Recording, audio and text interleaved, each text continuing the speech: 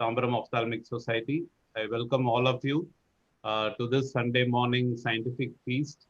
I'm sure we have a galaxy of national and state level speakers. We are also honored to have the President of the Tamil Nadu Ophthalmic Association, Dr. Thangavelu, the most dynamic Honorary Secretary of AOS, Dr. Namrata, the Vice President of AOS, Dr. Lalit Verma, will be soon joining us. Dr. Madhavan, Secretary of TNOA, and all the faculty and the organizing committee members and the delegates. Welcome all of you. So it's my pleasure to welcome Dr. Ramya, Professor of Ophthalmology, Tagore Medical College, to take over the proceedings and lead us through this first session. Over to you, Ramya. Thank you, sir. Very good morning to one and all.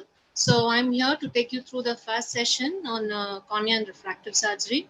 So for this session, we will have with us our guest of honor, Professor Dr. Namrata Sharma, Honorary Secretary, Honorary General Secretary to AIOS, Professor from Cornea, Cataract and Refractive Surgery Services, Dr. Rajendra Prasad, Center for Ophthalmic Sciences, AIMS, to deliver her keynote address on IOCT guided anterior segment surgeries.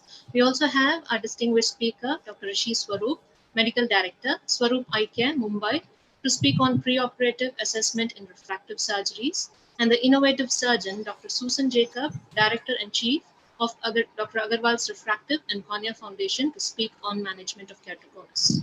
To moderate this session, I call upon Dr. Sharmila Devi, Senior Assistant Professor in RIO-GOH, the prolific editor of TNOA Journal, and Dr. Uma Devi, Consultant Ophthalmologist in Cornea and Refractive Surgery and Retina Services, Dr. Agarwal's Eye Hospitals. I request the audience to post their queries as the session goes on, and so after the end of the session, the experts will take those queries for discussion. So may I now invite our guest of honor, the illustrious speaker, Dr. Namrata Sharma, to deliver the keynote address. Over to you, madam.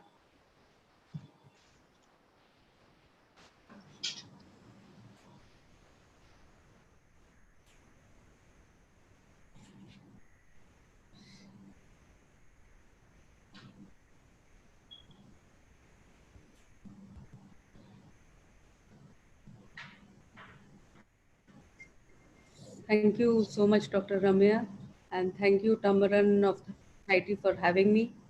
And it is a pleasure and an honor to be here among such illustrious gathering. And I would be talking to you about intraoperative OCT guided anterior segment surgeries. I think this just helps you to know what you're doing during the surgery. I'm not saying it is required, but it just helps you to understand the dynamics of surgery. We have a intraop OCT which is integrated into the operating microscope, and I will just show you the surgeries as the surgeon sees from the surgical field. And this is one clipping on the IOS guided phacoemulsification. So this is just to show that as you make the incision, such as the side port incision or the main port incision, you can actually see the depth at which it is going, and you can also make out whether what is the level it has gone to. So this is regarding the incisions. Then coming to the capsulorhexis, in the capsulorhexis also, as one lifts up the flap, one can see the anterior capsule, part of the anterior capsule. And this is helpful, especially if your capsule is fibrotic and if there are areas of adherence which are present between the capsule and the underlying cortex. Also, this is useful when you have a corneal haze, because if you can't see the edge of the capsule through the IOCT, you can actually see by globe manipulations. Then as you do the hydro procedures, again, you can see the separation of the capsule from the cortex. And this is the disassembly of the nucleus as well as the cortex. And as you make a crater, you can actually see the depth at which the crater is being made. And subsequently, even the posterior capsule can be seen. So notice the posterior capsule is bulging up now. But as you put the viscoelastic, the posterior capsule goes at the back and doesn't come forward towards the cornea. So all these maneuvers can be highlighted very well on the IOCT in the same surgical eyepiece as the surgeon is operating. Now, when you put the intraocular lens again and aspirate the viscoelastic agent, you can see that the distance between the lens and the IOL is there. But as this uh, viscoelastic is aspirated, this gap would decrease. So there will be decreased IOL capsular gap after irrigation aspiration. Then there are several other features which are of importance, like when you do the uh, hydration of the wound, that can also be seen. And then sometimes when there are small DMDs which are present at the wound site, such as the side port or at the main wound, then those also can be highlighted and can be addressed. For instance, if you know that there is a wound site DMD, you can put an air bubble therein. So apart from this, in other special situations also, you can make out whether see in this you can see that there's a wound site DMD, small DMD which is present. So you can put the air bubble at the end of the surgery. Then there are other different situations also. For instance, posterior polar cataract. So if there's a posterior subcapsular cataract, you can make out there's a clear-cut delineation between the PC and the overlying cataract which is present. Whereas here, there would be very no clear-cut demarcation between the PC as well as the posterior polar cataract. Sometimes you can even see that it is open. Now, white cataracts, it is useful. For instance, you can see these black areas, which means that there is some amount of fluid which is already present, and but there's some amount of gap also present. And as this flap gets elevated, you can see the elevation of the flap here also, and the capsular rexus can then be completed. But sometimes when the fluid comes out, then this gap will not be present at all. So this is the capsular rexus forceps by which the capsular rexus is being fashioned in a white cataract. And you can have another situation of a white cataract when just as you give a nick and look at this, it is absolutely there are no there's no lamellar separation, or you can't see the cortical fibers which are separated. That means it's a total fluid, and as soon as you give a nick, then the fluid comes out, which can be seen here also. So by looking at this, you can make out what would be the nature of white cataract. Now, if you look at this, this is a capsular distension syndrome, and there is viscoelastic which is trapped between the IOL. And as you remove it, just notice the way the PC sticks to the back of the IOL. So you know after removing the viscoelastic agent that now there is no distension syndrome. And this patient, in fact, had myopia in the post-operative period, and that is why the phimotic capsule was cut, followed by the viscoelastic aspiration, and then you know that it is flush back onto the back of the cornea. So apart from this, if you have Descemet membrane detachment such as this, it's a large Descemet membrane detachment which is there. You can put air bubble, and then if you didn't have the IOCT, you would probably think that you're done, but actually you're not done, because there's still some amount of gap which is present. And for this, if you put this for say good 4 to 5 minutes, you see on the table itself, it will start to clear up. And then if you do the external massage, then it will clear up even more. And as the needle comes out, then the detachment increases slightly, because the air also tends to egress out. So important thing is put a little bit of pressure there so that the air bubble or the gas, whatever you have put, doesn't come out. Then it also allows you to know which part of the which part you have to put your gas or air bubble. For instance, this was referred to us for corneal transplantation, and this was the picture that was there. But when you injected the gas, if you inject through the red area, then you will increase the scroll and probably increase the detachment. But if you go through the green area, then you would cause the apposition between the Descemet's membrane and the overlying stromal layers. So without having to do a corneal transplantation, the cornea cleared. Now, this is when we do the deep anterior lamellar keratoplasty, you can actually see where your air bubble is without having to imagine it. And so the this is there in the supradesmet's membrane compartment. And on the IOCT itself, you can actually see it. This is inverted image, so this has to be further changed so that it becomes okay. And as you give a nick in the overlying stromal layers, just look at the way the Descemet's membrane is marching towards the overlying stromal layers in a live show. So without actually having to imagine it, the air is egressing out from here, and the Descemet's membrane is coming towards those overlying stromal layers.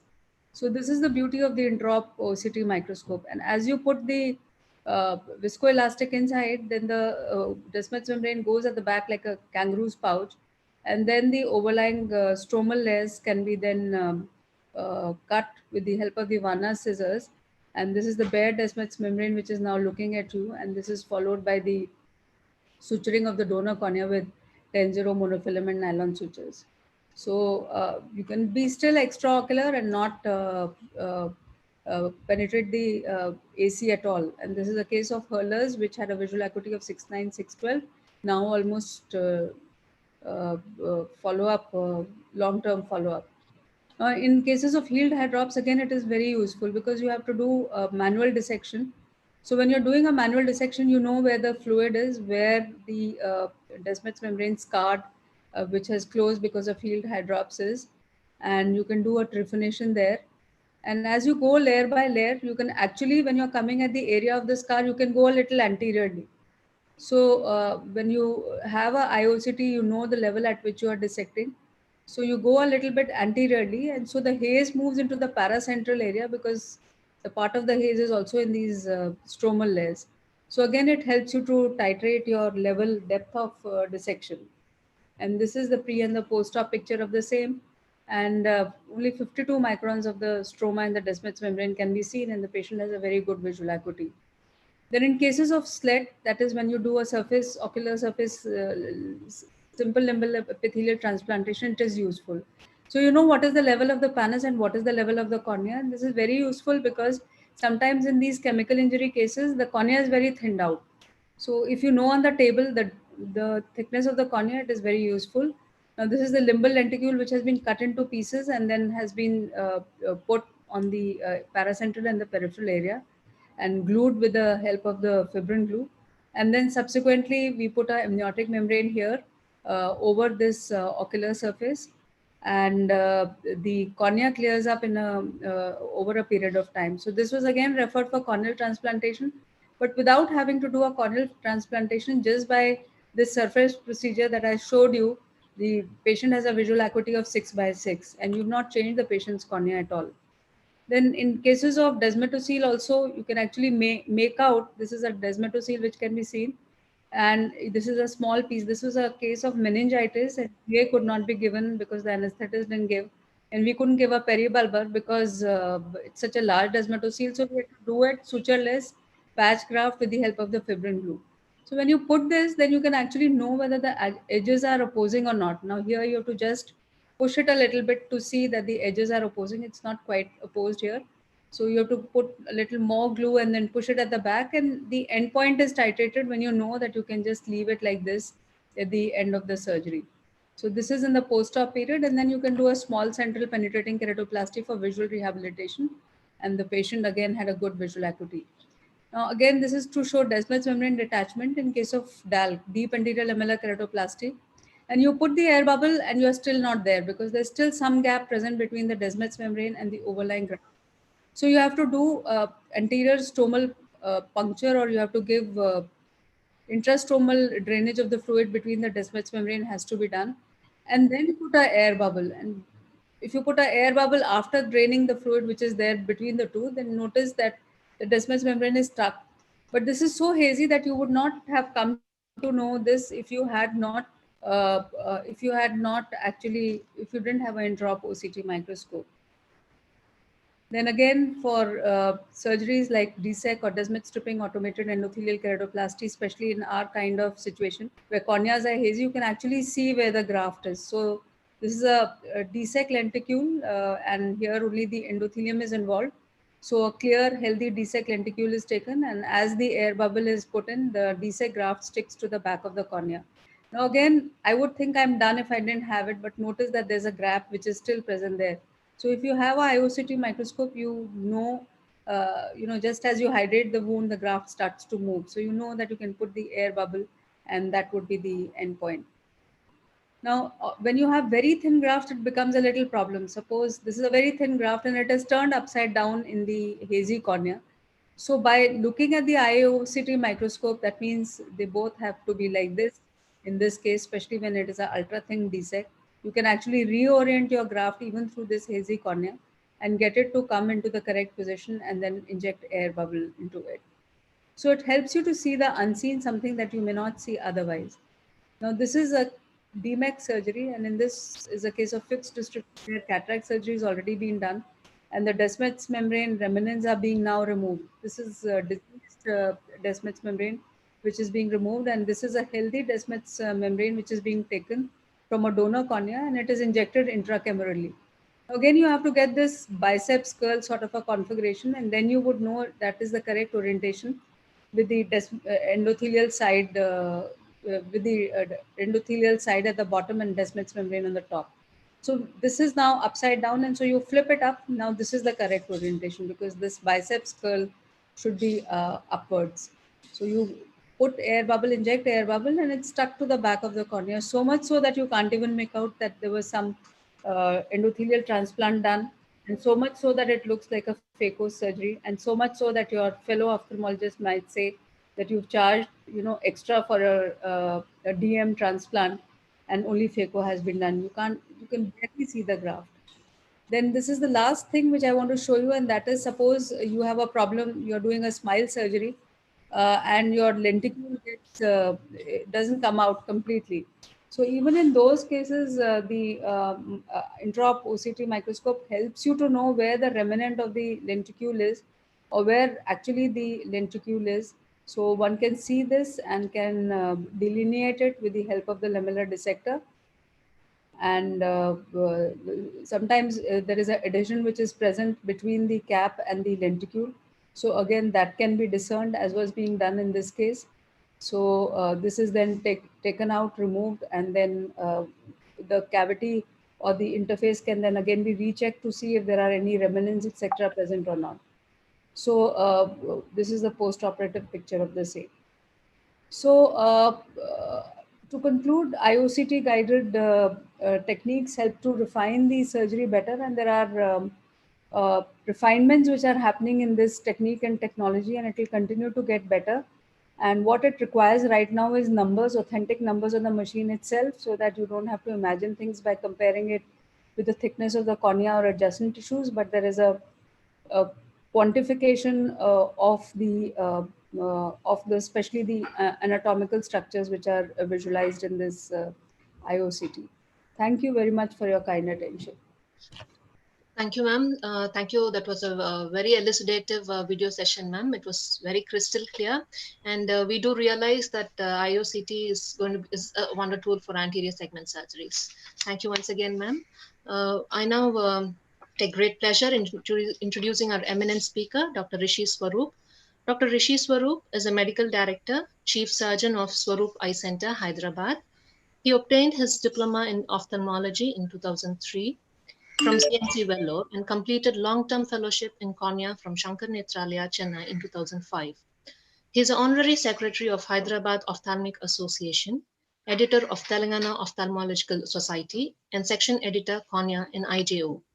He is a proud receiver of many an award. To name a few, he received the Achievement Award from AAO 2013, IIRSI Gold Medal 2015, Joshi Oration 2017, AS Puntambekar Oration 2020. Apart from his academic interest in lamellar corneal surgery, he is also a fitness enthusiast and a photographer capturing the beauty of the nature. We do have a lot to learn from him apart from academics. May I now invite Dr. Rishi Swarup to deliver his talk on preoperative assessment in refractive surgeries. Over to you, sir.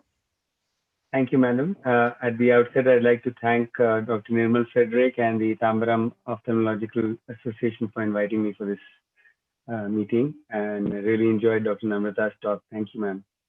Your videos are always beautiful. I'll just go ahead and share my screen. I hope it's visible. Yes, Rishi. Yes, sir. Yeah, and my audio is all right? Yeah, perfect. Okay, perfect. So I have a simple topic, evaluation prior to corneal refractive surgery. So I'm just going to touch upon how I approach this particular topic, and I welcome suggestions from the other speakers and panelists. So when we're looking at a case of potential refractive surgery, you're essentially evaluating it like any other patient who's coming to your clinic. You're going to look at the whole patient as a whole, and specific things have to be looked at when you're doing a comprehensive evaluation, and I'll just touch upon those. And those are specifically with respect to refraction, looking at the history, the age, and systemic status. What are the things you're going to look at? Of course, topography is one of the mainstay of pre-LASIK evaluation, but nowadays even pachymetry and epithelial thickness maps have become very important, and I'll touch upon that as well. Barometry does have a role to play. Looking at the eye as the external part of the eye, the cornea specifically will help you guide whether certain laser procedures are better than the other. Lens, presbyopic status, pupil size, posterior segment. Most of us know many of these things, but I'll just put it together so it becomes easy. The posterior segment status, occupation, lifestyle, personality of the patient, whether there's any element of amblyopia, and some special tests as well. I'm sorry, I have a little bit of laryngitis, so my voice is a little weird. So coming to refraction, I think this is a very, very underrated part of the pre-LASIK evaluation. And I think it's very, very critical that the person who's doing the LASIK should know good refraction.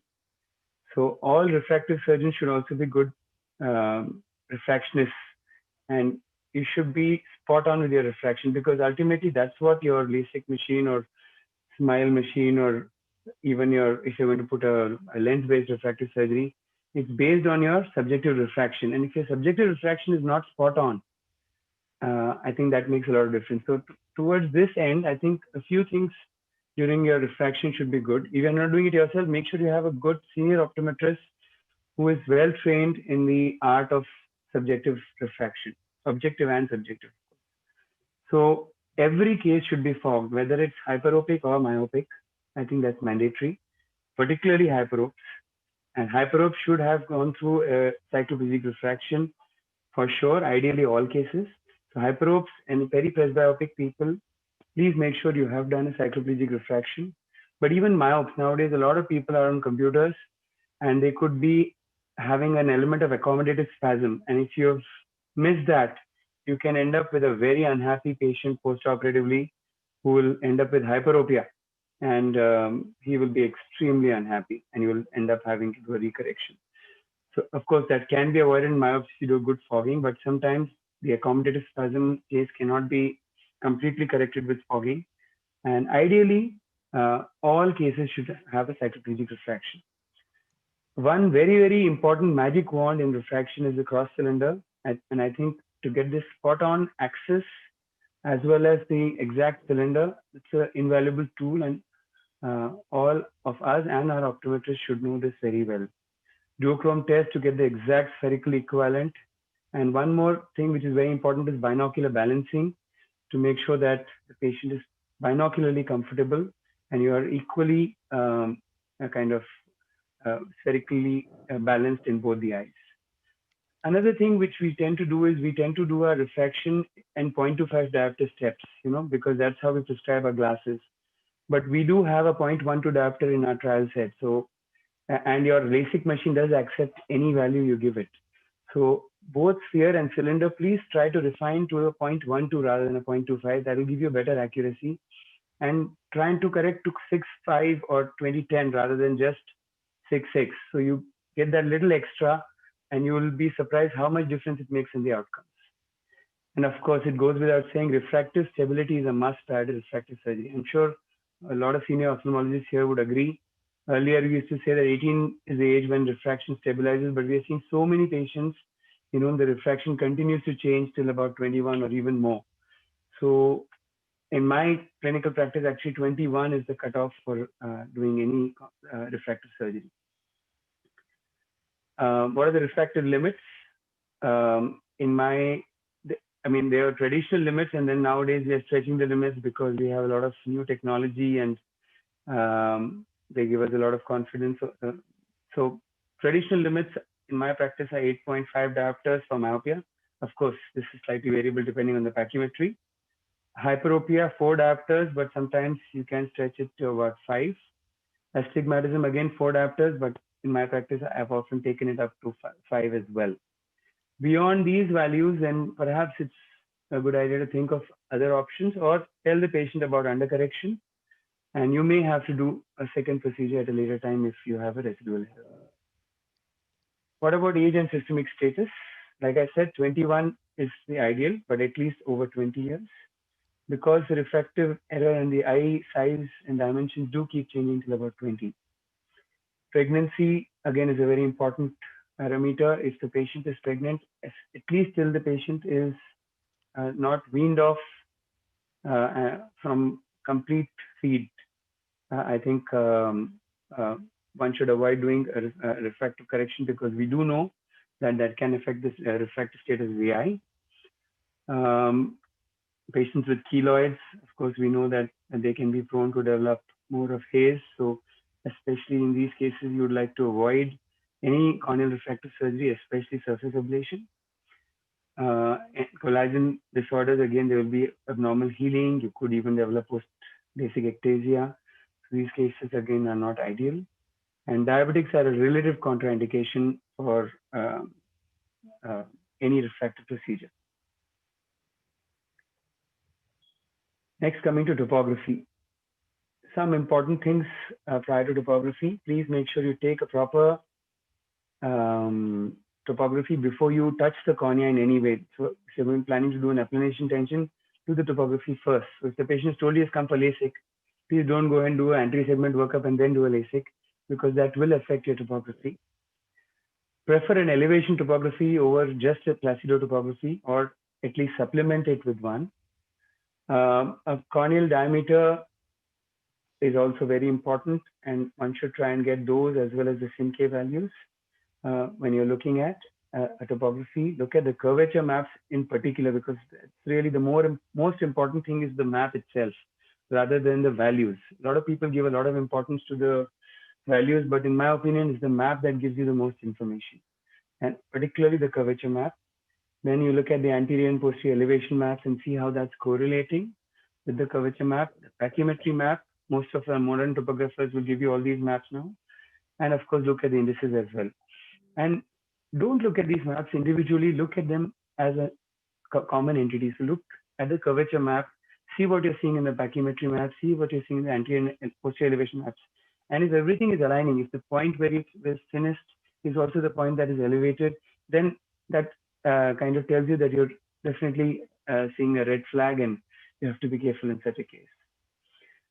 So this is a typical quad map that you would get in, say, this is an OB scan, and you will see that you have anterior posterior elevation maps on top. You have a keratometric map at the bottom left, and you have pachymetric map bottom right. And of course, this is a patient with an early ectasia.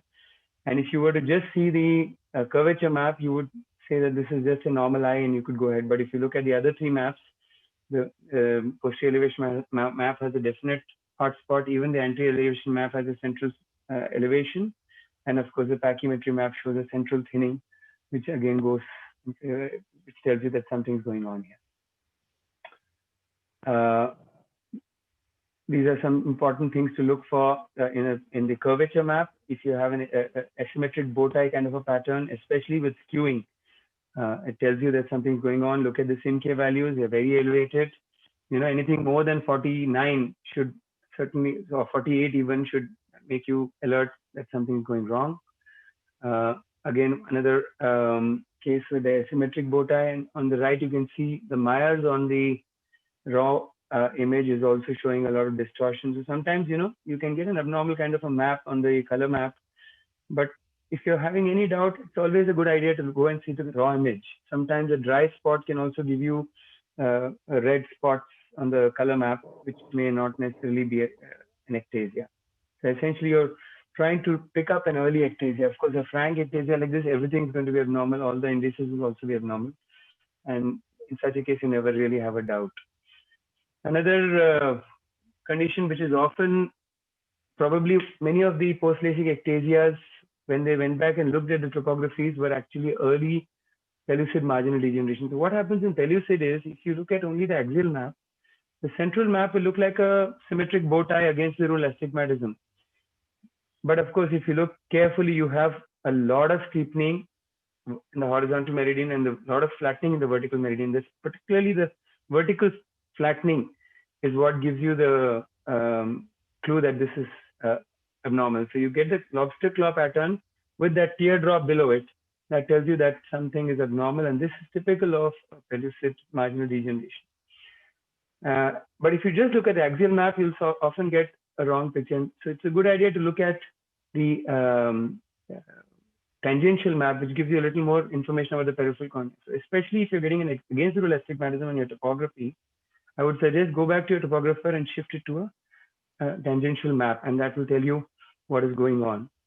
There are a lot of indices that are available. I won't go into those in the interest of this talk. One of the common ones is the Rabinowitz index, which is basically an inferior to superior asymmetry. And what they say is anything more than 1.9 diopters is definitely suspicious of keratoconus, and more than 1.4 is suspicious. You have Kleismeria, percentage probability of keratoconus, cone location magnitude index, ABCD classification. Millions of indices are available. With each machine has their own. So you have to go and read that for your own machine, and I won't go into that. So that's basically the key things that you want to look at in a topography map. But that alone is not enough. Pachymetric map again is very, very important. So earlier we used to do spot pachymetry with an ultrasound, but I think that has no value anymore. It gives you a gross idea of the global thickness of the cornea, but it doesn't tell you what's the pattern of thickness or thinning in the cornea. So I think a pachymetric map, either from a Scheimpflug or an OCT, is far, far superior. And I think in today's day, we should all be doing that. In that, you have to look at the thinnest pachymetric value. What is the absolute thinnest point value? What is the pattern of thinning? Is it a focal thinning or a global thinning? And what is the location of the thinnest point? More eccentric, more abnormal. So these are the things that you want to look at in a pachymetric map. So this is in my OCT, this is the kind of map I get. And there's also some kind of indices are available for pachymetric evaluation, which give you an idea about whether it could be possibly keratoconus, and these have been validated as well. Each machine has their own.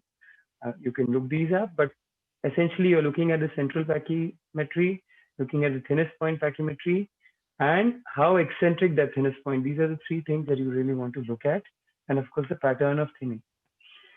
This is a very useful tool, I feel, the epithelial thickness map. So our OCT is an Optoview OCT. Now you have these in many other machines as well.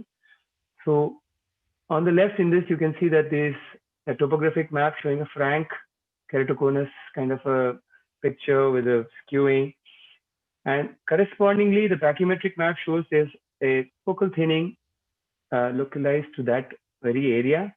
And the corresponding epithelial thickness map taken from the same machine shows the blue zone, which is the focal thinning surrounded by that relative yellow donut, which is the focal thickening around it. So you have a focal thinning at the point of the maximum pathology in an ectasia, which is the point of the maximum bulge.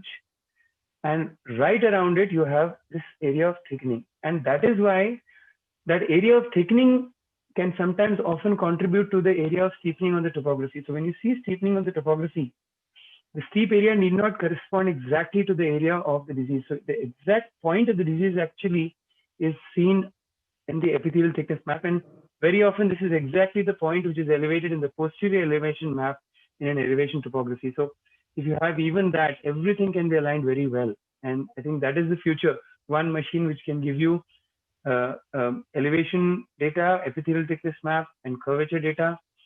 I'm sure one of these newer Fourier domain OCTs will come up with this very soon. And I think CSO already has a machine like that called the MS39.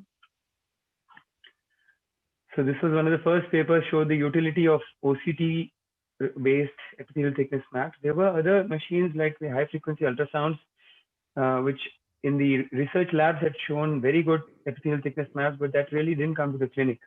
What is clinically available is the OCT-based maps, and these are actually pretty good. So essentially, you're looking for thinning of the epithelium because the stroma is bulging. In that area, the epithelium compensates by thinning out. So initially, the topography remains normal because the epithelium is compensating, but after a certain point, it starts showing up in the topography as well. So pre-topographic ectasia could essentially be picked up in with the epithelial thickness map. And my clinic, that has become an invaluable tool. I don't do any corneal refractive procedure without looking at the epithelial thickness map. This is just one of the cases in my clinic. You know, the curvature map shows a mild abnormality. The pachymetric map is perfect. In the pre-epithelial thickness map era, if the other eye was normal, I would possibly go ahead with a surface ablation in this case with explained prognosis. But look at the epithelial thickness map. You can see a focal thinning on the epithelium surrounded by this donor thickening. I'm 100% sure this is an ectasia. And of course, I didn't show you the other eye of this patient, which is a frank ectasia. So in fact, the epithelial thickness map is worse in this particular eye than in the fellow eye. So this is a very nice case in point to show the utility of the epithelial thickness map in pre-LASIK evaluation. So you're looking at this focal area of thinning surrounded by zone of thickening. And if you look at the curvature map, it's not exactly corresponding to the thinnest point of the epithelial thickness map. And that's the point I'm trying to get at. That curvature map is partly also coming from that thickened epithelium donut. That's also contributing to that little bulge. So that necessarily does not mean the point of the maximum pathology. It's the point of the epithelial thinning and the hotspot on the posterior elevation, which tell you the exact point of pathology in an ectasia. So one more tool which we all have in our LASIK machines is the aberrometry. I don't do too much of wavefront guided LASIK, but I think it does have its place. So we know about the Zernike polynomials. The first and second order aberration are the lower order aberrations, which are the main refractive errors. But then third, fourth, fifth are the ones that we're really looking at. And those are the higher order aberrations. And essentially, they can help you to plan the type of laser vision correction that you want. Aberrometer also tells you a lot of other information. It may also help you to pick up early ectasia. You have a lot of coma that could point towards some sort of an ectasia. It gives you information about the scotopic pupil, which can help you decide whether you want to go for a laser vision correction, what should be optic zone size. And of course, iris recognition also is picked up by the same machine, and that can help you in correction of cyclotorsion intraoperatively. So our machine, we use this kind of an algorithm. So essentially, I'm not going to go into the details, but essentially you want to look at the total higher order aberrations. If they are high, you want to probably think, if they're low, you can go ahead with an aspheric kind of an ablation. If they are high, you probably want to think of some sort of a customized ablation. If the bulk of your higher order aberrations are corneal aberrations, then you want to go for a corneal wavefront guided ablation. But if the corneal component is low, you will go for an ocular wavefront guided ablation. All right.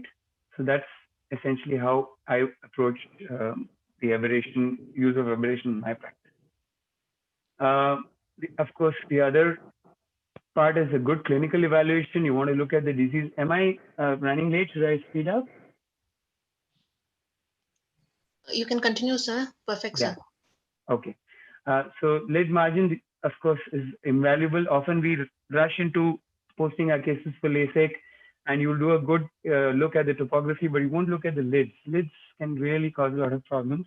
If you have an active lid margin disease, it can result in a lot of complications postoperatively. You can get diffuse lamellar keratitis, you can get flap melts, you can get immune keratitis in the periphery of the cornea, which may just be outside the flap or it can even involve the flap. So treat the blepharitis by all the means. And if it is refractive blepharitis, please pluck the eyelashes, put it on a microscope and look for Demodex. And this will need a specific treatment with tea tree oil as well. Look at the cornea specifically to look for these conditions. Dry eye syndrome, if you do have a severe dry eye, it's an absolute contraindication to do any form of corneal refractive surgery. A mild dry eye, you can treat it. I would, in such a case, probably a surface ablation might be better than going for a LASIK, or even a smile might be better than a LASIK. If you have an anterior basement membrane dystrophy, definitely no LASIK. You could consider a surface ablation, but probably you want to do a large optic zone or a large ablation zone so that you kind of ablate the Berman's membrane over a large area so that you don't have recurrent corneal erosions post laser. Ectasias are specifically things you're going to look at. So you want to look for all the clinical signs of ectasia as well. Look for scars. Scars are very important in planning the type of laser. If you have superficial scars, there's no question of doing a femto laser procedure. You could get away with a blade laser or a microkeratome laser, or it may even be better to do a surface ablation procedure, because you will may be able to remove the scar and its effect on the vision. Look for endothelial abnormalities. So look for gattata. If you miss gattata, post-operatively you can have a unsatisfactory refractive outcome. You can get swelling in the cornea. You can get you can get fluid in the interface fluid syndrome, which looks just like the pressure-induced stromal keratitis, but it's actually because of the endothelial abnormality. And of course, any future endothelial problem, any corneal edema and decomposition of the cornea will be attributed to the corneal procedure, and the patient will blame you forever. So please look at the endothelium carefully. Look at the pachymetry carefully. If it's too high, that's a red flag again. So don't be very happy, okay, I can do a lot of ablation in this eye. If you get a 600 micron cornea, then there's something going on. Look at the endothelium carefully. Look for any evidence of previous corneal surgeries. Sometimes patients don't tell you that they've already had a laser procedure, and you can end up with a lot of problems. So other than the cornea, look at the overall comprehensive examination. This blue image shows you a Fisher's ring. You can see there's obvious thinning in the cornea on the slit. I talked about dry eye syndrome. So basically, you've got to treat it. If it's very severe, I told you all of this. So you know how to treat dry eye. If you have basement membrane dystrophy, you will see this kind of map dot fingerprint kind of patterns. These are really difficult cases to treat. So you could either do a PTK first or do a surface ablation first. Look for scars. I told you about all of these. Endothelial abnormalities. Posterior, this is a case of posterior polymorphic dystrophy. Again, OCT is useful here. You can see this kind of thickened endothelium, which is very abnormal. Any evidence of previous surgeries, they will also help you guide your treatment. Suppose you have irregularities from these surgeries, you can actually use a laser to correct any component, irregular component as well.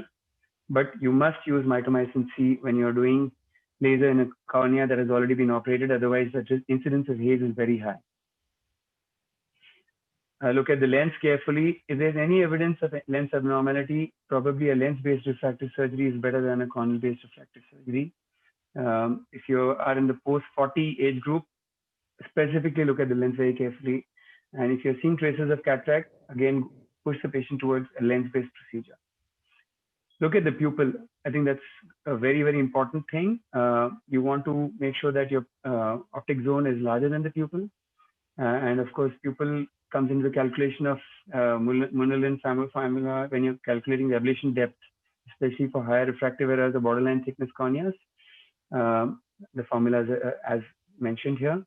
And of course, angle kappa again becomes very important. If you have a large angle kappa, then it will need to be compensated during a laser ablation. And if it's very high, it may be a case for not doing laser at all.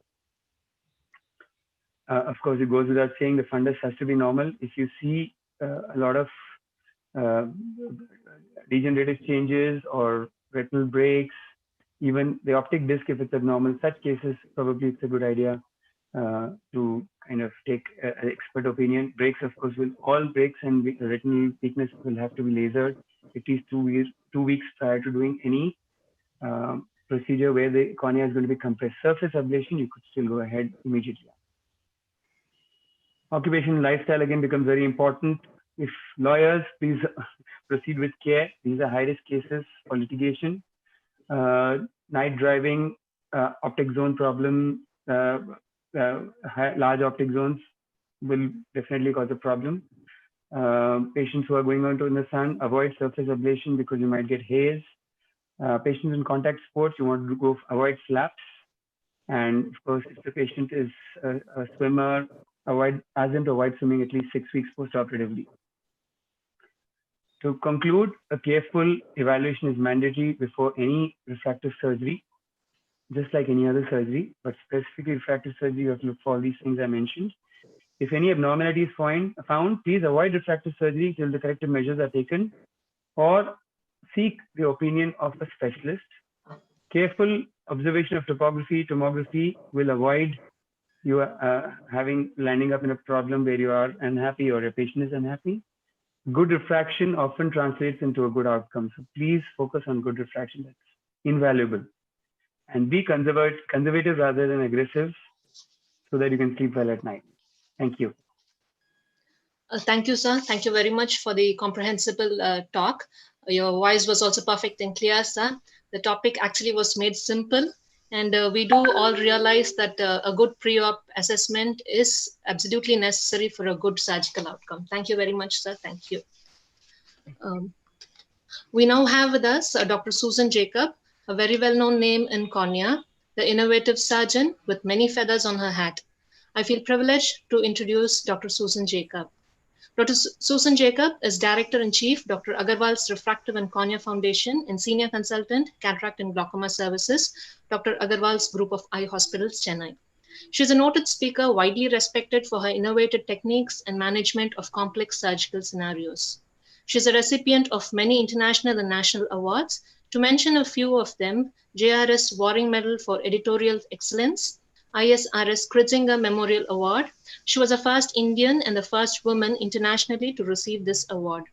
AAO Achievement Award, ASCRS Top Gun Instructor Award, and she is also a two-time recipient of ASCRS Golden Apple Award.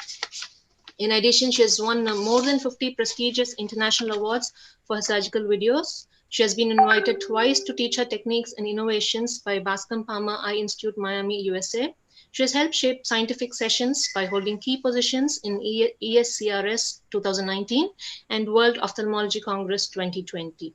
She has authored more than 100 peer-reviewed publications, more than 200 chapters in 34 textbooks, and is editor for 17 ophthalmology textbooks. She is chair of the Multimedia Editorial Board, AOISRS, the first woman member on the Council Board of Global Education and Research Society of Ophthalmology, and one of the initial members who helped shape its aims and objectives. Innovations in surgical techniques is a way of life for Dr. Soosan Jacob. Her innovations, many of which have won international awards, include anterior segment transplantation, suprabro single stab incision ptosis surgery, stab incision glaucoma surgery, contact lens assisted cross-linking, presbyopic allogenic refractive lenticule, corneal allogenic intrastromal ring segment for KC, and Jacob modified technique for pre-decimatic DALC as a primary treatment for acute hydrops. Dr. Soosan Jacob has also proposed a new classification of decimate membranes detachment with a suitable treatment algorithm. With this short introduction, may I invite Dr. Soosan Jacob to enthrall the audience with her talk on the management of keratoconus. Over to you, ma'am. Thank you so much, Ramya, Shubha, Dr. Shubha, Dr. Nirmal, and everyone else who's involved, Dr. Moses, for having invited me to this beautiful Tambaram Ophthalmic Society conference. I'm so honored to be here, especially with a panel of such luminaries as there are on this dais. Dr. Namrata is very well known, Dr. Rishi is very well known, Dr. Nirmal is very well known. So it's an honor to be here among all of you. So I'm going to start this session, and I will talk a little bit of what I have been busy doing in the field of keratoconus. My talk is going to be on corneal allogenic intrastromal ring segments. This is something that I started out about 5 years back now. So we've got about 5 years of follow-up now. And I must say at the beginning of the talk that I do have a patent pending for shaped corneal segments and devices and process used to manufacture this. The reason that this thought came about to me was because I was doing some in ICRS synthetic segments, and every once in a while I would come across these complications. You can see this overriding here of this intact segments, and all these happen with some time after the patient has undergone surgery, and it could be due to various reasons. It's basically, we know that the presence of synthetic tissue within the cornea as such is not a healthy thing. The cornea doesn't tolerate synthetic well, and we know that with the history of the recent withdrawal also of the presbyopic segments and also all these which we often come across in our practice. The second thing is that we know that the keratoconic patient keeps progressing, and even if you've done a cross-linking, sometimes he may or may not progress. The other thing is that they do have eye rubbing as part of the allergy. And all of this can lead on to, even if you're perfectly happy with the placement of your synthetic segment, and you're very convinced with your surgery, you're very convinced that you have adequate stromal tissue above the synthetic segment to prevent stromal melt in the long term, you really have no guarantee whether with time the overlying stroma would decrease and you would end up getting inadequate amount of stroma covering this segment, either because of the allergy, the melt, or because of the natural thinning process. And all of these could lead on to inadequate stroma and stromal exposure, necrosis, melt, infections, which even in this case, in this particular case of Intacs, you can see that I have had to do a therapeutic keratoplasty, which is really not a desirable thing to do. So, and also this Irabing can lead on to migration. As you can see here, this patient ended up with the segments actually overriding each other and sitting on top of each other. And really it's difficult to have to, deal with these patients later on.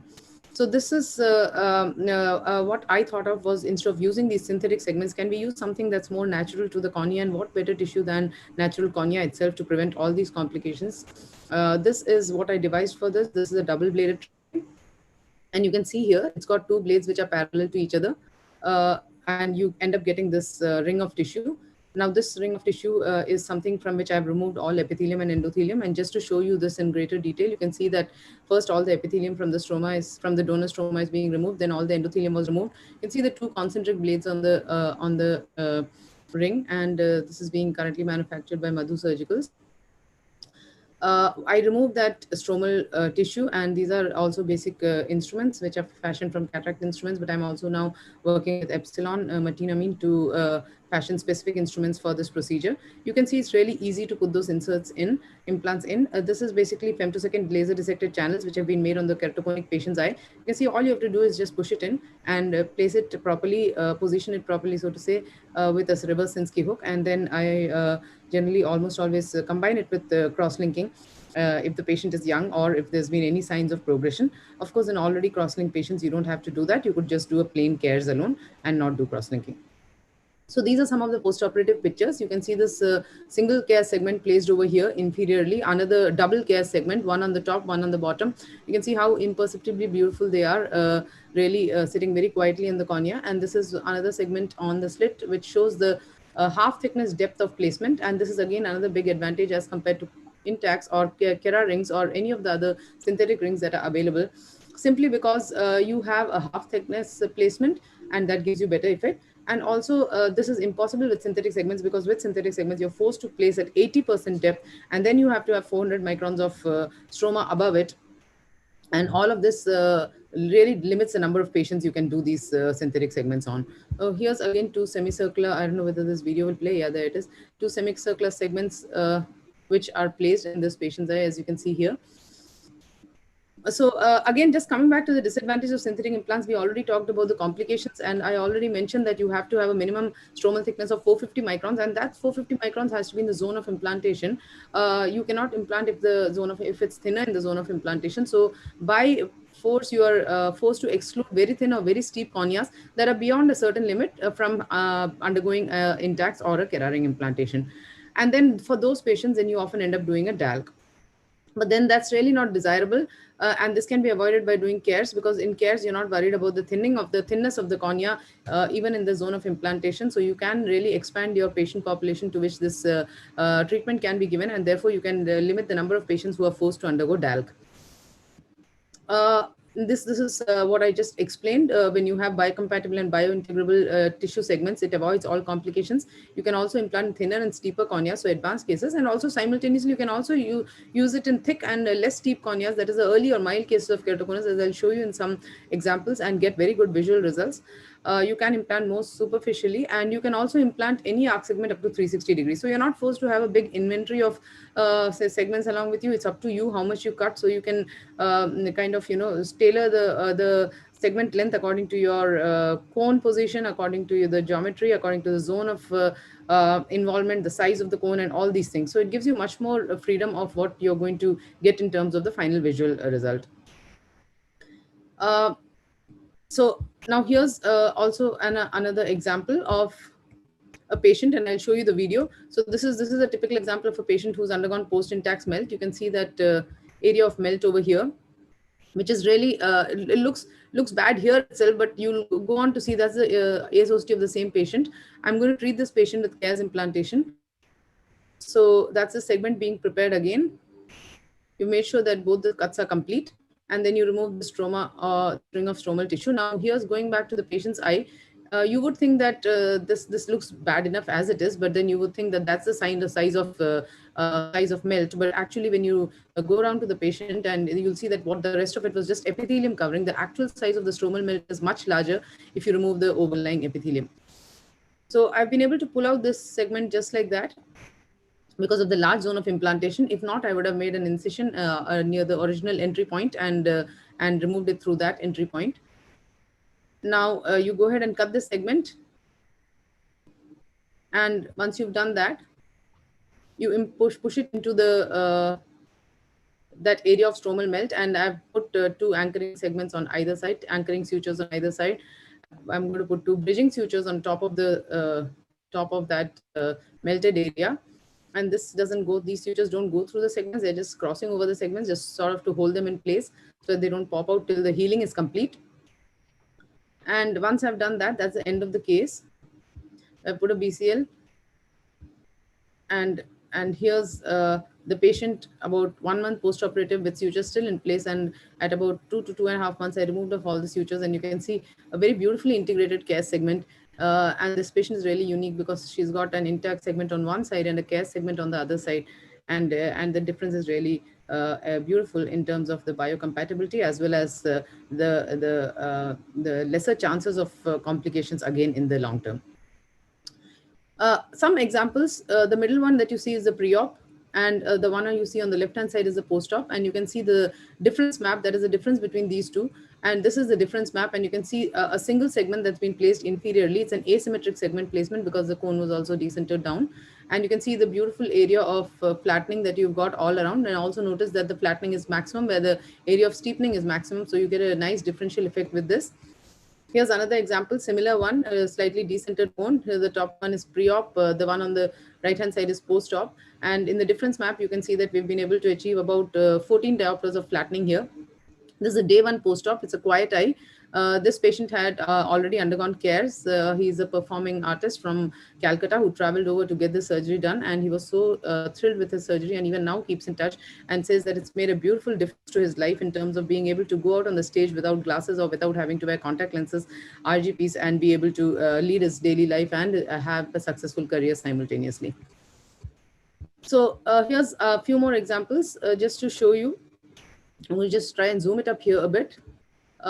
You can see, sorry about that. Fine. So you can see this this patient here. I'm sorry about that. This patient here, you can see that the pre-op best corrected visual acuity took a -7 cylinder and improved to 612 part, and you can see post cares, and here you can see the cares implanted here. The best corrected improved to much more tolerable refractive error, which is a -2 sphere with a -2.5 cylinder. So we really managed to decrease that cylinder, that unacceptably large cylinder, to a large degree, and we got down to a best corrected visual acuity of 6.9 part. You can see that flattening and regularization of the topography. Now, this is something I really want you to pay attention to. Here you can see this was the preoperative flat axis, and this was the preoperative steep axis. And what we have managed to regularize is that we have managed to flatten the preoperative steep and steepen the preoperative flat. And that overall leads to a more regularized topography and a decrease in the cylinder, which has given him these beautiful effects. So you can see we got a decrease in the cylinder by about 4.6 diopter cylinder. So that's one eye of the patient, and he was very happy with this result. So he opted to go for the other eye as well. And keep your eye on that picture of the care segment on the right-hand side and on the left-hand side here, and you'll see the difference. Here you can see the segments are much thicker. Here you can see I've implanted much thinner segments, and that will also be, you'll understand why, because of the refractive error. Here I've given the pre-op is only -1 with -1.2566 part. We brought it down to 0.5, 0.566, and you can see also the milder degree of the cone treated with the care segment, and you can see again a differential flattening got in areas. In the area of the cone, you can see that you've got a larger degree of flattening as compared to almost no flattening in the other uninvolved areas, and that's how you can also treat very mild degrees of keratoconus and get their visual quality to improve. Go on to the next patient. Again, in the zoomed up view, this was a patient who came from another state. Uncorrected visual acuity of 5/60 improved to an uncorrected visual acuity of 6/6 part in the right eye. And you can see again the thinner nature of the CAS segments, the lesser nature of the refractive error here, minus 1.5 sphere with minus 2.75 cylinder. That was a preoperative topography. The post-operative topography, and you can see a large area of decrease in the cone, the difference map seen here. And again, in the left eye, for reasons of financial affordability, she could not undergo a CARES, and she underwent only a cross-linking. And as compared to the, the topography on the right and the left, you can see the left where she underwent only cross-linking, there's absolutely no change in the topography. And in the right, she had this beautiful area of flattening. Now she came back about, I think, a year later, for treatment for the left eye. Here's the left eye being seen again. Again, pre and post-op, no change in the topography. She wanted a CARES done in the left eye also. And this is basically the picture post cross-linking. You can see we managed to still get a lot of flattening in the left eye. And here's the slit lamp picture of the left eye. We got her from 660 uncorrected to a 618 uncorrected, and a decrease in her refractive error as well. So once patients undergo this procedure, they really are very happy, and they often opt to undergo it in both eyes. But here's a patient where we purposely did only in one eye, and that was to decrease the amount of anisoconia. This patient had a 10 diopter sphere with a 10 diopter sphere in the right eye and only a 5.5 diopter sphere in the left eye. So we did a CARES with cross-linking in the right eye, and we managed to get his refractive error down to 5 diopter, and that ended up matching the refractive error on the left eye. So we decided not to do a CARES in this eye, and he is very happy now with a regularization, flattening in the right eye, and he had a vision of 612 part. Again, there were reasons of unaffordability as well for the left eye.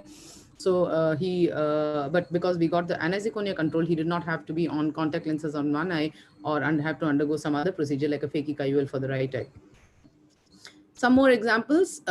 Here you can see a flattening, a large degree of flattening of the topography. Again, flattening and regularization of the topography, everything seen in all these pictures as well. Very good flattening in this condition, in this eye here. And you can also see here another type of segment that I placed. You saw the asymmetric segments, you saw the symmetric two segments. And here you see a 330-degree segment, which shows you that you can really get, you can really have a lot of versatility in the type of segments you place. 330 degrees, you can go 360 degrees. And all of this gives you a lot of advantage. Here's a patient for whom otherwise I would have done a DALC, and I avoided doing a DALC. We've got about 18, we've got a lot of flattening here, and that has avoided us from doing a DALC in this patient. Similar patient where otherwise we would have done a DALC, and we've got about 18 diopters of flattening here as seen here. This is another doctor who's now started doing it. This video is courtesy him. And Jack Park from USA, who's now done about 50 cases of CARES. He's so convinced by the procedure. And also, I'd like to tell you here that a lot of people in other countries have adopted this procedure, and they're soon going to start it in Bascom Palmer, USA as well, which is, one of the highest, is the highest ranked eye hospital in US. You can see in this patient a lot of flattening got post and pre and post CARES. Here's another example, again taken from Jack, who had preoperative 83, got it down to 62 post-op just by the implantation of the CARES, and you can see the difference in the shine plug images. Again, this is my own patient, and you can see aligning the lens of the pre and post-op together. You can see the difference and the flattening which has been got by these CARES segments, which is also seen in the shine plug. You can see that the slit has been taken, the shine plug images are being compared in the same axis, and all this really makes it very convincing and a very nice way to explain to the patient about how CARES can actually help them. Now, CARES also gets rid of all these complications. As I said, we can avoid DALC in many cases. DALC is a beautiful surgery. I like it, but it can be associated with complications in the long term, especially allergic patients with loosening of the sutures, neovascularization, lipid keratopathy, infections, and so on and so forth. Here's some example of lipid keratopathy, infectious crystalline keratopathy, poor vascularization, rejection, interface haze, which goes over the visual axis. But in CARES, you can see that the visual axis is completely free. You have no involvement of the visual axis at all. So it's really a much better procedure. Again, post-DALC patients, Uretzevalia, very advanced DALC, when you can sometimes see these folds and striae in the periphery, which really becomes a bugbear and quite irritating to see in the post-operative patient, the post-operative period, because of the mismatch between the enlarged Descemet's membrane and the DALC graph that you put on. And also here's another classic example of a pre and post-op DALC, where pre-op, because of the beautiful suture, not pre-op, I mean pre-suture removal and post-suture removal DALC. These are both post-DALC. You can see we had very good astigmatism of only 4.7 diopters pre-op, but then after suture removal, it shot up to, this picture is not very clear, but it's double digits. You can see that. I think it's about 12.4 or something like that.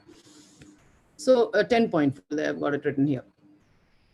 So it's a way to avoid DALC. Here's a aberrometry pre and post comparison, and you can see the large degree of flattening. Again, light microscopic images of the segments and ASOST images of the segments lying very quiet within the cornea. And here are our first report of the first 25 patients we did. We had 140 patients now. This week we've got, now that we've started up again, 4 patients posted this week, of which 2 are on Monday.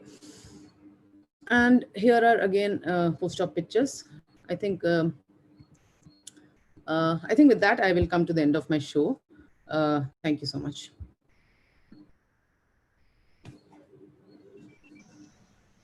Thank you very much, ma'am. That was a very educative talk. It was a treat to our eyes and ears, ma'am. We were always very happy to hear from you, and we realize why the world of ophthalmology really celebrates you for this. Thank you, ma'am. Thank you. May I now request Dr. Sharmila Devi and Dr. Uma Devi to take over for moderating the session, please. Good morning, everyone. At the outset, I would like to thank TOSCON for inviting these luminaries across India who gave such fantastic talks. Ophthalmology is a technology-driven field, and I think Namrata ma'am showed with her talk nice, fantastic videos where she had incorporated technology into the surgical procedures for achieving the accuracy. Can we have some questions, Namrata ma'am? I think in the chat box, Sharmila, there's a question which said that how many times can you pick up a DMD which is there at the wound site? So we did do a study. Yeah, so we did do a study where we looked at 50 eyes in which the DMD was either present intraoperatively or was present on post-op day 1 at ASOCT. And then we looked at ASOCT of these eyes at post-op week 1 also. And we found that out of the 50 eyes, 9 eyes we could detect on the intraop OCT itself and could address them.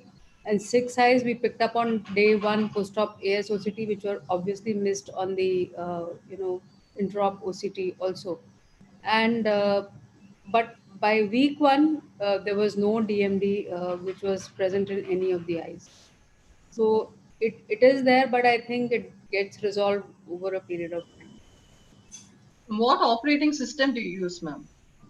So we have the Zeiss machine, the rescan, which we use, and that has both. Nivian had asked whether you have, whether you have a posterior segment OCT. So that has both. And lately we've acquired a 3D system which also has an intraop OCT feature in it. So one can see the intraop OCT and then by heads up only can also do the surgery.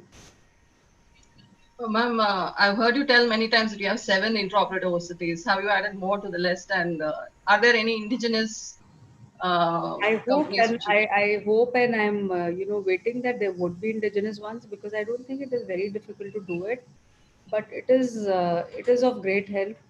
We've not added any more to it, but we've now started on to 3 heads up OCT. So and that intraop OCT is already there. So I think the local companies should try to make it so that the cost also comes down. Ma'am, and with regards to instrumentation, do you use the same set of metallic instruments, or does it affect the transmission or this shadowing or anything of that kind? So Sharmila, whenever your metallic instrument comes, then that area there is shadowing present and you can't see actually. So it does. It's not as easy also as it shows. Dr. Nirmal Frederick had asked a question if there's a learning curve.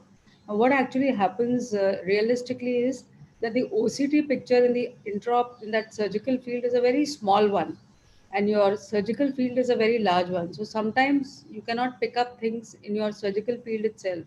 So you have to, actually look up at the monitor and see, what is it looking like, because the monitor has a bigger picture. So it is a challenge that way. And then, it always helps if somebody is sitting and monitoring it, because there is a cursor to it which keeps moving wherever you can control it with your foot, but because you're so busy doing the surgery, you don't want to control the cursor. So somebody else controls the cursor of what to focus, when to focus. For instance, if you're doing a wound, then you focus at the wound. If you're going to the capsule, then you focus at the capsule. So those kind of helps are required. I think they again need to, work on it a little bit more. Do you have a scale, ma'am? Do you know at which level of dissection you are there? Do you have a... Now in the latest machines, they have incorporated a scale on the side. On the right side, there is a scale which is there, and you can know at what level you are operating. The previous ones didn't have a scale, so just by the way, using the magnification factor of the screen, and then using a normal scale, the scale that you use in our geometry boxes, we had devised a way in which you could multiply it by a factor of 0.75, and whatever reading you're getting on the scale, and then know at what level it is. But now in the newer machine that Zeiss has come up with, at least has a scale on the right side, which what is the level of dissection. What is that newer machine which has a scale, ma'am? Sorry, it's a second generation Zeiss OCT again the rescan only, but a newer generation one. Newer generation one. Thank you, ma'am. I think it's a boon to every corneal surgeon, cataract surgeon, and posterior segment surgeon. Yeah. And it's a great teaching tool as well. I think more teaching institutions should adopt it. Yeah. Thank you, ma'am. It should become cheaper. That is the only thing. Dr. Namrata? Yeah, Susan? Yes, ma'am. Susan. We had used these IOCT for some time in our institute, and we got it as a demo machine. I wanted to know at that time, one problem that we faced is the minute you change your depth of focus, the whole image would go upside down. It would become inverted. Has that problem been solved in the newer machine? That has been solved now. That has been solved. Actually, you have to, there is a square that is there, which has to be, decreased or increased. So by that, like I showed you, even the DAL case, to begin with, the image is inverted, but then you have to, change some setting into it so that it comes back. So like I'm saying, you do need somebody standing on your right side to, make those kind of changes on the console of the monitor where it is there. Not everything can be done looking in the eyepiece. Now, since Soosan ma'am is there, we'll ask some questions to Soosan ma'am as well. It was a fantastic talk. You are an innovator, and your innovations are a boon for ophthalmology. And ma'am, I've listened to this talk many times. A couple of questions that we always have in our mind is like how that a nomogram, like you always say that this can be implanted anteriorly as well in comparison to intacts, because intacts cannot be implanted anteriorly because the risk of extrusion is always there. So how do you determine the depth and the thickness? Is it the same nomogram as intacts? So no, it's based on similar principles in terms of where the bone is placed, how much of steepening you have to decrease, and all those principles. Those are the same. And I generally use a standard depth of implantation of 50%. That I've kind of kept as standard. You can change depend a single segment or two segments depending on whether your cone is a centered cone. You can have also smaller arc lens if you're planning to attack the astigmatism more than the entire refractive error. Larger arc lens give you a more flattening of the cornea. So there's a lot of intraoperative kind of customization that you can do, and that was one of the questions that was asked in the chat by Dr. Murali Ariga, and thanks for asking that. I've replied to it on the chat as well. So those are things that you can do. Is that what you meant to ask me, Sharmila, or was there something else? Yes, ma'am. And what is the minimum corneal thickness or the steepening that you're looking for? I mean, and compared to intacts, I think you go for even thinner corneas and steeper corneas. Yeah, that's a beautiful question. Thanks for asking that. See, I actually had a few more slides on CACXL, and because of there was no time, I didn't really talk on that. But this is, I have been using it on a lot of thin patients where I can also do CACXL. And CACXL, I do up to, 300 microns to 320 microns, 300 microns of corneal thinning, of the thinnest cornea. Now, I've also done it in a very few selected patients where the cornea was even thinner by combining CARES with a combination of CACXL and epithelial island. So suppose you have a patient who's got a very localized small area, and sometimes you see that in keratogenic patients. I had this patient who had cerebral palsy. He was about 24. He's came to me recently after the lockdown again, about 7-8 months after surgery now. And I'm very happy to say he was absolutely stable, and he's very happy with his life. He sits on his laptop, and he does share trading, and I don't know what you call that. Commodities, yes, that's what he does. That's what he does on his this thing. He's a fantastic person intellectually, but he has cerebral palsy. He has to be actually lifted up from his wheelchair, and put onto every machine and onto your slit lamp and all that. So this has really made a change for him, because they come from Pondicherry. In terms of how his post-operative visits, he was actually a candidate for DALC. If I'd done DALC, he would have had to have much more post-operative visits, suture management, and all these things would have become an issue. Similar thing in cases of Down syndrome. So these are patients where you really want to actively avoid DALC. In fact, if it was left up to me, I would avoid DALC in almost all patients if I can. So this particular patient, coming back to him, he had a very small localized area of corneal thinning where the epithelium was thick. So it's just basically how the epithelium modulates itself, remodels itself to the thinning, and just to get an overall regular shape of the cornea. So what I did is, in that very small localized area, I did not remove the epithelium. I removed the epithelium of the rest of the area and then did a CACXL after implanting CARES. So that patient thinness was really low. It was about 230 microns alone in that area, and it was off center. It was just decentered away from the visual axis. It was about just away from the pupil. So you can really customize it and do this for extreme thinning also, provided you use your common sense and use a combination of techniques to get the desired effect. Any post-operative complication when you do it in such thin corneas, ma'am? The post-operative complication is not associated with CARES. So what you have to think about is what can you get with the cross-linking part of it. Because when you do very thin corneas, it's just a CARES alone is not sufficient. You also want to cross-link the patient in order to prevent progression. Now, CARES, whether it helps in preventing progression, has yet to be proven. It's possible that it does, just like ICRS are known to, by stretching out the cornea, redistributing the stress forces within the anterior chamber to a more even or broader area of the cornea rather than just to that point location of the cone. All that is possible, but we really need to do more studies about that. The actual thing that's going to help with stopping progression is cross-linking. So if you can do cross-linking, you can do CARES also. And cross-linking complications are what you may see. So if you have a very large, thin area of cornea which is all over the pupil, then I wouldn't. Then in that case, I would go straight for a DALC. But if you can kind of think about it and think, can you do a cross-linking in this patient? Then I would say go do a CARES and a cross-linking and try and avoid that DALC. The other thing you want to know is that doing this does not take away the DALC from the person. It just gives him one more opportunity to avoid. And then if with time you find for some reason that you have to do a DALC, that option is still there for you. It has not been removed for you. Thank you, ma'am. For want of time, I think we'll restrict our questions. No, it's okay. We'll continue. No, ma'am, you can ask your question. No, it's okay. Sharmila, carry on, please. I'll ask Soosan on phone. Don't worry. There's one question to Rishi, sir. That was a fantastic talk, and Dr. Rishi had enlightened the viewers about the epithelial thickness maps as a prognostic factor for ectasia. Is Dr. Rishi there? Yeah, he's very much. Epithelial thickness maps is a predictive factor for ectasia. So, given a choice of a machine, which one would you go for, sir? Like, which one would you prefer? I know we are more used to OpScans and Petacams. We have the Sirius now.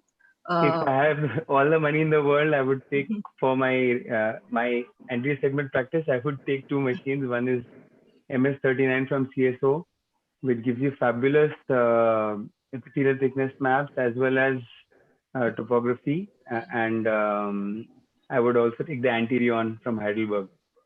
I think these two are very good anterior segment machines. Okay. Thank you so much. Uma, do you have any questions for sir? Thank you, Sharmi. So there is a question to Dr. Rishi, sir. If the power is stable, can we do the refractive surgery at the age of 18? So I answered in the chat also. That's what everyone used to be doing earlier, but I think Bradley Randleman showed us that the age group of 18 to 21 increases the risk of ectasia as well. So for two reasons, I choose to start my refractive procedures after the age of 20. is one is the risk of ectasia, and second is the risk of the refractive error not stabilizing. And I've seen a lot of patients who continue to change their refraction till 2021. So in my practice, that's the practice, and that's what we've been following. And like I said, better to be conservative than aggressive in refractive surgery. And a final Another question. thing, yes. Yeah, if there is presence of that post-viral lamellar keratitis induced opacities, what are the guidelines we need to be followed, sir?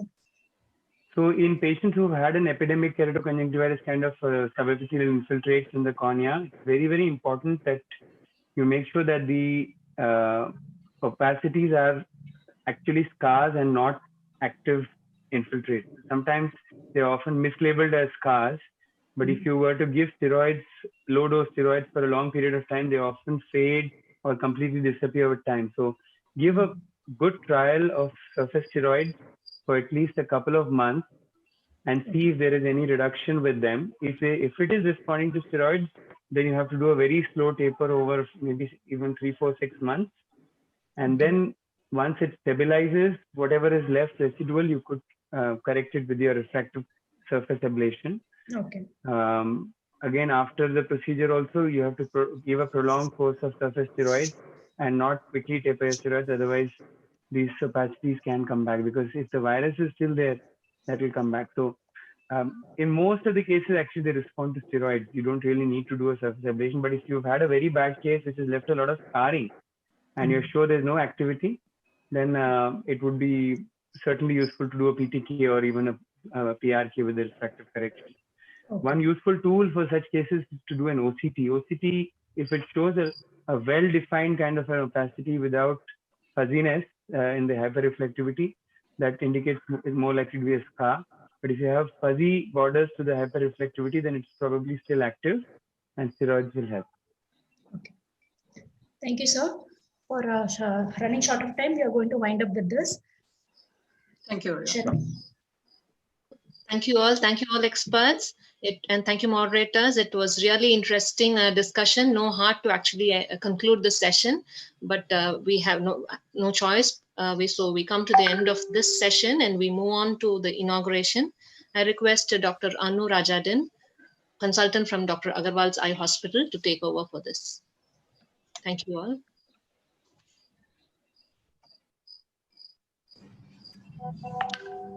Good morning, everybody. A very warm welcome to everyone for the inauguration of TOSCON 2020. This is a very special segment of TOSCON, and I'm honored to take you through it. To begin this session, I will call upon Dr. Vimala Manivannan to lead us in the physician's prayer.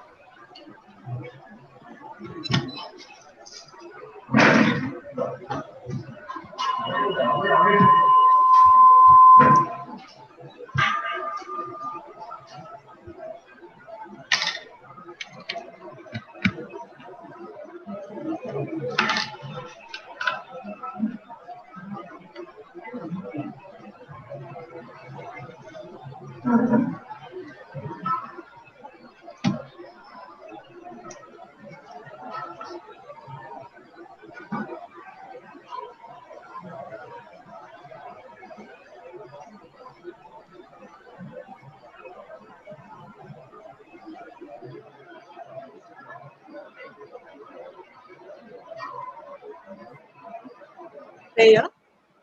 Dear Lord, no great physician I need before thee, since every good and perfect gift must come from thee. I pray, give skill to my hands, clear vision to my mind, kindness and sympathy to my heart. Give me singleness of purpose, strength to lift at least a part of the burden of my suffering fellow men, and a true realization of the rare privilege that is mine. Take from my heart all guile and worldliness, that with the simple faith of a child, I rely on thee.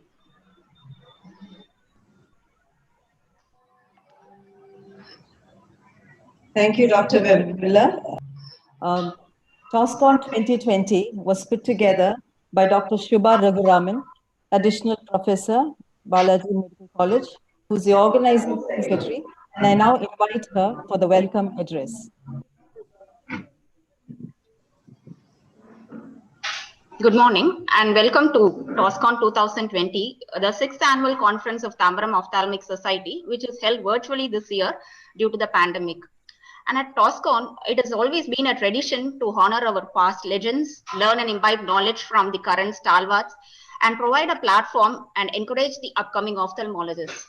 And keeping this in mind, we have designed this TOSCON 2020, and it's a star-studded with many noted guests and captivating speakers. So I take immense pleasure in welcoming Dr. Lalit Verma, the Vice President of All India Ophthalmological Society, Professor Dr. Namrata Sharma, the Honorary General Secretary of All India Ophthalmological Society, Dr. V. Thangavelu, the President of Tamil Nadu Ophthalmic Association, and Dr. Madhavan, the Secretary of Tamil Nadu Ophthalmic Association. It's indeed an honor to have you all connected with us here, in spite of your busy schedule. I'm also delighted and proud to welcome Professor Dr. K. Vasantha, the retired Director and Superintendent of GOH, Regional Institute of Ophthalmology, Chennai, to receive the Lifetime Achievement Award from TOSCON this year. Welcome, ma'am. I welcome our esteemed speakers for today, Dr. Murali Ariga for the 4th Glaucoma oration, Dr. Soosan Jacob, Dr. Rishi Swarup, Dr. Balaji Ramanathan, and Dr. V.R. Saravanan. Thank you all for accepting readily our invite and consenting to deliver your talks at this TOSCON. Thank you. I extend a heartfelt welcome to the moderators of the session, Dr. Nivian, Dr. Parni Raj, Dr. Sharmila Devi, Dr. Uma Devi, and also the Ignite judges, Dr. Sambal Cornelius, Dr. Stephen Sudhakar, Dr. Sunita Nirmal, Dr. Sheila Ramani, and Dr. Rachula Daniel for their valuable presence. A special welcome and wishes to the young ophthalmologists who would be presenting their Ignite talks today. And a warm welcome to all our TOS members and also to everyone who chose to connect with us today on this Sunday morning in spite of a deluge of webinars drowning you daily. Hope you all stay connected with us and enjoy the sessions. Thank you. Thank you, Dr. Shubha. TOS is a very young society, and we are greatly inspired by our leaders. It is their vision for the future that sets the tone and pace which drives TOS forward. Dr. V. Karunanidhi took over as president of TOS in September 2019, and I now invite him to deliver the presidential address. Thank you, Dr. It's my pleasure for being with you this wonderful auspicious day, the 6th Annual Conference of Tambaram Ophthalmic Orations, and also the 4th Dr. Professor Velayutham Glaucoma Orations. I intend to welcome all the speakers. First, I welcome the chief guest of this function, Dr. V. Thangavelu, the president of TNOA, and Professor Sharma, Honorary Secretary ASOA, and Dr. Madhavan, Honorary Secretary TNOA, and Dr. Murali, renowned glaucoma specialist, and Dr. Vasantha ma'am for Lifetime Achievement Award. It is my pleasure to be with this association. I was given the responsibility by Dr.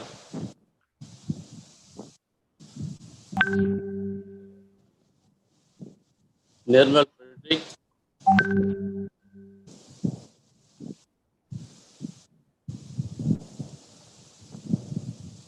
It is very tough job to follow this wonderful service with the support of our renowned secretary, Dr. Vimala and Professor Moses, and with the help of our Dr. Parni sir, every MC members, we have done a wonderful job so far in my career.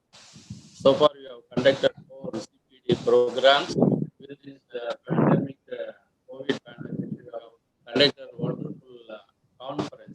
wonderful conference. This is the first branch. This is the first branch we are conducting regularly every year. Annual conference. No other branch, I think, they are not conducting conference. With this wonderful support of Dr. Nirmal Frederick and other MC members, our members, we will do much more better in future. Thank you for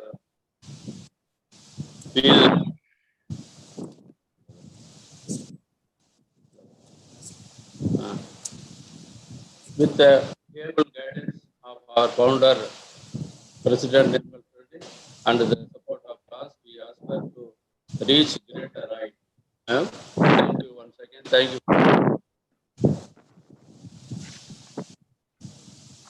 Thank you, sir. A very good morning and warm welcome.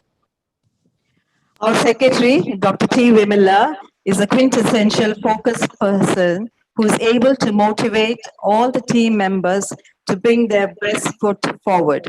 I now request Dr. Vimala to present the secretary's report. Thank you, ma'am. A very good morning and warm welcome to all distinguished guests, eminent speakers, and members of TOS. Tambaram Ophthalmic Society is the brainchild of Dr. Nirmal Frederick, our founder president. He had the vision to start a local association aimed at professional development on a regular basis without having to travel much. Many of us shared this idea. We first formed a WhatsApp group in March 2015. We met and discussed about this dream. And soon we had a grand inauguration of Tambaram Ophthalmic Society on 23rd August 2015. TOS was formally inaugurated by Dr. Prem Raj, the then president of TNOA. Professor Dr. V. Velayutham and Dr. K. Vasantha were the chief guests for the event. The society was registered as Tambaram Ophthalmic Society on July 2016, until which time an interim committee was functional. Affiliation of TOS to TNOA was presented in TNOA MC meeting on 9/8/2018. It was ratified in the General Body meeting on 10/8/2018 in the TNOA Annual Conference at Puducherry. So from then on, we had regular MC meetings, 2 to 3 CPD programs per year, and an Annual Conference every year. TOSCON is the invigorating annual conference of TOS held every year. The Glaucoma oration, a regular feature of TOSCON, was instituted in memory of late Professor Dr. V. Velayutham, sir, former director of RIOGH. So a little about what has happened over the last 1 year. The TOSCON 2019 was held on September last year at Hotel Ramada Plaza. The conference started with a cataract session, during which Dr. Prashant Bavankule, VitreoRetinal surgeon from Nagpur, gave a keynote address on 3D digitally assisted cataract surgery. This was followed by a video-assisted skill transfer session, for which the speakers were Dr. Lalit Kumar, Dr. Nivian, Dr. Vanaja Vaidyanathan, and Dr. S. Venkatesh.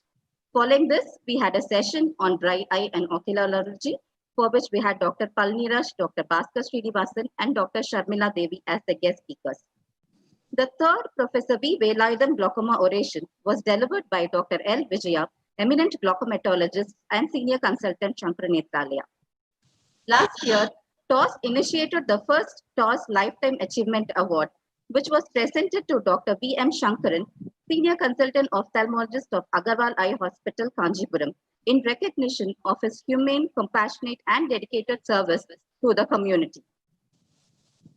This was followed by a keynote address on artificial intelligence embedded in smartphone to detect diabetic retinopathy by the Padma Shri awardee Dr. S. Natarajan, and this was followed by a talk on managing practice finances by TNOA President Dr. V. Thangavelu, sir. Then we had a panel discussion on managing insurance patients and company, which was followed by a Ignite presentations, for which we had Dr. Stephen Sudhakar, Dr. Yogeshwari, and Dr. Pramila as the jury. The final session of the TOSCON 2019 was a Kahoot quiz conducted by Dr. Sunita Narmal. So following our TOSCON, we had our 15th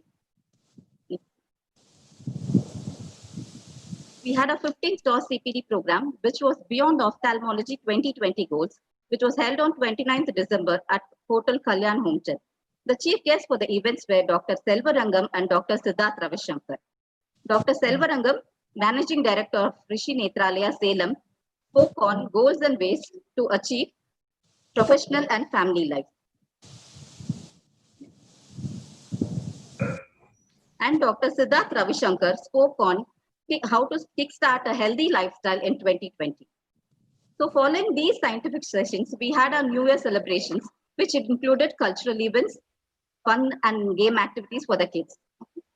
The 16th TOS CPD program was an update on uveitis, which was held on 1st of March at Nirmal Eye Hospital. Dr. Aravindan, senior rheumatologist, spoke on rheumatological perspective of uveitis, and Dr. Patho Pratham Datta Majumdar, senior consultant, Department of Uvea Shankara Netralia, spoke on ABCD of uveitis and 10 mistakes to be avoided when treating a patient of uveitis. These were followed by a panel discussion for which we had Dr. B. Chandrasekhar, Dr. Balaji Ramanathan, and Dr. Ravi Kumar as panelists, and it was moderated by Dr. A. Palniraj. So we started the pandemic, but that didn't deter our spirits. We continue to have a academic activity on the virtual platform.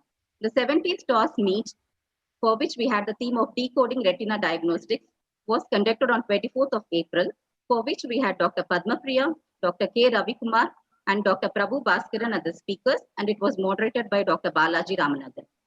Following this, we had a panel discussion on practice management in COVID era.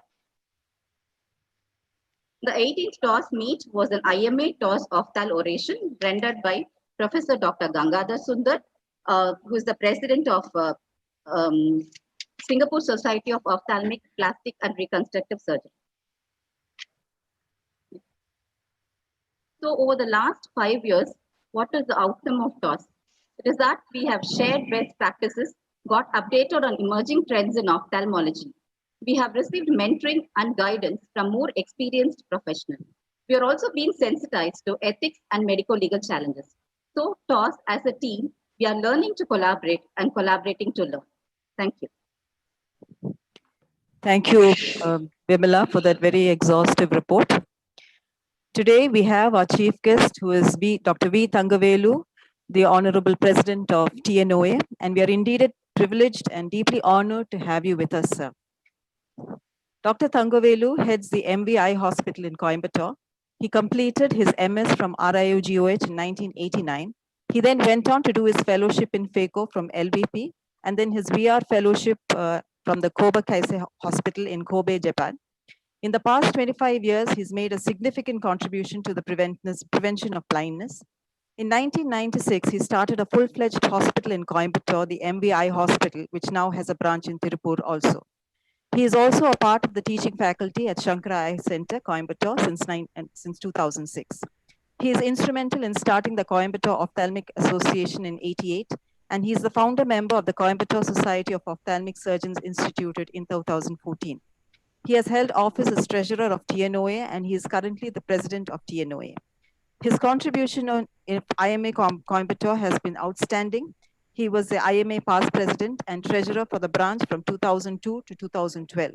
As president of IMA Coimbatore, he has received the national and the Tamil Nadu State Best Branch Award in 2014. We extend a very warm welcome to you, sir, and request you to give the chief guest address.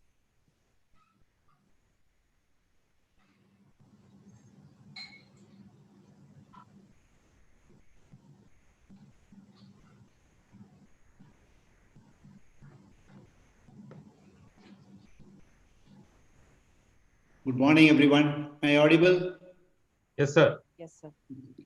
It's wonderful to be the chief guest again for the 6th Annual Conference of Tambaram Ophthalmic Society, a very vibrant ophthalmic association branch plus an IMA branch. I'm really fortunate to address you once again as president of TNOA, a very rare privilege and opportunity. Thanks to Dirmal and the organizers. Since 1962, every year, the 5th of September is celebrated as the Teachers' Day in India. This happens to be the birthday of Dr. Radhakrishnan, the second president of India, who believed that teachers should be the best minds in the country. Today, we are virtually connected to listen to the orations in the name of Professor Dr. Velayutham, and this being delivered by none other than his contemporary professor, Dr. K. Vasantha. Both of them are eminent teachers, and I'm sure many of us would have had the privilege of being their students. We have internationally renowned, passionate, best minds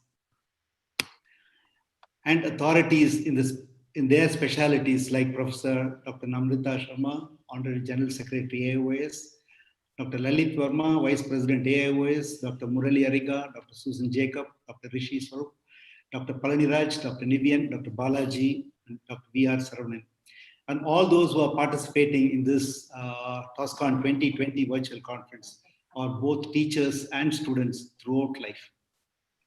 Being a teacher is the highest privilege. Let us remember and thank our teachers who have played a major role to make us what we are today, never forgetting to learn to teach what good we learned. During this pandemic, or at least most of us are disturbed or depressed. We fear the future and are under compulsion to change and to adapt, like the virtual, which has become real.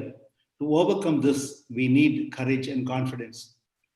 I recollected a few lines from the lyrics of The Sound of Music movie, which was released way back in 1965, which is really encouraging. I just like to read a few lines in that. Oh, what's the matter with me? I've always longed for adventure, to do the things I've never dared. Now I'm here facing adventure. Then why am I so scared of this pandemic? What's so fearsome about that? Oh, I must stop those doubts, all these worries. I must dream of things I'm seeking. I'm seeking the courage I lack. The courage to serve with reliance. Everything will turn out fine. I am confident the world can all be mine. They'll have to agree I have confidence in me. I have confidence in sunshine. I have confidence in rain. I have confidence that spring will come back again. Besides which, you see, I have confidence in me. Really encouraging lines during this pandemic. With confidence, we have to move forward, hoping that things will all fall in place. All the presenters have come here keeping in mind the words of Charles Dickens. Take nothing on its looks, take everything on evidence. There's no better rule. Tell us how to practice evidence-based medicine with a human touch. Education is the ability to listen. Let us listen carefully, completely, in silence, for this is true conversation. Thanks, Dr. Nirmal, Dr. Karnanidhi, Subha, Dr. Vimala, Dr. Moses, and all the members of the vibrant Tambaram Ophthalmic Association for this wonderful privilege. Thank Lupin Pharma for giving me, coming forward to be a part of this TOSCON 2020. Looking forward to many more CMEs by other affiliate societies. Today we have eminent corneal surgeons. So on this day, a small message on this National Eye Donation Month, which is here. Let us see beyond death and leave behind a seeing legacy. Thank you, Tambaram Ophthalmic Association, for giving me this wonderful opportunity and for listening to all the eminent speakers. Thank you very much.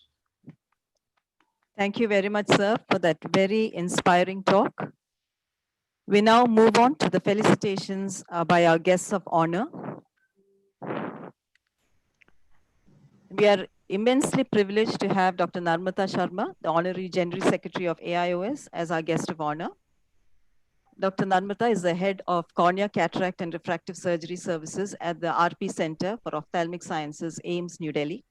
She did her PG in this prestigious institution and went on to do her fellowship at Moorfields Eye Hospital, London, UK. She is the Honorary General Secretary of AIOS and the Regional Secretary of the Asia Pacific Academy of Ophthalmology, Secretary of the Eye Bank Association of India, Chairperson Scientific Committee of Indian Society of Cornea and Keratorefractive Surgeons, and the former Secretary of Delhi Ophthalmic Society. She has 2 patents, and in addition to many national awards, she has won many international awards, the Senior Achievement Award and the International Ophthalmologist Education Award by AAO, many Best Video Awards at ECRS, RANSCO, Best of Show Awards at AAO 6 times, Leadership Award and Achievement Award of the APAO. She has more than 450 publications in international peer-reviewed journals, authored 11 books, and has held instruction courses at several international and national platforms. Dr. Namrata is a principal investigator in many multicentric international FDA trials and randomized controlled clinical trials, which have changed the clinical practice patterns in the fields of cornea, cataract, and refractive surgery. Madam, we are honored with your presence and invite you for the felicitation. Thank you so much, Dr. Anu, for that kind introduction. It is my honor and privilege to be present here at the Tambaram Ophthalmic Society. And I would like to thank Dr. Nirmal Frederick and the entire organizing committee for having me here.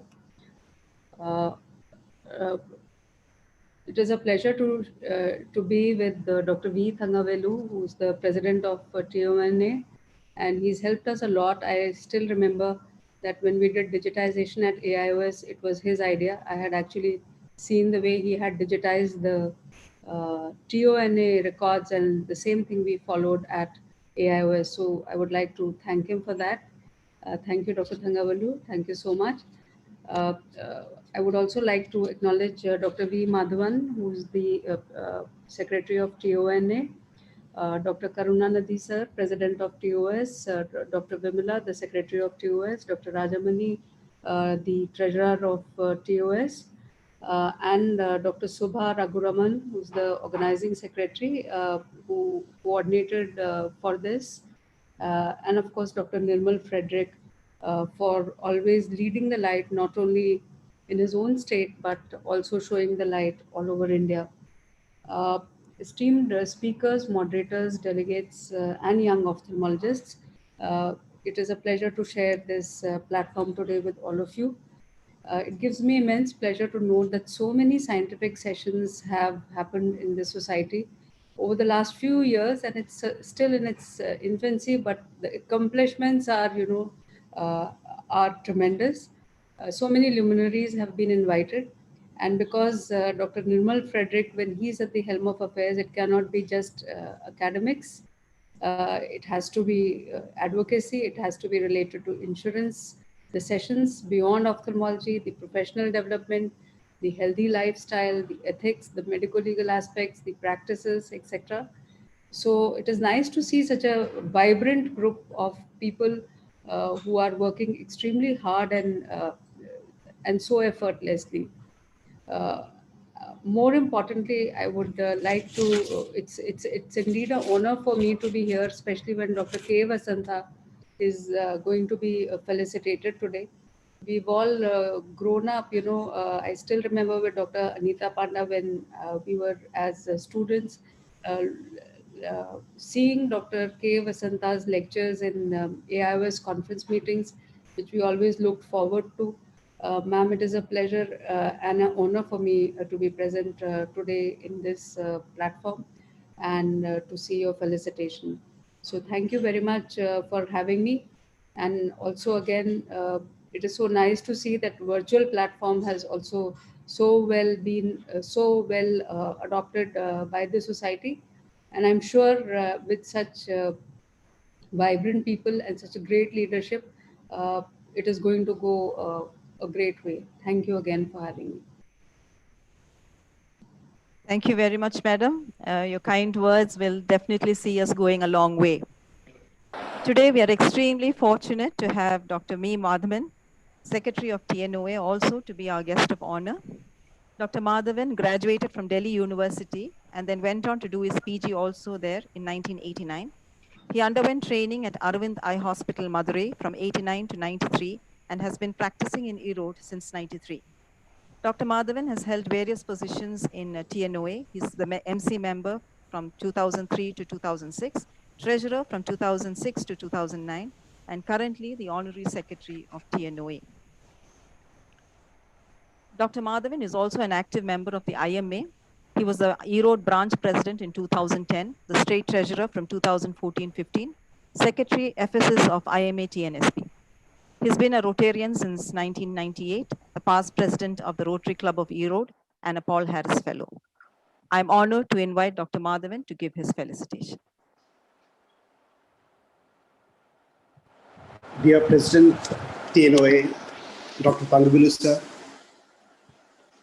Professor Dr. Namrata Sharma Madam, the Honorary General Secretary of AOS, Dr. Lalit Verma, the Vice President AOS, and my friend, President Tambaram Ophthalmic Society, Dr. Karunanidhi, Secretary Dr. Vimala, and the redoubtable Organizing Chairman, Dr. Nirmal Frederick, and Organizing Secretary, Dr. Shubha, members of TOS, and the delegates to this virtual conference. A very pleasant good morning to you all. In these COVID times, TOS is indeed making TNOA proud by keeping itself vibrant and relevant to its members. The post-lockdown, we are slowly limping back to the new normalcy, and TNOA on its part had come out with protocols for safe OPD, care and surgical protocols. In this regard, we are thankful to Dr. Nirmal Frederick for his wonderful inputs. And we also had a webinar on NABH accreditation conducted by Dr. Nirmal under the aegis of TNOA, which was very well appreciated. Thank you, Dr. Nirmal, for all these efforts. It's great honor that today we are here when Professor Dr. K. Vasantha Madam, our past TNOA's president, is being an honored recipient of TOS Lifetime Achievement Award for this year. Our sincere congratulations to you, Madam. Our congratulations to Dr. Murali Ariga, who is going to deliver the 4th Professor Dr. Velayutham Glaucoma oration, Laces in Glaucoma. Indeed, I think back nostalgically, a decade back, when I had the great opportunity to be the treasurer of TNOA, and when Dr. Velayutham sir was at the helm of affairs as president of TNOA.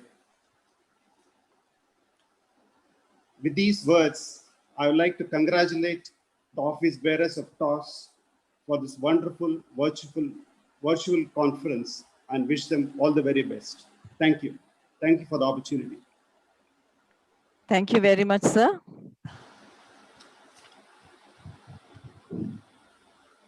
The Lifetime Achievement Award was instituted in 2019, and this year we are extremely proud and happy to confer it on Dr. K. Vasantha, the retired Director and Superintendent, RIO-GOH Egmore, and the past TNOA President.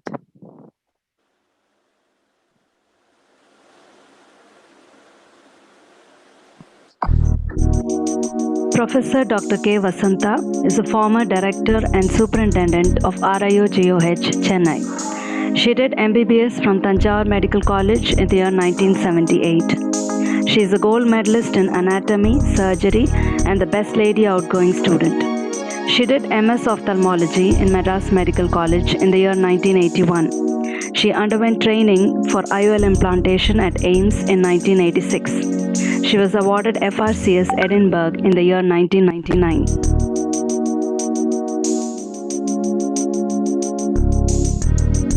She has presented many papers in state and national conferences on keratoplasty, corneal ulcer, contact lens, phacoemulsification, and orthokeratology. She has received gold medal for her papers on amniotic membrane in chemical injuries and orthokeratology in TNOA. Her paper, titled Wake Up to a New World on Orthokeratology, was chosen as Best Paper in AIOS Jaipur.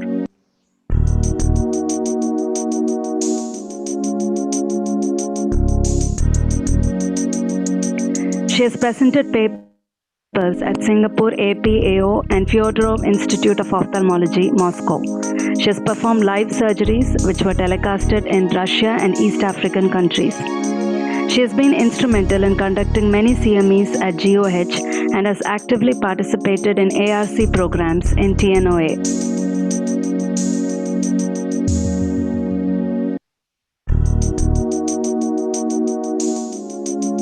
She is a recipient of Dr. Sita Lakshmi Gift of Sight Award in 2008 and Dr. Joseph Gyanadikam Award in 2010, and also the Best Doctor Award by Doctors for Social Equality.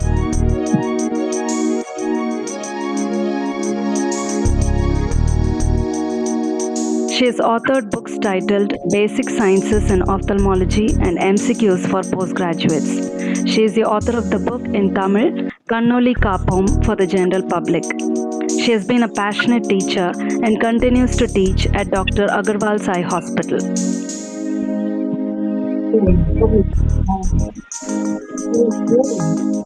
Tambaram Ophthalmic Society takes pride in honoring you, madam.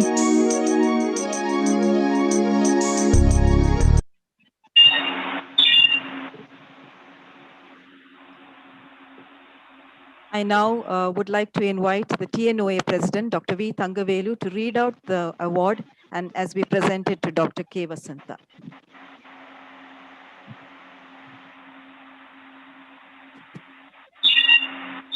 Can you unmute, sir? Thangavelu, sir. Sir, can you unmute yourself?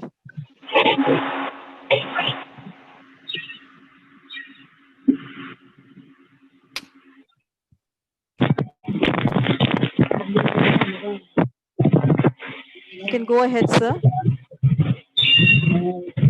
Great pleasure presenting this TOS Lifetime Achievement Award to one of my teachers, 2022, Professor Dr.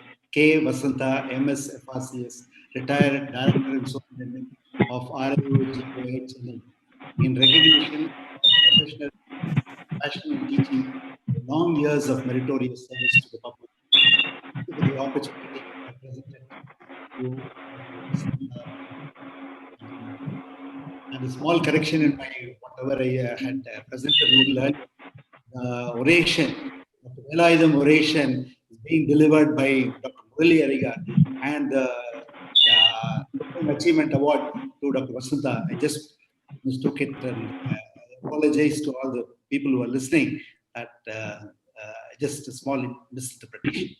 Thank you very much for this opportunity. Thank you, madam. It's an honor to present this award to you.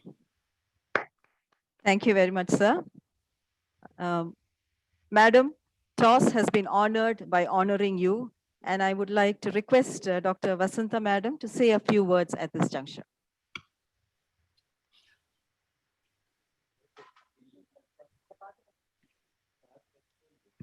Or I will remember 2020 with some happy memories instead of the depression due to the pandemic.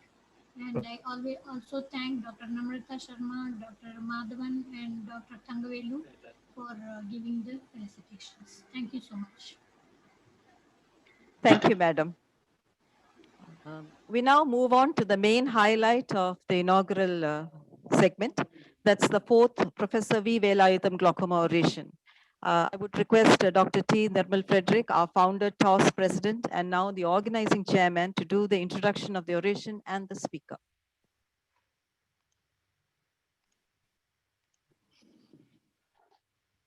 Good morning, everyone. Thank you, President Dr. Thangavelu, President Dr. Karnanidhi, the dignitaries, the invited speakers, and all the faculty members. Indeed, a pleasure to welcome you to the virtual TOSCON 2020.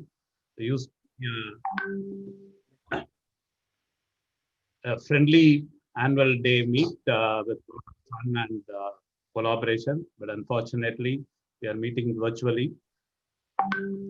And it's my honor and pleasure. Today is a special day because we are honoring two of our best teachers, Professor Velayutham Glaucoma oration. And what a teacher is more important than what he teaches. And what this man did was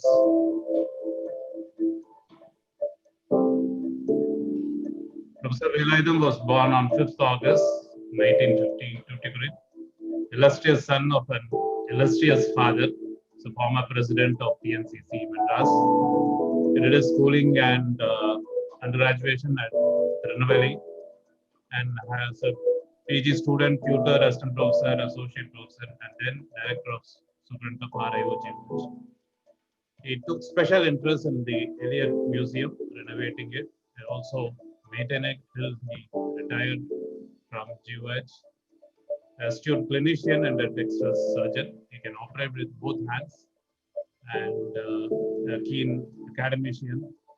He was the president of TNOA in 2006, and was a good administrator, and retired after 30 long years at GOH.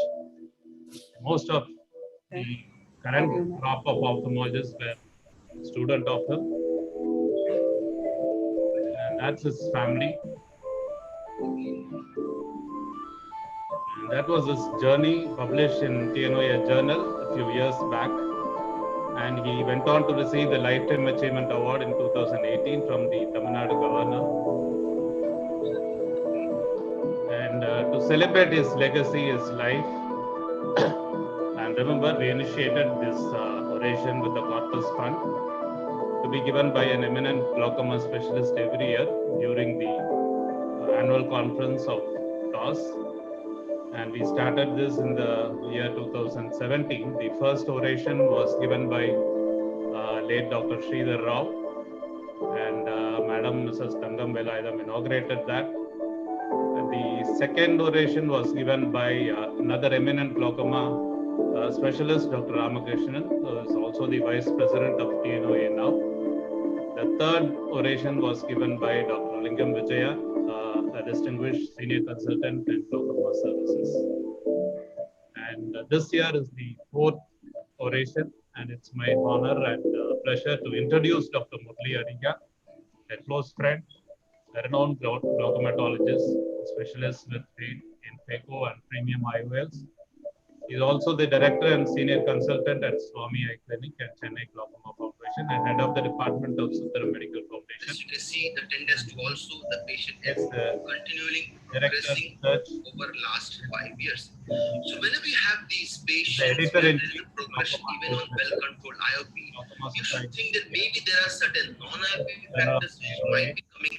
More than 30 peer-reviewed publications, and many chapters in many books, including Dr. Ramakrishnan's book on glaucoma, ICGS textbooks, numerous presentations in AO, ARVO, and awarded the best scientific paper in many sessions of AOS.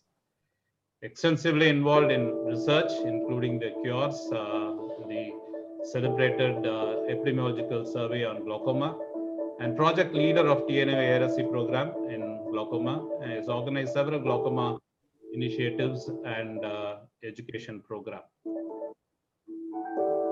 So it's TOSCON 2020, and the organizing team takes great pleasure in awarding the fourth TOS Professor Dr. Velayutham oration to Dr. Murali Ariga, and we request him to give the oration after receiving the citation. So let's continue to cherish the memory of our teacher, Professor V. Sir. Thank you. Thank you, Dr. Nirmal. May I now request Dr. V. Karunanidhi to read out the citation as it is presented to Dr. Murali. Yes, sir.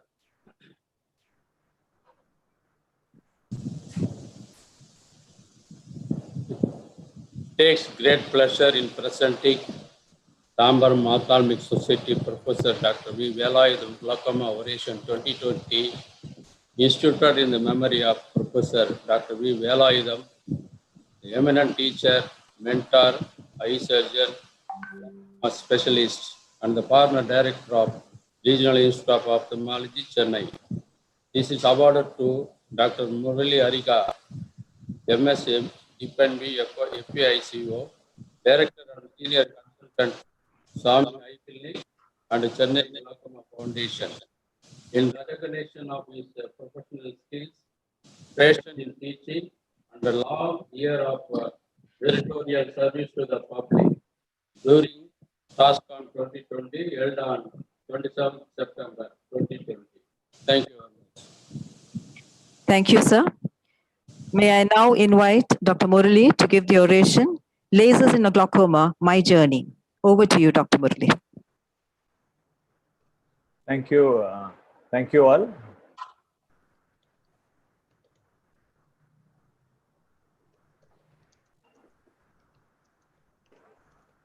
Yeah, at the outset, I would like to sincerely thank the organizing team of this TOSCON for the wonderful arrangements and the amazing coordination between all of them. And I really appreciate TOSCON for initiating the educational CMB programs and conducting it so well despite so many problems.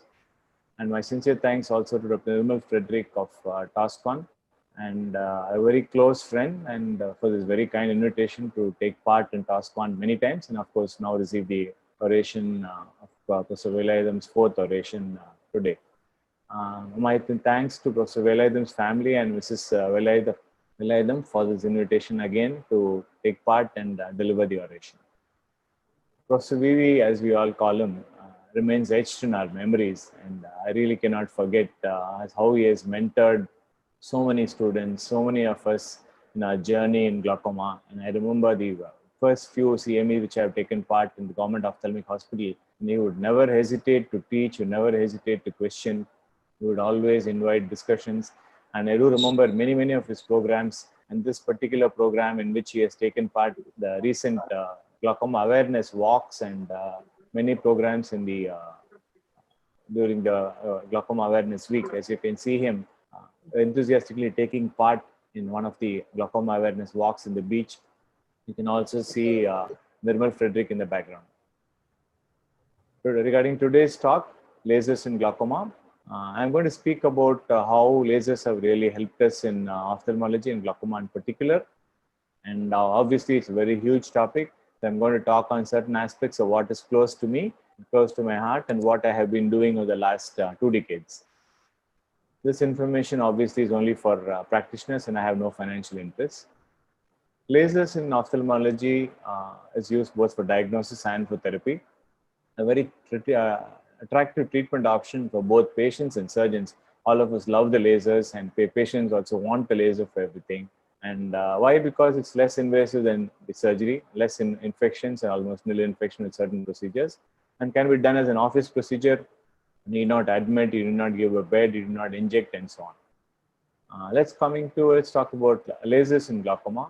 We have the common procedures, very commonly performed by all of us, and we have the less common procedures. I have listed the less common procedures because I'm not going to talk about it today. There's suture lysis, peripheral iridoplasty, pupilloplasty, sphincterotomy, trabeculotomy, gonium photocoagulation. There's so many of those procedures which can be done on a less common indications.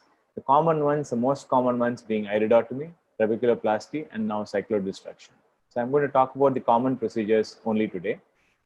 The lasers which have been used for glaucoma management include the argon laser, the Nd:YAG laser, the diode laser, selective lasers, carbon dioxide lasers, and these lasers can be delivered through the slit lamp in a contact method through the sclera. It can also be delivered through the pars plana using an endoscopic delivery system.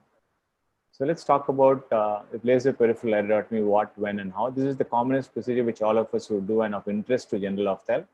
And basically, the laser iridotomy done using a YAG laser or sometimes the argon laser relieves pupillary block in angle closure disease. As you can see in the schematic, the pupillary block is making a hole in the peripheral iris and equating the pressures between the posterior chamber and the anterior chamber, and therefore relieves the pupillary block and the intraocular pressure.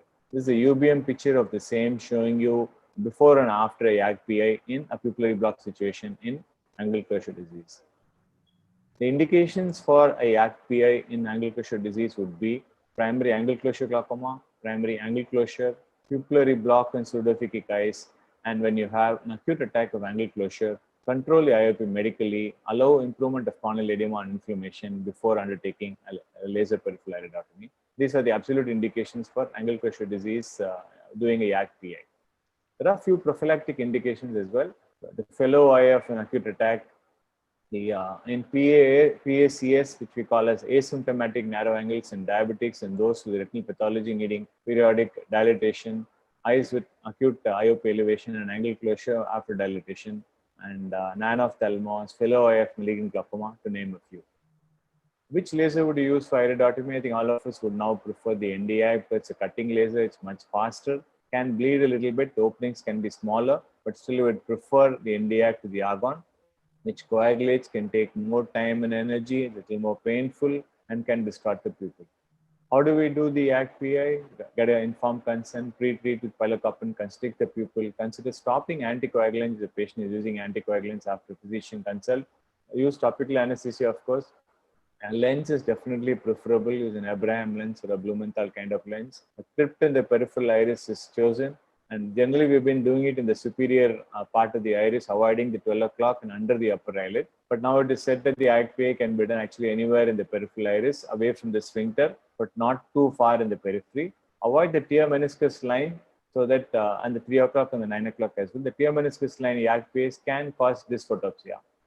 So laser parameters for the YAG PI, about 1 to 6 millijoules. Spot size is determined by the machine, not model, and usually prefer only 1 pulse per burst. Set the defocus to 0. Focus the beam within the iris stroma rather than on the surface. Avoid visible vessels. Use the minimum amount of energy to create the iridotomy. A lens capsule damage is possible when using more than 2 millijoules, and therefore try to keep the energy as minimum as possible. This is a sequence of pictures which is showing you the YAG PI as it is being done. And you can see the YAG PI pattern through and through. Once the gush of aqueous and pigment from the posterior to the anterior chamber comes in and the anterior chamber actually deepens. You can actually see the end point. Post laser, you would measure the intraocular pressure after some time, maybe an hour or two, look for the spike, continue pilocarpine for a day or two, use topical steroids for comfort, assess the anterior chamber depth, do a gonioscopy, and check the PI patency. And it is said that an optimum PI patency size would be about 200 microns. A word about plateau iris configuration and plateau iris syndrome in the scenario of doing the YAG PIs. You suspect a plateau iris in the anterior chamber depth is not so shallow, peripheral AC and the central AC somewhat deeper. But if you do a gonioscopy and you see the sine wave sign, a very typical sign on gonioscopy, and you suspect a plateau iris, you can either confirm it with the UBM or an ASOCT.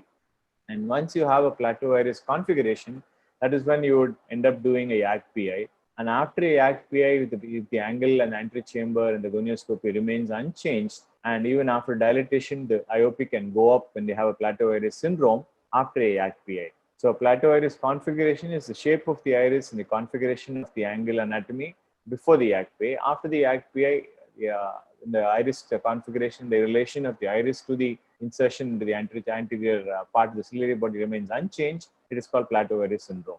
A plateau iris syndrome cannot be dilated even in the presence of a patent PI because the iris will bunch up in the periphery and still cause raised intraocular pressure.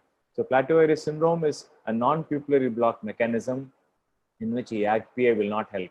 In this situation, you can consider doing an iridoplasty in the periphery like you see in this UBM picture. Before and after the iridoplasty can actually open up the angle, and this is one way of treating a plateau iris syndrome. You can have difficulties with the YAG PI, a thick iris, a thick carcass, and a fluffy iris. So you can sometimes pre-treat with the argon laser and consider a second sitting. Don't go on hammering the iris with the YAG laser 10 times and 20 times. Patients are uncomfortable, a lot of inflammation and pigment dispersion happens. So do not do more than 6 to 8 shots at the most and try and schedule a second sitting if it is needed. So don't do a YAG PA when you have frank, full-blown neovascular glaucoma with a secondary angle closure and florid new vessels. Don't do it when you have a drug-induced ciliocoroidal bilateral kind of an angle closure where there is no pupillary block. And of course, the other non-pupillary block mechanisms, the YAG PA will not help. Some people consider doing it in a pigmentary glaucoma to reduce the pigment dispersion. That is controversial. We no longer do it nowadays. Serious complications are rare, but mind you, a YAG PA should not be taken lightly. You can have bleeding and even total hyphemas have been reported. Corneal burns, blurred vision, inflammation, IOP rise, and in higher myopes with weak lenses and subluxation can happen. This photopsia is quite common, and at least in the first few months. Localized lens opacities or even cataract can form. Corneal endothelial damage has been reported after a YAG PA in the long term. A late closure of an iridotomy can occur, especially in eyes with uveitis. So you can consider doing multiple YAG PAs in uveitic glaucomas. So moving on to the other procedure in glaucoma, the laser trabeculoplasty is again one of my favorites. The laser trabeculoplasty is actually done to enhance the aqueous outflow. First described as an ALT by Weiss and Vitter in 1979. And the FDA approved SLT was actually in 2001, way back almost 20 years ago. And of course, we have the newer lasers still during the trabeculoplasty can be done with the micropulse diode laser also. Indications for doing SLT, primary open angle glaucoma, ocular hypertension, pigmentary and pseudo-exfoliation syndromes, glaucoma and pseudophakia when you can see the trabecular meshwork can be used primarily when there's poor drug compliance, pregnancy, lactation, when you don't want to use drugs. It can also be used to supplement therapy and postpone treatment and surgery when the IOP is uncontrolled. And of course, can be used as an additional IOP lowering mechanism after trabeculectomy. SLT can be done. But it works best in eyes which have not had any medication, and as a primary therapy, when you offer it to a patient, it works the best. A prerequisite, of course, is a gonioscopy. Do not mistake a pigmented Schwalbe's line for a trabecular meshwork. You need to treat the pigmented part of the trabecular meshwork and not any pigmentation in the angle. Contraindications when you don't see the angle, when trabecular meshwork is not seen, you have cornea hazy, corneal haze, and aphakia with vitreous in the chamber, frank neovascularization, active uveitis, and angle decision glaucomas. SLT is unlikely to work. Technique, you can use many of the lasers available. We were using ALT in the past using the argon laser. My choice is not to use a selective laser. And of course, you also have the option of using a micropulse laser. The lenses used for treatment a rich trabeculoplasty lens was used earlier. Now, most of us use the Latina lens, and now my new favorite has become the rapid walk foam mirror for SLT. There are many lasers available. This is from a publication in the IGO, which shows the summary of various laser treatment parameters that are available for laser trabecular. You can look it up as a reference. You have continuous wave lasers, and you have the pulse lasers. You have the argon laser, you have the diode laser, and you have the pattern scanning laser trabeculoplasty as well. And in this, you of course have the pulse lasers as an option of doing the treatment. The differences between ALT, SLT, and MLT being in the spot size, the laser being used, and the method of the mechanism in which the laser acts. The picture on the right shows you the ALT. This is the SLT with the 400 spot size, and this is the micropulse diode laser trabeculoplasty, which is 300 spot size. The unique features with the SLT is that it is selective, it is non-thermal and repeatable, targets only the melanin-rich cells of the trabecular meshwork. It is non-thermal, and therefore the collateral damage and thermal damage is minimal. If you do a gonioscopy a week after the SLT, you may not see anything in the angle at all. And these are the electron micrograph pictures of ALT and SLT and micropulse trabeculoplasty compared. The damage is obvious in the ALT. Post laser trabeculoplasty, you would continue current glaucoma medical treatment till review, and no steroid drops are generally used. You can check the IOP after a few hours. I would again check it after a week and then maybe after a month. The best effect of the trabeculoplasty is it becomes obvious at about 4 weeks after the laser. It works as good. The SLT is as good as the ALT compared to the publications, which was long ago, and SLT is not inferior to ALT. It works like one drug. Doing an SLT 360 degrees for a patient will lower the intraocular pressure by about 25 to 30%, sometimes more, and will work like one prostaglandin drug.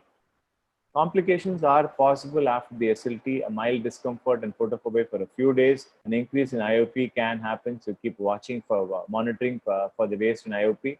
Very few cases can have a sustained IOP rise, particularly when there's intense trabecular pigmentation. These are the patients whom you really have to watch for, but it's very rare. Needless to say, you have to follow up these patients, monitor the intraocular pressure, and keep monitoring the glaucoma progression.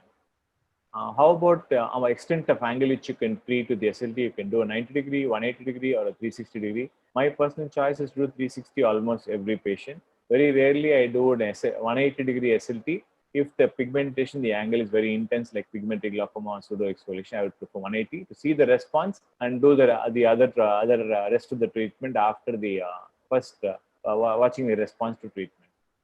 A lot of publications on it. I would like to draw your attention to this particular one called as the LIGHT trial, selective laser trabeculoplasty versus eye drops as first-line treatment of OHT and glaucoma. It's a multi-center randomized controlled trial and was published in the Lancet in the UK. And it shows that it's a very cost-effective alternative to eye drops can be offered to patients with OAG or ocular hypertension needing treatment. So this maybe has changing the way glaucoma is going to be treated, at least in the UK. And there are very few of us who actually do SLT in India for various reasons. And I think it should really be offered more to patients than we are doing now currently. I started doing SLT in 2010. And initially I was using a single machine, the LX and the Luminous.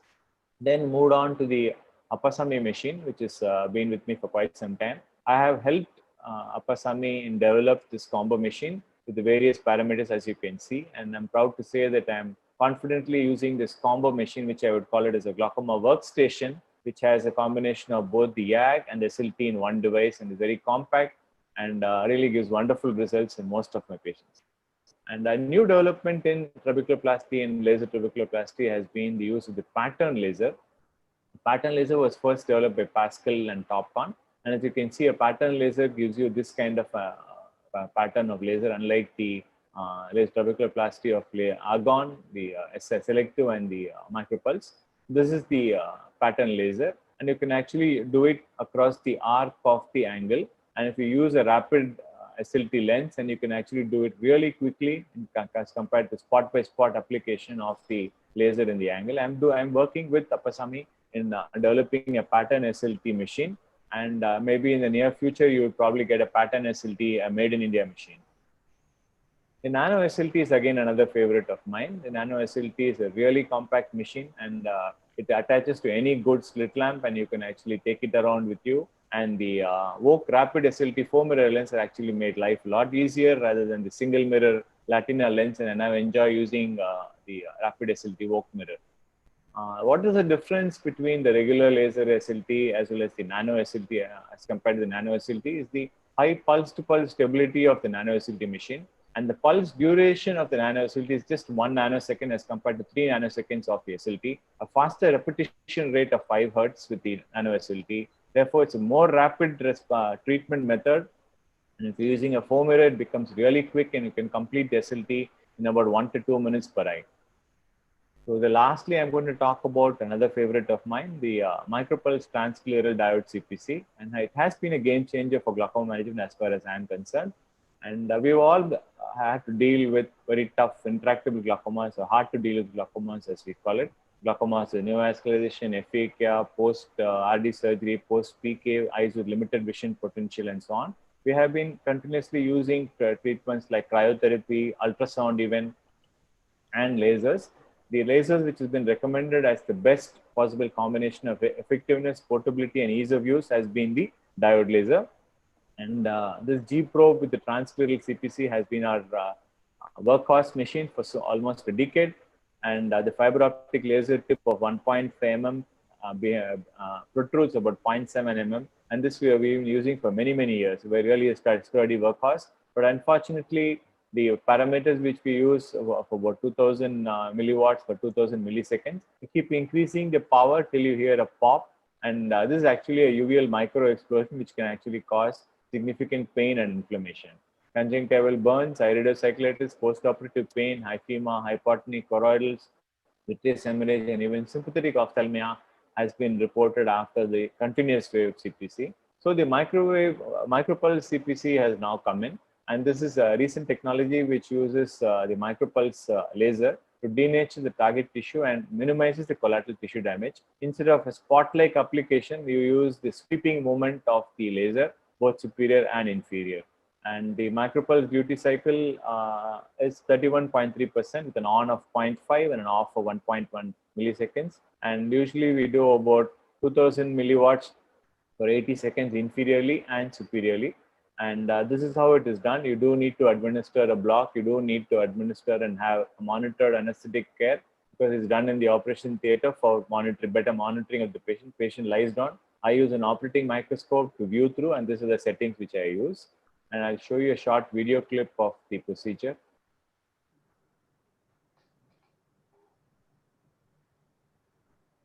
For some reason, the video is not playing. I'll see if I can show it to you separately. These are some of the patients whom I have treated recently in the past few months.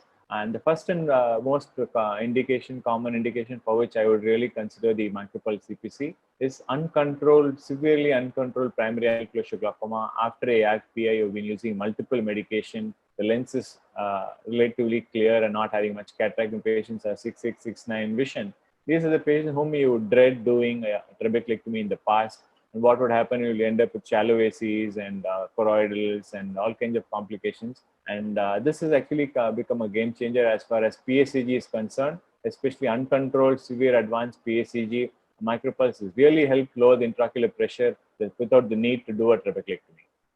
The other indication for which I have been now started to use the CPC micropulse is seeing eyes with patients with good vision, having severe medication intolerance, very, very poor compliance, as you can see in this lady here with severe prostaglandin-associated periorbitopathy with severe hyperemia. She simply would not tolerate any glaucoma medication and would just simply give up on the medication and is unwilling for surgery. These are another set of patients in whom you can consider the micropulse, because it's done almost like an office procedure. Patient goes home and recovers in a few days. And these are difficult situations, like you have this patient who had one-eyed, had an advanced cataract with glaucoma, first had a phaco trap, the bleb failed, and after the bleb failed, the pressure was very, very high, and ended up doing an Ahmed glaucoma valve in which the tube is now, you can see it there. Despite this, the pressure remains high with two medication, and ended up doing the micropulse CPC. And this is another patient with the Boston K-Pro, in which the Boston K-Pro has been done excellent, and the patient has started to see well, but slowly the pressures are very high. You cannot see the measure the intraocular pressure, the pressure goes up. This is another indication where I really find the CPC actually helps. Post laser, continue with pain management, continue the treatment for glaucoma medication for some time till you're sure the response to treatment. Topical steroids about 3 to 4 times a day, depending on the patient's comfort and inflammation, and cycloplegia for a few days, depending on again the inflammation inside the eye. Numerous publications have come out on the role of the micropulse transscleral cyclophotocoagulation, both in the Academy's publications, Ophthalmology, Journal of Glaucoma, and a nice review article in the Survey of Ophthalmology. There are many publications also. And the mechanism of action is supposed to be a subthreshold cell damage at the level of the pigmented ciliary epithelium with no visible scar. A uveoscleral outflow increased through the remodeling of the extracellular matrix, maybe even a pilocarpine-like effect. And our recent study results on about 72 eyes, 72 patients was sent in as a paper for the ICGS in February, just before the lockdown. And I did show that the intraocular pressure lowering was about 25 to 30% from the baseline. The follow-up was about 6 months. And the number of medication which a patient was using before treatment is about 3.3 to 4 medications. You end up reducing the medication by at least 50%. And the work in progress as far as this machine is concerned is that these machines are expensive. The probes are timed for 90 minutes in one particular model of this machine. And so it becomes expensive, and I had to pull 2-3 patients together before you organize the laser CPC. The work in progress has been a Make in India machine, and we're working with an Indian company to make a micropulse CPC machine with an Indian probe, which makes it a lot less expensive than it is currently.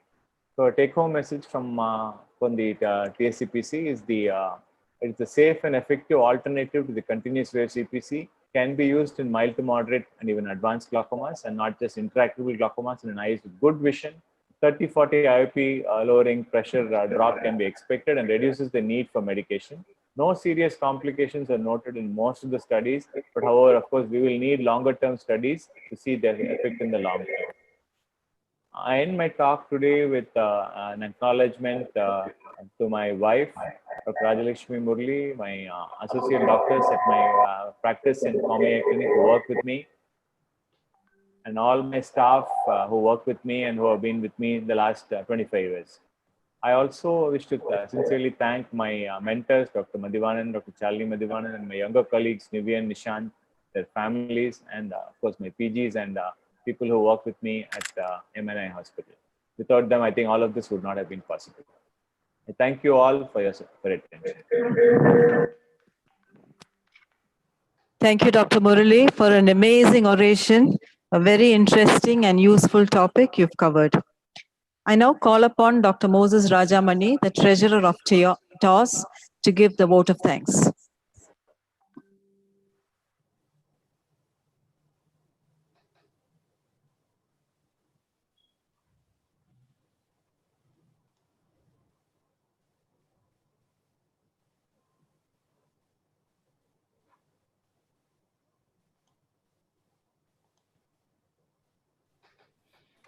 A very good afternoon to everyone. As we come to the close of this inauguration session, we haven't closed the conference yet, so please don't leave the conference. This is just a vote of thanks for the customary vote of thanks for the inaugural session. So as we come to a close of this session of the 6th TOSCON 2020 inauguration, it is my pleasure to propose the vote of thanks on behalf of Tambaram Ophthalmic Society. I would like to extend my sincere thanks to the chief guest of today, Dr. V. Thangavelu sir, President, TNOA, for kindly accepting to grace us on this occasion with his presence. Your address with emphasis on various key points and the history was very important, and it was enriching us. Warm thanks to our guests for today, Professor Dr. Namrata Sharma ma'am, Honorary General Secretary AOS, and Dr. V. Madhavan sir, Secretary TNOA. We thank you for sharing your thoughts with us, and we would like to have you and have a long association with you. We extend our heartiest gratitude to Professor Dr. K. Vasantha Madam, retired Director and Superintendent of IOCT Chennai, for accepting the TOS Lifetime Achievement Award. I indeed am proud to have been mentored by such a great teacher, a corneal surgeon, an able administrator and a great motivator, and above all, a great person. I'm indeed honored, ma'am. Thank you so much for accepting this award from Tambaram Ophthalmic Society. I would like to extend my thanks to Dr. Murali Ariga, sir, Director, Swami Eye Clinic and Chennai Glaucoma Foundation, for delivering the 4th Professor V. Velayutham Glaucoma Oration on lasers in glaucoma, my journey. Your achievements in this field are a great inspiration to young ophthalmologists like us, sir. Thank you so much for delivering the oration. My sincere thanks to Namrata ma'am for a keynote address on IOCT guided anterior segment surgeries. And our sincere thanks to Dr. Rishi Swarup, the Director, Swarup Eye Center, for your talk on preoperative assessment in refractive surgeries. It was very useful. Thanks to Dr. Soosan Jacob ma'am, the Director and Chief, Dr. Agarwal's Refractive and Cornea Foundation, for your talk on management of keratoconus and in particular caves. Proud to have been worked under your able guidance, ma'am, during my formative years. Thanks again. Our sincere thanks to the moderators of Cornea and Refractive Surgery session, Dr. Sharma Devi, Assistant Professor, RAOGOH, and Dr. Uma Devi, Consultant at Dr. Agarwal's Eye Hospital. I would also like to extend my thanks to the future talks also. Dr. Lalit Verma, Vice President AOS, who is about to deliver his keynote address in VitreoRetinal interface disorders. Dr. Balaji Ramanathan for his talk on approach to diabetic macular edema. Dr. V.R. Saravanan, VR consultant at Aravind Eye Hospital, Coimbatore, for his talk on diagnosis and management of Wet AMD. And our gratitude to Dr. A. Palniraj and Dr. M. Nivian for going to moderate the session. Our sincere thanks to the judges for the Ignite session, which is the 3rd session for today. Professor Dr. Samuel Cornelius Nyanadurai, Professor Dr. Stephen Sudhakar, Dr. Rachula Daniel, Dr. Sunita Nirmal, and Dr. Sheila Ramani, and the moderator for Ignite session, Dr. T. Vimala. A sincere thanks to all the presenters of Ignite talks and the special talks in Ignite session as well. It has been a fruitful labor of all the members of the organizing committee, led by the organizing chairman, Dr. Nirmal Frederick, the organizing secretary, Dr. L. Shubha, scientific committee including Dr. Anu Rajudian, the convener, Dr. A. Palniraj, and Dr. Uma Devi, and not to mention under the able guidance of the president, Dr. V. Kannanaji sir. Thanks to Lupin Pharmaceuticals who have supported this conference. Lastly, I thank every participant of this conference without whom this event would not have been a great success. Thank you once again. Have a good day and please remain in the conference. We have 2 more sessions to go. Thanks again. Thank you, Dr. Moses. That brings us to the end of the inauguration. And I now request Dr. Rachula Daniel to take us into the next session. Thank you. Dr. Anu. And here we are for the next session, session 2, the session on retina. And in this session, we have a keynote address, 2 presentations, and a panel discussion. It is our honor and privilege to introduce Dr. Lalit Verma, Vice President AIOS. A prolific VR surgeon and expert faculty, Sir has done his MBBS and MD in AIMS, faculty in AIMS till 2003, and the last position he held was Additional Professor, Director, VitreoRetinal Center for Sight since 2003, has held various positions in AIOS, including Chairman, Scientific Committee, has numerous publications in index journals, numerous talks in national and international conferences. Dr. Lalit Verma to deliver the keynote address in TOSCON 2020 on VitreoRetinal interface disorders. Sir, over to you.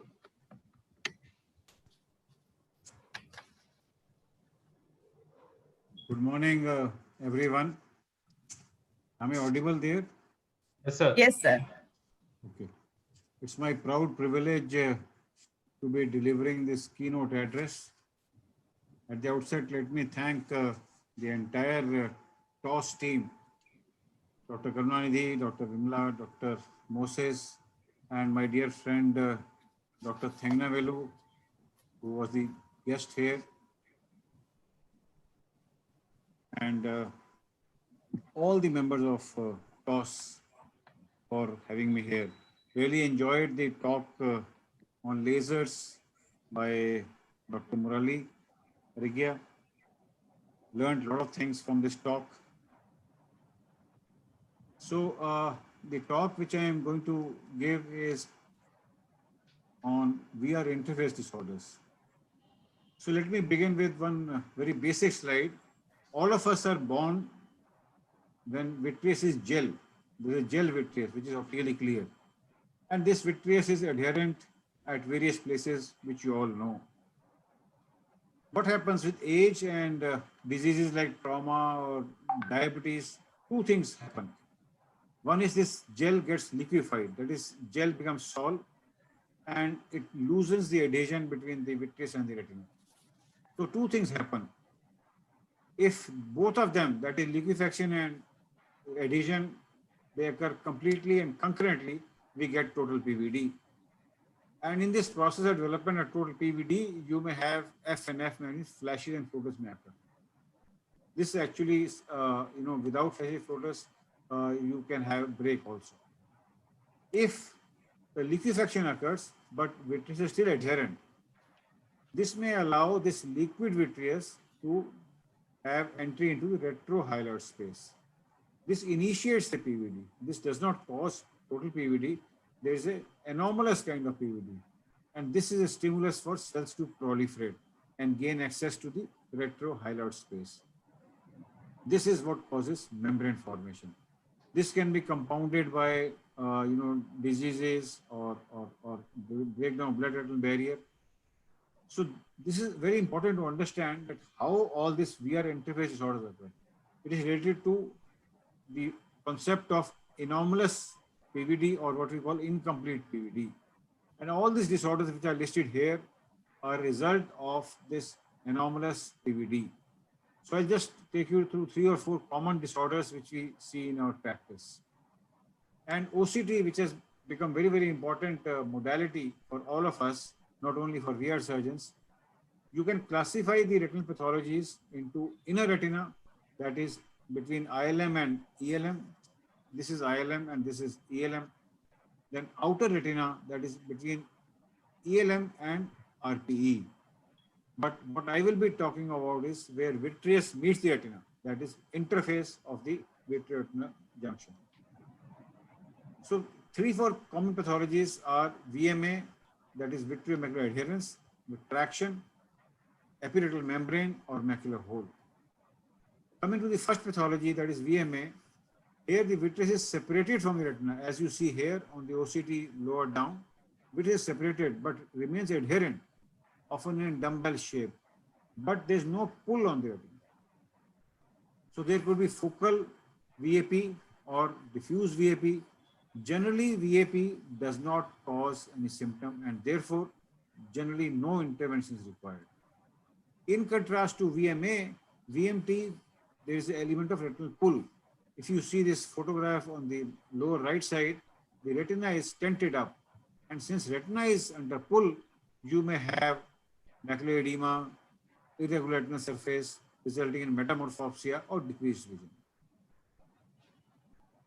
VMT may come, patient may come with various symptoms like photopsia, micropsia. Generally, these symptoms are very, very mild and they develop very slowly. What is also important to realize is there's always a discrepancy between what symptoms and the findings. You see this OCT, this patient had come with mild metamorphopsia. You see the OCT, how there is a traction here and how there is a formation of a lamellar kind of defect in the retina. But the vision is 6/6. Sometimes patient of VMT may have acute vision loss. As you see on the photo of the right side, there is a sensory detachment here. So such patients may come with acute vision loss. So VMT may be very mild or sometimes may present with acute vision loss also.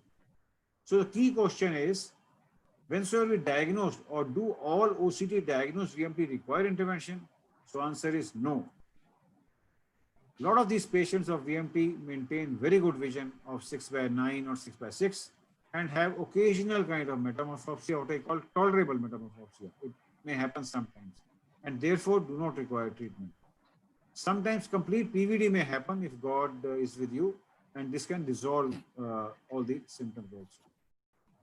So this was the right eye of one of the patients whom I had operated macular hole surgery and fortunate to have good vision. Left eye, the lower photograph, you see OCT, 6/6 vision. There is a VMT, but patient is asymptomatic, has been under observation now for more than 10 years. So obviously, if the vision is 6/6, occasional metamorphopsia, do not try to settle this, do not intervene at all. So this is another example of a patient, right eye, full thickness macular hole, 6/24, left eye, VMT, vision 6/6. Although OCT picture is very scary. So again, no treatment. This patient was lucky. You had this, traction here. Spontaneously, you had a PVD occurrence and there was a return of the foveal contour in both the eyes. If you see both the eyes, foveal contour is back to normal and resolution of all the symptoms. So how do we manage VMT and when do we manage VMT? Only if it is symptomatic, only if patient is troubled by metamorphopsia. So disturbing metamorphopsia for me is an indication for intervening in this patient, or if there's a patient has decreased vision because of CME or ERM. So in any case, you see the message here is we do not treat OCT. We have to treat the patient as a whole. So basic aim in treatment is remove this green color traction here. This what is the posterior hyaloid face. And once you remove this, the contour tends to come back. And traditionally, all of us have been doing vitreous surgery, microincision vitreous surgery. A couple of years back, there was a loud noise in the ophthalmic world by the introduction of this injection Jetria, or what we call oculoplasmin, by thrombogenetics.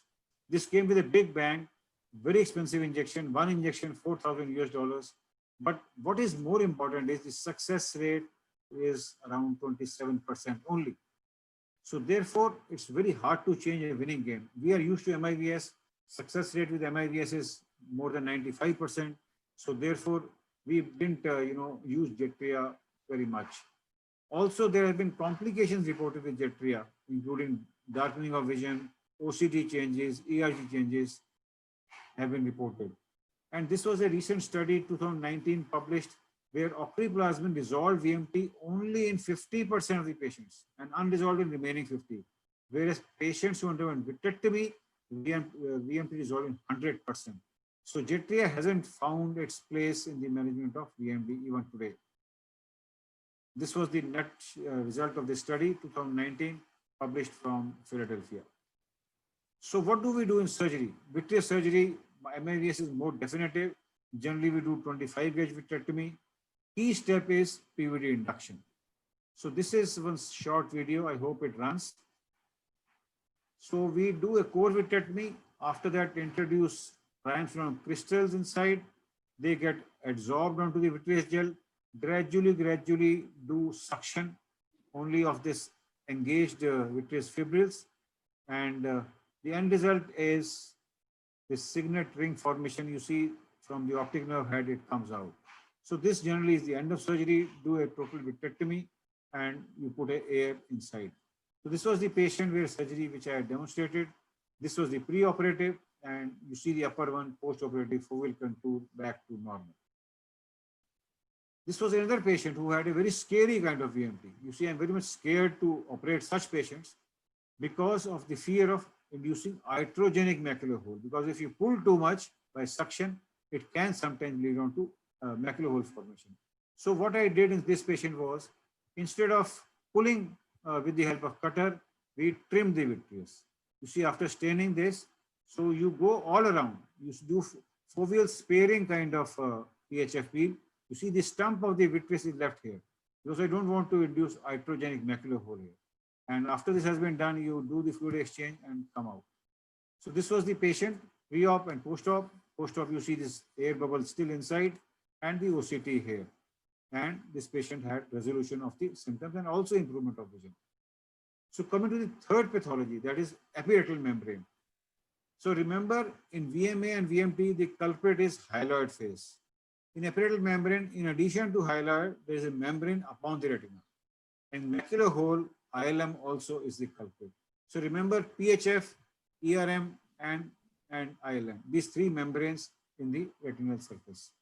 You can easily distinguish between the highly reflective epiretinal membrane, which is red in color in pseudocolor, from a greenish hue of the hyaloid. So this was a patient again demonstrating that we should not rush for surgery, even though it may be an easy surgery.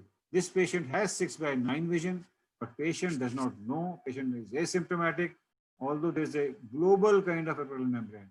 So I did not touch this patient and kept under follow-up only. So what do we do in ERM surgery? So after peeling the hyaloid, we try to identify the edge of the membrane. This edge sometimes becomes very visible if you stain it with trypan glue. So this is a huge membrane what you see being operated. So with the help of an MVR blade, identify the edge of the membrane. So that is the most critical step. Once you identify the edge, you peel it off from the surface of retina, always keeping an eye on the surface of retina. And some noise is coming at me.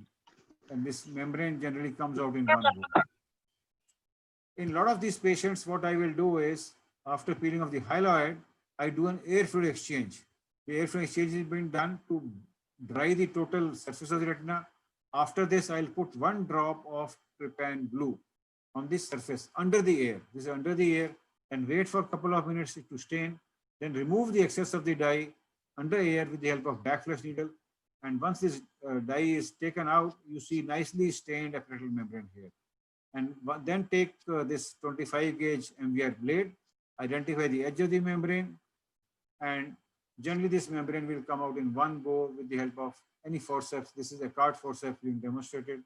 This membrane will come out, and then you do an air fluid exchange of this patient. So this was the pre-op and post-op of the patient. This patient also underwent concurrent cataract surgery along with in the same setting. As I had told in PHF removal, sometimes here also, if ERM is very badly stuck, we could do what is known as ERM trimming or take cutter.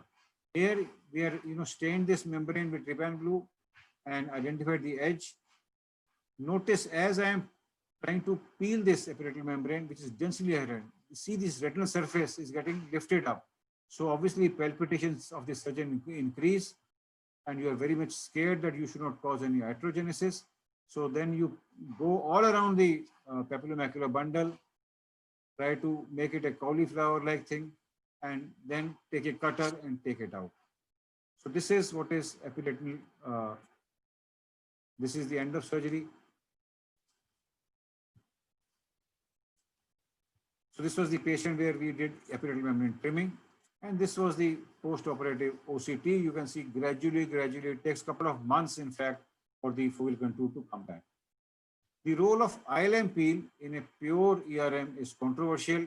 I do try to peel the ILM, but I don't, insist or persist in these patients. If it comes, very good. If it does not come, I leave it there.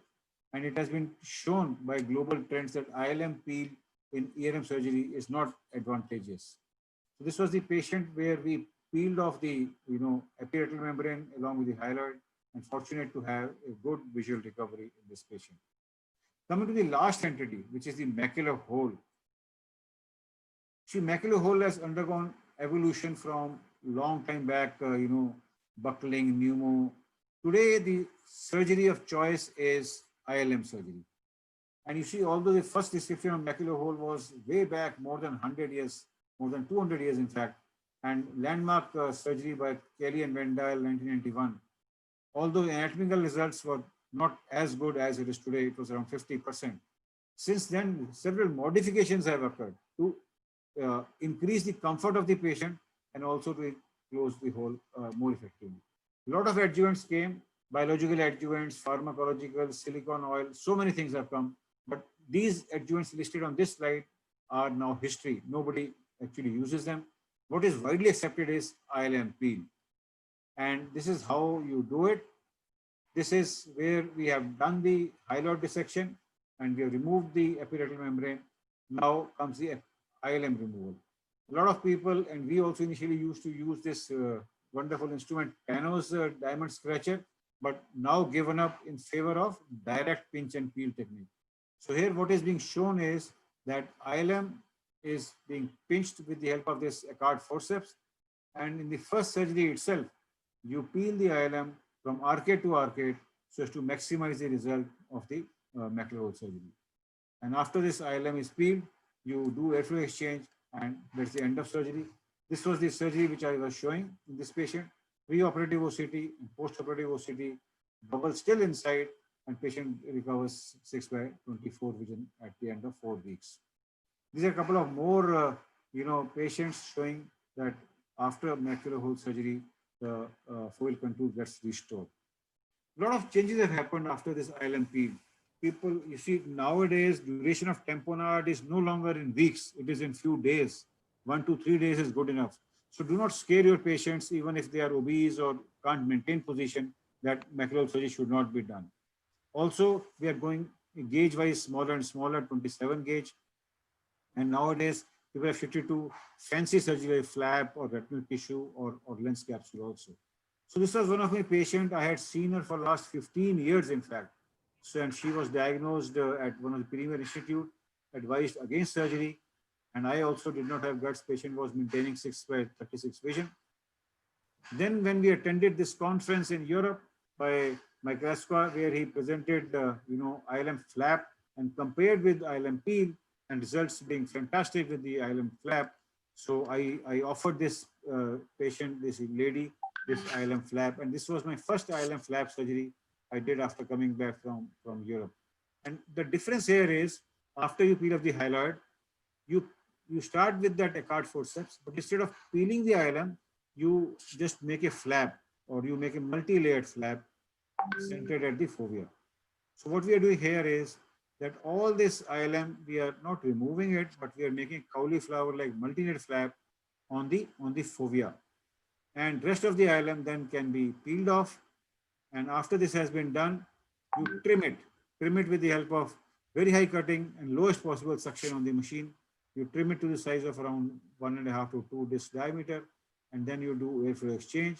Leave this ILM flap there, and that is the end of surgery. And you see the same patient OCT, large 1500 micron macular hole. You can see the remnants of ILM flap still being there, but often we get type 1 closure in this patient. This lady had only 1 line improvement, but I was happy to close this hole. Another patient you see closed with the help of ILM flap. You can see the ILM remnants in the postoperative OCT. Another patient, specifically if the whole shape is vertical, straight, absolutely straight, flap surgery succeeds quite a bit.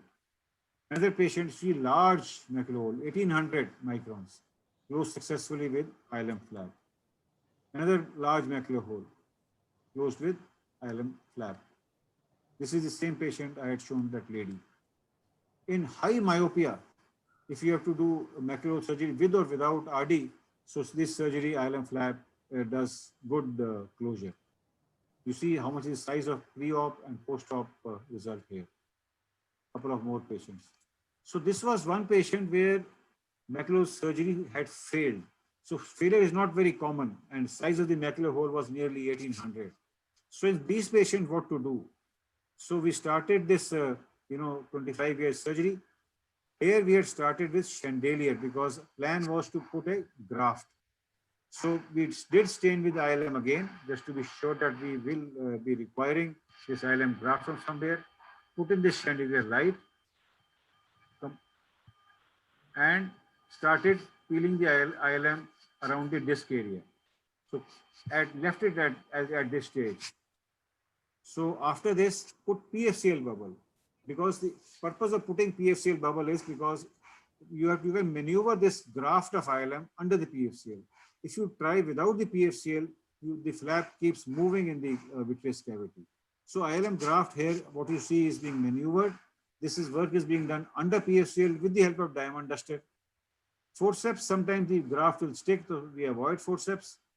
So this is as atraumatic as possible. Bring it on the surface of the macular hole Gradually drag it, not traumatizing the retina, and you position it here. Then how to ensure that this will remain there? So here what we'll do is normally we put 1 drop of visco, and once this is being taken out, we are doing air flow exchange now.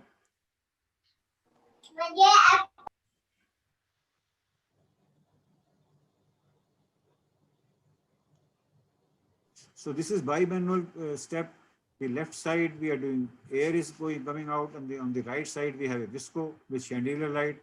Couple of drops of visco are injected just to be sure that graft stays inside, and then we do the air flow exchange. So this was the post-op result. So the world is now divided between peelers and non-peelers in macular surgery. And this was the game changer for me, at least, this ASRS conference, where it was hypothesized that if you have a hole more than 300, prefer flap. But honestly speaking, in our country, specifically with us, we don't get holes of 200, 300, 400. We get holes which are thousands of microns bigger in size. And in such holes like large macular hole, long-standing chronic macular hole, or a persistent hole, or a reopened hole, or a myopic macular hole, I always prefer to do a flap surgery. So thus to conclude, OCT and this newer theories of anomalous PVD, which I had shown in the beginning, has helped us in better understanding of all the VR interface disorders. And Jetria, which came with a bang, has, I think, gone into an oblivion now. And today, as I speak here, all the macular holes are at least anatomically closable.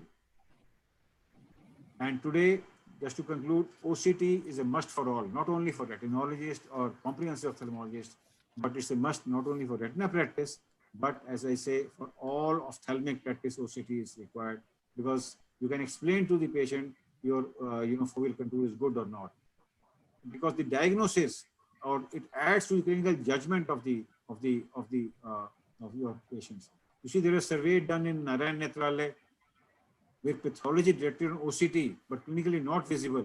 They were around 30% of the patients. And treatment plan got altered for the cataract surgeon in 30% of the patients. Also study by Vasavada done, 3,000 plus eye surgery which are undergoing cataract surgery, and a routine OT done. Although it was labeled as normal examination by retina surgeon, OCT pathologists are still picked up. So humble request is OCT before all cataract surgery today is not optional. It's not only for refractive surprises, but also for visual surprises. Thank you very much for your kind attention. Thank you very much, sir, for that clear and concise keynote address in which you have highlighted with excellent videos the various treatment modalities in vitreoretinal interface disorders. And I request the participants who would like to ask questions to please key it in your chat box, which will be taken at the end of the session. Thank you once again, sir. Thank you. Next, we move on to the next presentation by Dr. Balaji Ramanathan. Dr. Balaji Ramanathan has done his undergraduation from Raja Mutaya Medical College and his postgraduate studies from Joseph Eye Hospital, IOCT, and LB Prasad Eye Institute. A very popular and sought-after retinal surgeon in the areas of Krompet, Tambaram, and Annanagar and various parts of Chennai. I request Dr. Balaji Ramanathan to present his talk on approach to diabetic macular edema. Over to you, Dr. Balaji. Am I audible? Hello? Yes, Balaji. Yeah, slides, Moses slides.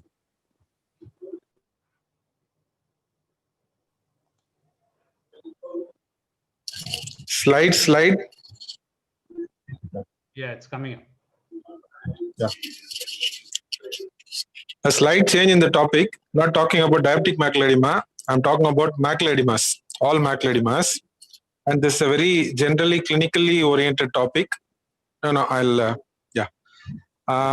Because what has actually happened is when we immediately see I would like the first slide itself.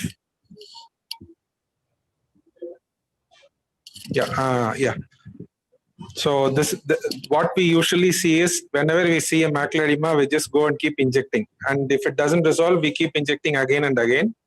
And probably at one point of time, either the patient gives up or the surgeon gives up. So I think we should have a comprehensive clinical plan and evaluation plan to approach macular edema. And diabetes is not the only disorder which does macular edema. There are a lot of other disorders also. Next slide, please. Next slide. Yeah, I'm sorry because I couldn't change the slides. Moses is kindly doing it for me. So there'll be a little bit of confusion. So probably a very, very simple classification which we can come across for causes of macular disorders or macular edema will be the cause above the retina, which will probably be associated with the vitreous, which Dr. Lalit gave a very comprehensive talk. That is VRM and a vitreomacular attraction by the vitreous. And very simply, we can also say that the causes inside the retina, which are vascular, and diabetic retinopathy, which is also a sort of vascular disorder. And something under the retina, which will be CNVM, and the choroidal causes, which I can even lump central serous chorioretinopathy also. The next slide, please. Yeah, what will be when we are sitting in the clinic and the patient walks in? What is the idea or what are we going to get from the first history of the patient? Most of us usually don't talk much with the patient, especially and Corona has made it worse because we can't see half the face of the patient and he can't see us and we mumble and the patient also mumble. But it's very important to take the history of the patient, for which the first one is age. Usually when a patient comes in with blurring of vision and a little bit of macular edema and it's a young patient, we usually think the first thing is central serous chorioretinopathy, not CNVM. I'm not saying that it doesn't occur, it does occur. And especially when a 60-year-old walks in with a macular edema, the first thought will be, if he's not a diabetic, you want to think of CNVM. And that is how your thought process goes in, and that is how your investigations will all be geared against. So age is a very important part of defining the disease with which the patient comes in, macular edema. Usually the patients with vitreomacular attraction or smaller macular disorders are just like mild CMEs. Usually they will come with distortion, and when they are reading the chart, you can also see that they are skipping the letters. That is actually quite common, and they will usually say in the middle of the line, I am not able to see that. So that gives you a clue that a part of the macula is involved, most of the whole of the macula is not involved. And otherwise, even if he's going to have an early vitreomacular attraction, usually they will not be able to achieve 6/6 in spite of good clear media and refraction, or they will say that this eye is definitely not like the other eye. Slightly more, if they're going to have more of a macular edema or more of vision distortion, usually black spots which are obscuring vision, and varying loss of vision according to severity and ischemia. If the patient is having macular edema and is having very, very poor vision, you can probably say that there is ischemia is more, which occurs in vascular disorders. Next slide, please. So clinical examination, actually the OCT is an extremely important tool, but the main thing is a 90D lens definitely costs less than OCT. Immediately when we see this, we rush to an OCT. Please don't do that. It's very important to formulate a plan for the OCT, where to take the OCT and how to instruct, or if you're not doing it, how to instruct a technician to take the OCT. So do a nice 90D and an indirect examination after the slit lamp examination. CME can even be, a cystoid edema can be diagnosed by a careful indirect examination. It's very important to see where the edema is originating, how much of the macula is involved, and definitely very, very important to check the periphery. Inferior retinal detachment, which may present with just slight blurring of vision, can cause a cystoid edema. It is very important to be very sure about where the vascular disorder is there, whether there is large areas of non-perfusion or hemorrhages surrounding the macula, which are present in the periphery, which can affect your treatment disorders. Cause may lie well beyond the area of the macula. You might just see the CME of the macula, but the vein occlusion would be somewhere in the periphery. You might have hemicentral vein occlusions or thing which is very, very visible only in the periphery.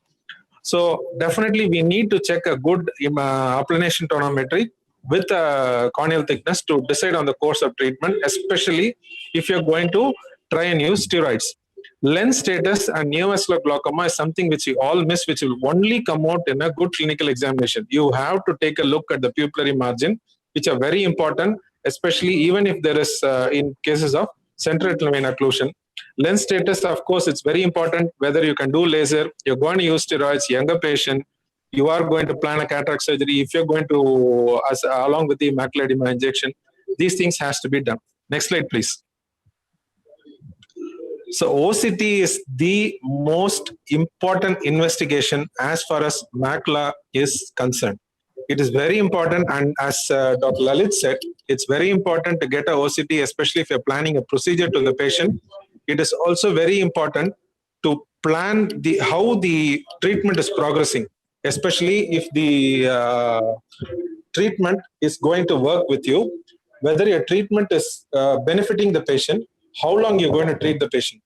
OCT can be, in macular disorders, generally can be focal traction. In cases of vitreomacular traction, it can present with diffuse retinal thickening in cases of epiretinal membranes, cystoid edema, spongy retinal edema, subretinal fluid, PED, and blood. One second, please.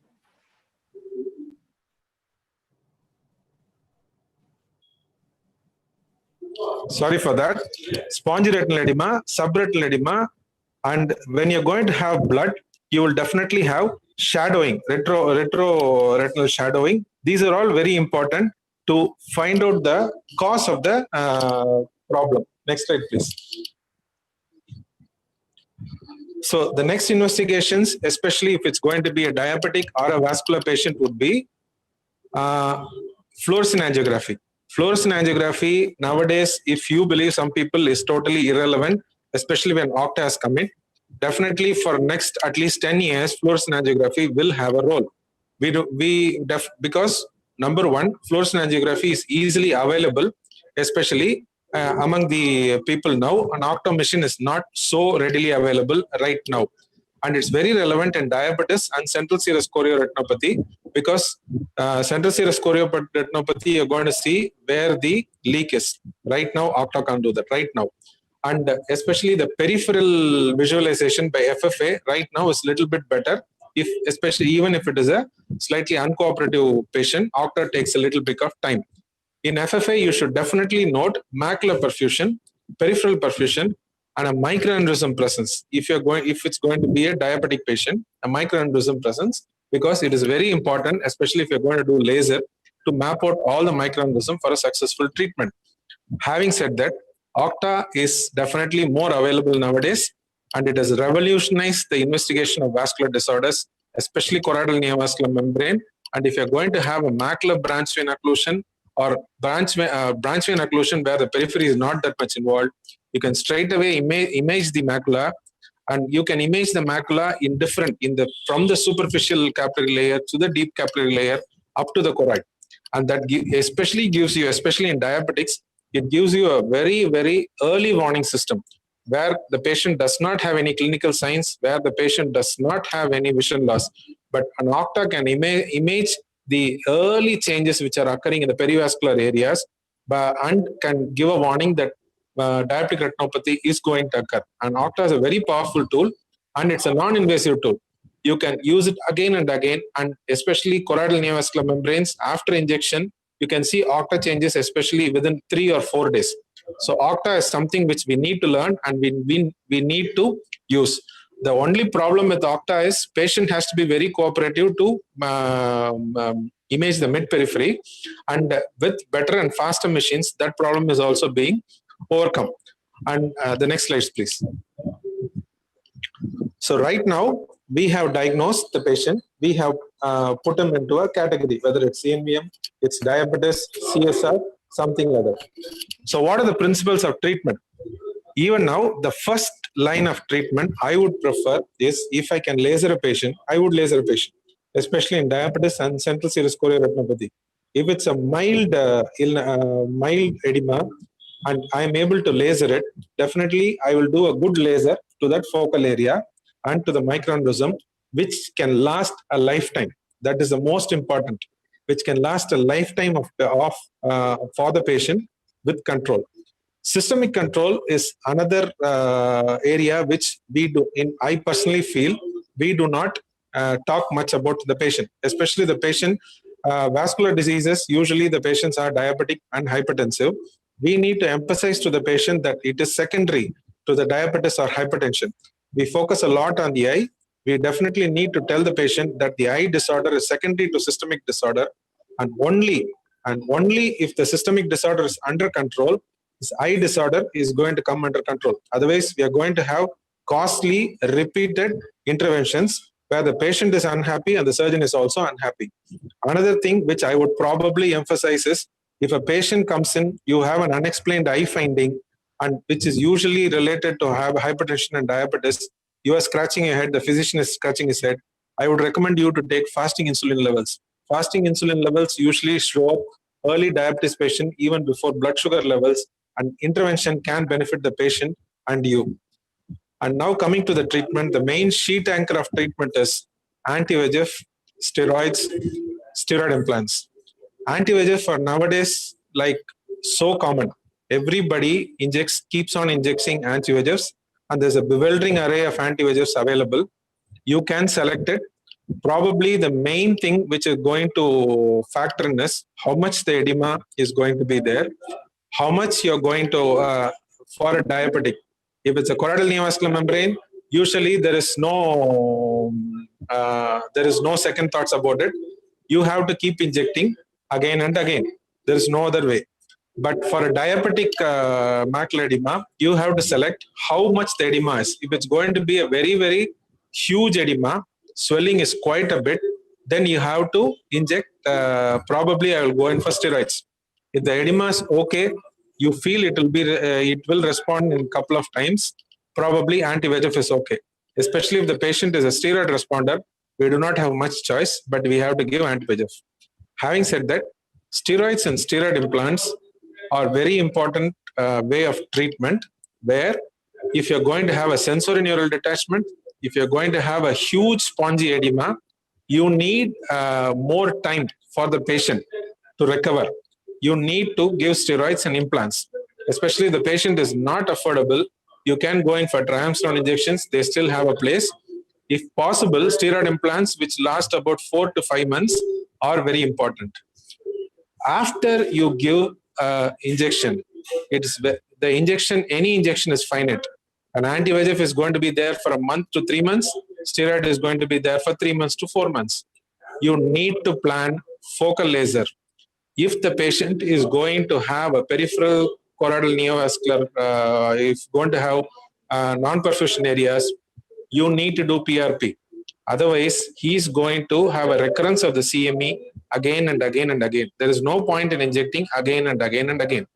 And if you're going to have a branched retinal vein occlusion, if you have imaged an area where the periphery is non-perfused, you need to give laser to it. You need to combine it. Does not mean that you can keep injecting again and again. If it is going to come back, you need to take a look at the FFA, look at the OCT, what is going on, and treat it with laser. Repeat injections, don't blindly give it. If the patient is recurring, yes, if he's having a micron thickness of nearly 700 microns, your first injection you achieved 400, fine, you can give another one because that is how the disease is going to be. But the first injection was 300 to 400, is not improving, is going to come back again with 400, something else is wrong. So just don't blindly inject. Keep, again examine the patient, again do an angiogram, see what is going on, reassess what you are missing. Probably the systemic therapy is bad, probably he's having renal impairment, probably he's having anemia. So reassess again and then go and inject again. Then if it is repeatedly failing and you have definitely taken into account everything, a vitrectomy with a membrane peeling and an ILM peeling will work in some cases, especially in diabetic macular edema, where it has not yet gone and destroyed the photoreceptors. And this is the treatment of choice for vitreomacular traction, as Sir told before. And for diabetic macular edema, also it can work. Next slide, please. So, to summarize all this, the eye is not a pincushion. Just don't keep on pricking it again and again and again, because I come across patients who have had injection 16 times. If it is necessary, the patient is maintaining a vision of 6.6, that's the only avenue, probably it makes it worth a while. But if the vision is not good and you're not going to achieve anything, don't keep on pricking it again and again. Take a call, when to stop. Don't treat the OCT, treat the patient. If the patient is maintaining a vision of about 6.18, 6.12, he definitely has a CNVM, but it is quiescent, stop. Probably you can inject it as and when the vision reduces, but there is always going to be a bit of CME there. There is always going to be a bit of, if it's going to be a very bad edema, there's always going to be a bit of hard X-rays there. Don't treat the CME, don't treat the OCT, treat the patient. Vision is stable, everything else is stable. You can keep a watch on the patient. Good, go ahead. Don't keep on injecting again and again. Find a cause for the problem. We fail to do that. We do not talk to the patient. We do not talk to the physician. A lot of patients which we see are on dialysis. A lot of patients we see on erythropoietin. Their hemoglobin is very, very less. A simple correction will definitely go a long way in resolving your problem. But as we have fallen in love with anti-VEGF, we just keep on injecting it again and again and again. Use the laser. A laser is a very, very important tool. There are publications which say that the retina surgeons being trained right now do not know how to do a focal macular laser. It is very important to learn the laser, especially in a country like India. All over the world, it is very important to take out the leaking microaneurysm, combine it judiciously with your anti-VEGF, and be a diagnostician. Don't be a technician. You see a CME, you see a CME in OCT, don't go 1, 2, 3, 4, 5. Talk to the patient, diagnose what is going on, and then apply the treatment. And I have no doubt that you will be able to help the patient and help yourself. Thank you. Thank you, Moses. Thanks a lot for changing my slides. Thank you, Dr. Balaji, for that very informative and exhaustive presentation on macular edema. And you have highlighted most of the investigations, OCT, FFA, and OCTA, and also the principles and how we are going to tackle this problem. And questions to Dr. Balaji can be keyed into the chat box. We'll be taking it up during the panel discussion. Next, we move on to our next presentation by Dr. V.R. Saravanan. He'll be talking to us on diagnosis and management of wet AMD.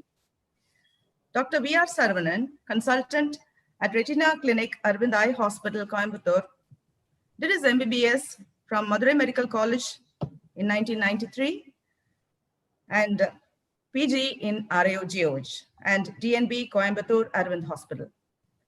He was the first VR fellow of Arvind Eye Hospital, Coimbatore. He did his FRCS Glasgow in 2004 and presented various papers, chaired and participated in various instruction courses in national and international conferences. Over to you, sir, Dr. V.R. Saravanan, to present on diagnosis and management of wet AMD. Thank you, madam. I'd like to thank all the members of the Tambaram Ophthalmic Society for having me here on today and this very excellent CME. So the very nice talk by Dr. Lalit sir also on, it was very about a lot of pictures and surgeries depicting the interface disorders. Very easy to understand for even for the layman. Very nice. I just share my screen now for.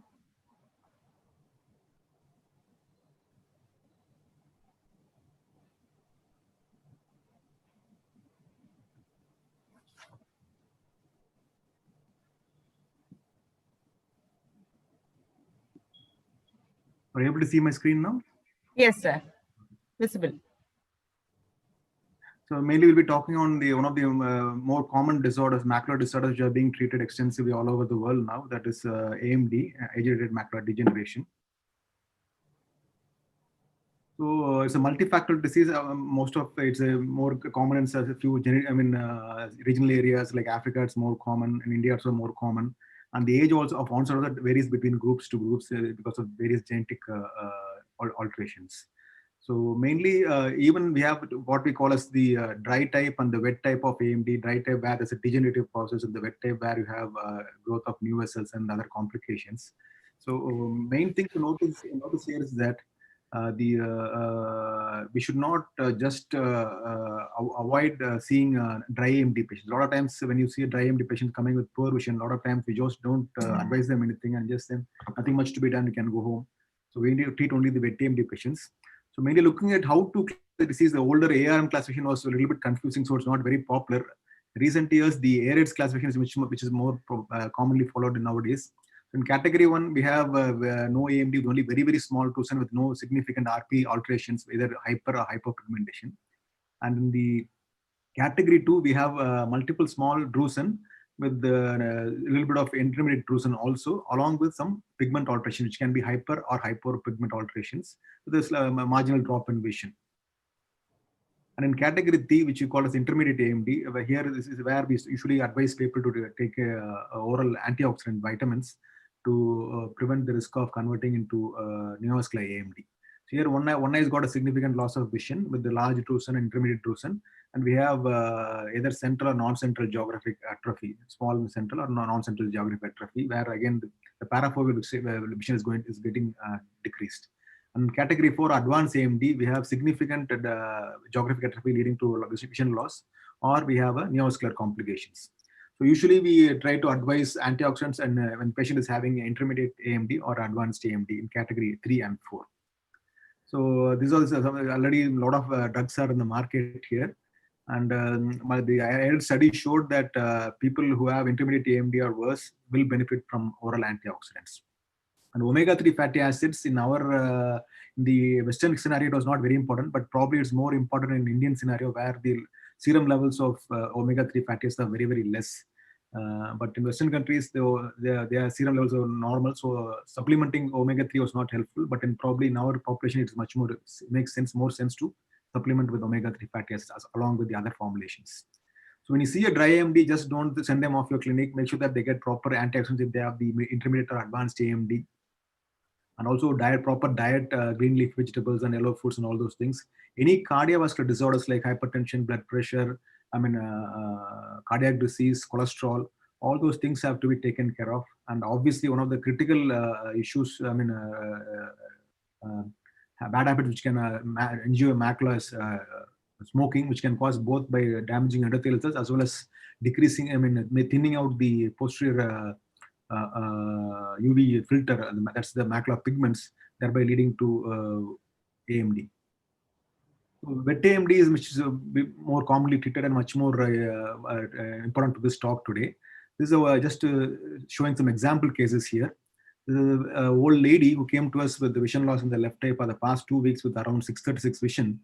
And you can see there's a large PED, as you can see in the OCT, with some amount of subretinal fluid as well. And the color photograph, you are just seeing a small grayish elevation in the posterior pole. And if you look at the FFA, you are seeing a small area which is starting to leak early. And the later stage, you can see that there's a diffuse leak all over the posterior pole. So this is the typical, the late onset leakage with no leakage in the early phases is what we diagnose as occult cenium. That's one of the various types of cenium which you see. So here the RP is elevated and the neovascular complex is below the RP. So that's not visible. That's why the melanin pigments of the RP prevent the early fluorescence from being picked up in the FFA. So this is the occult cenium where the neovascular complex is located below the level of the retinal pigment epithelium. In this case, again, a lady who has come with a very recent vision loss with a relatively good vision. Here you can see a similarly grayish elevation at the just off center of the juxtafoveal in the area, the superior to the fovea. And you can see a small layer of blood also in that area. And the OCT shows a neovascular complex above the level of the RP. And in the FFA, you can see that the hyperfluorescence picks up early and keeps on increasing in the late phases. Because the RP is no longer obstructing the neovascular complex, the lesion is picked up in the OCT, the FFA much more earlier. This is the level of the RP and this is the neovascular complex. And in a classic type of CNVM, you have a neovascular complex which is located above, and so that's why it's picked up in the FFA much more easily and early. They're showing the examples of early CNVM, which you can see this is typical sort of a cartwheel or bicycle pattern of fluorescence in the early phase, which keeps on leaking in the later phases. Again, one more case of a small, very small classic CNVM right at the fovea. The occult CNV, in the initial phases, you will not see anything, but in the late phases, you'll see diffuse mottled hyperfluorescence. So that's because the lesion is below the RP level. Sometimes you get combination of these both, classic and occult. Here you can see that superior semilunar hyperfluorescence is the classic component, and the bottom larger part is the occult component. And I'm just showing you an example of OCTA or OCT angiography, a non-invasive, as Dr. Balaji was describing in his talk. Here you have a component of both classic and occult. You can see in the left side, the classic component in the central, just at the foveal center, is picked up very nicely. And in the ICG, in the indocyanine green angiography picture, you can see the occult component. So classic component is picked up very well in the FFA, and occult component, because it's under the RP and the choroid, the ICG is much more easy to pick up choroidal vessels. You can see the occult component in the ICG. And this is again showing the late phase angiograms, looking at the classic component in the FFA and the occult component in the ICGA. This is the OCTA.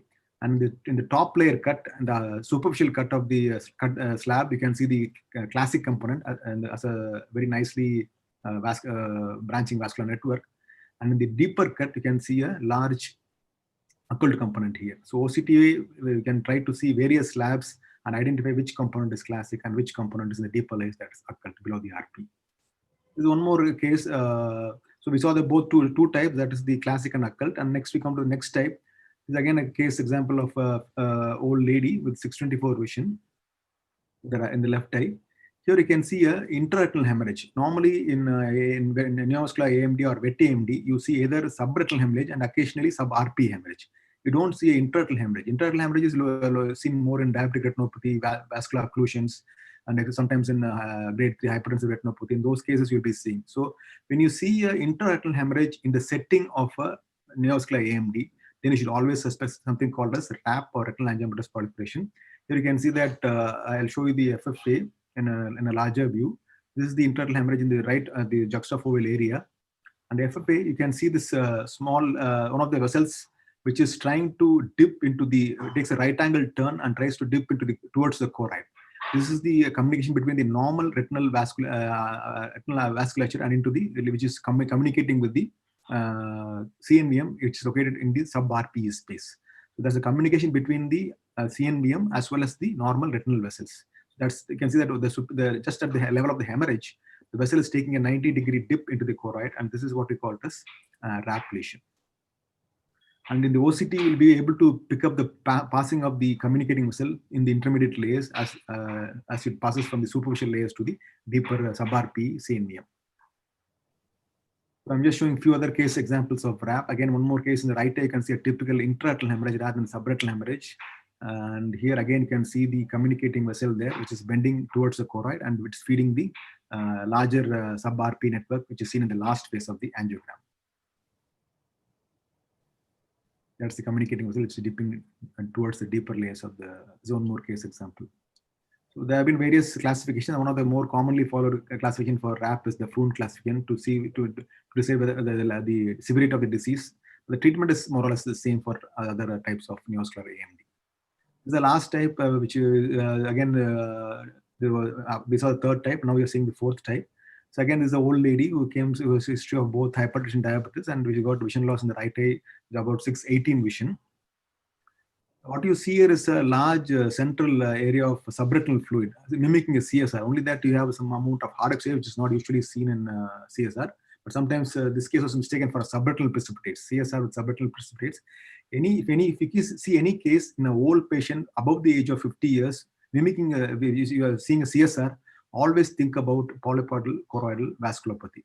So it's very unusual to get CSR in an old patient. So a lot of times the pachychoroid entity, which the pachychoroid neovasculopathy and polypoidal choroidal neovasculopathy mimic CSR in old people.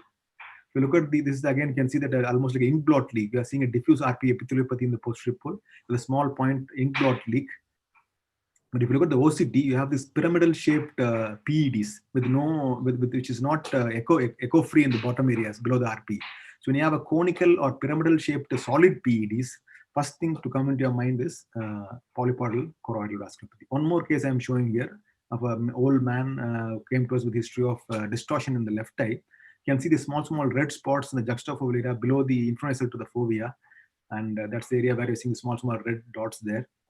And you look at the fluorescein, it gives you an occult sort of membrane. It doesn't pick up the polyps well, but for PCV, the diagnostic test is what you call the indocyanine green angiography. So you can see the cluster of grapes-like appearance in the infranasal quadrant, infranasal to the fovea.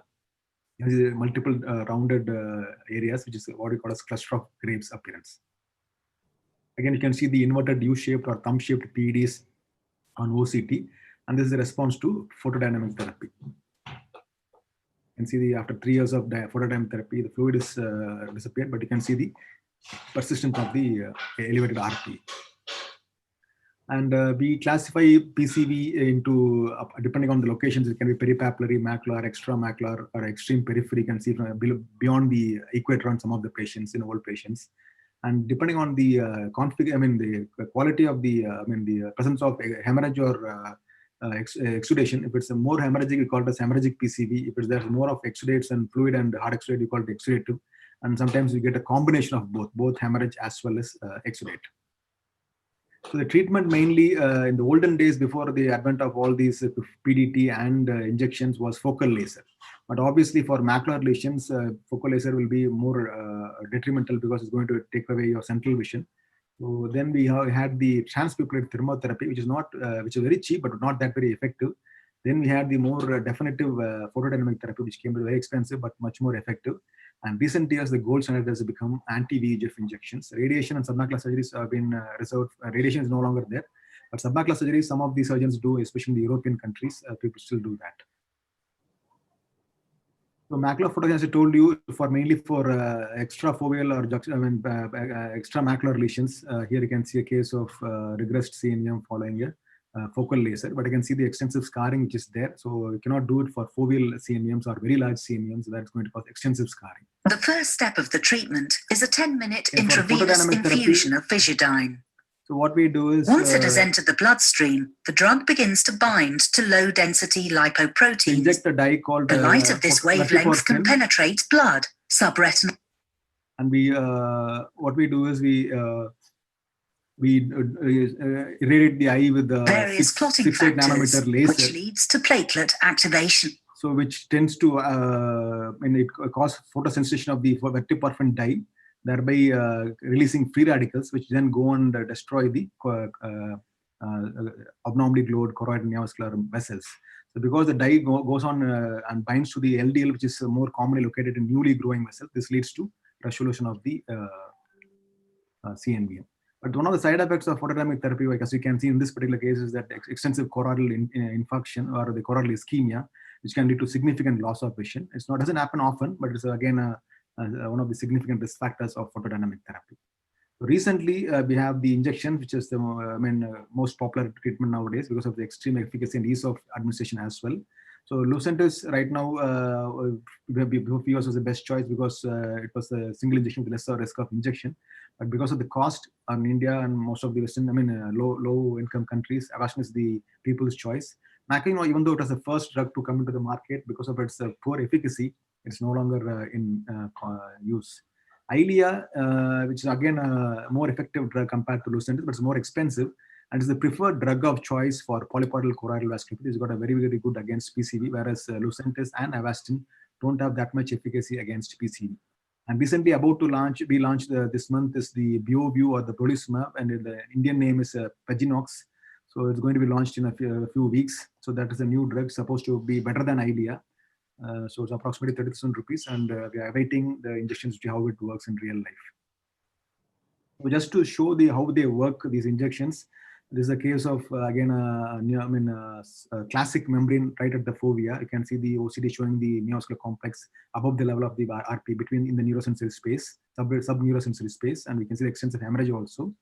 So after giving 3 injections of Avastin, you can see both the resolution of the leakage in the fluorescence as well as the normalization of the optical coherence tomography image.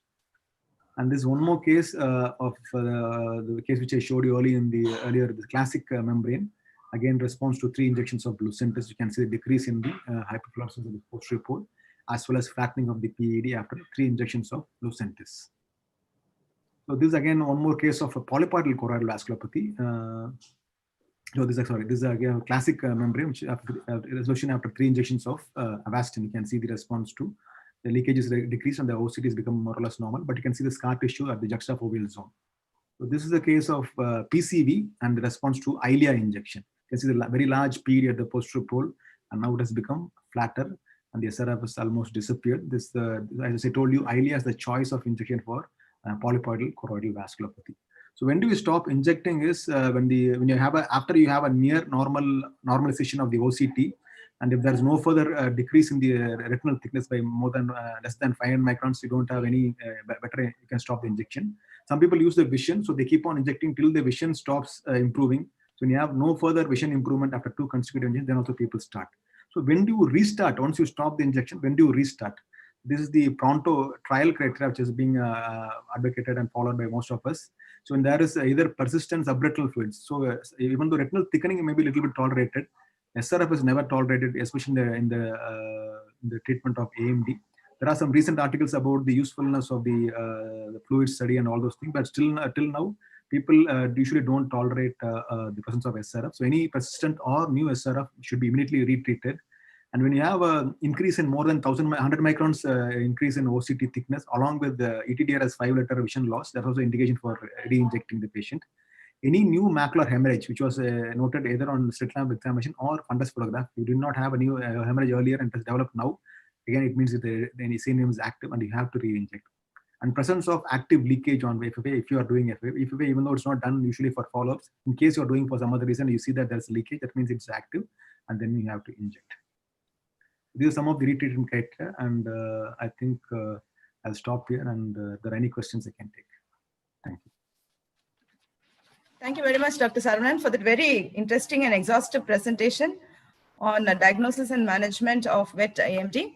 And if the participants have questions to the speaker, please key it in the chat box. We'll take it up in the panel discussion. And next we go over to the panel discussion where we will have the speakers, Dr. Lalit Verma, Dr. Balaji Ramanathan, and Dr. V.R. Saravanan.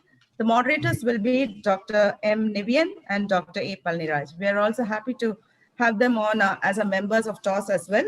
Nivian is a prolific anterior and posterior segment surgeon, specialist in MICS, and he's the youngest surgeon to have performed live surgeries at various state conferences and recipient of many awards in ophthalmology, Young Achiever Award in ophthalmology, Sushita Ratna, and his papers and videos are very sought after. Welcome Dr. Nivian to moderate the session, and also Dr. A. Palniraj, sir.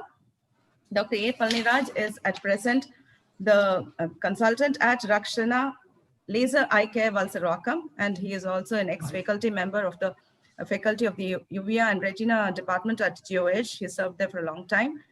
And his areas of interest are ROP, Retina, and lately DES. So over to Dr. Nivian and Dr. Palniraj to moderate this panel discussion. Thank you, ma'am. Palniraj, sir, you want to go first? Morning, sir. So all the topics were really good. We have I have some topics to just discuss. So it is a question to V.R. Saravanan, sir. Yes, sir. So how do you handle one-night patients with CNV? Any specific protocol you have? So one-night patients with CNV, any specific protocol you have? Other than the routine management. Routine only, sir, but the thing is, we are a little bit more aggressive in treating any residual edema or new edema, unlike the other is totally normal. We can tolerate a little bit of CME and a little bit of SRF in some of the cases, but in one-night patients, the tolerance for any thickening or edema or SRF is much more lesser because we want to maintain vision in these people. We don't want to lose whatever vision is there.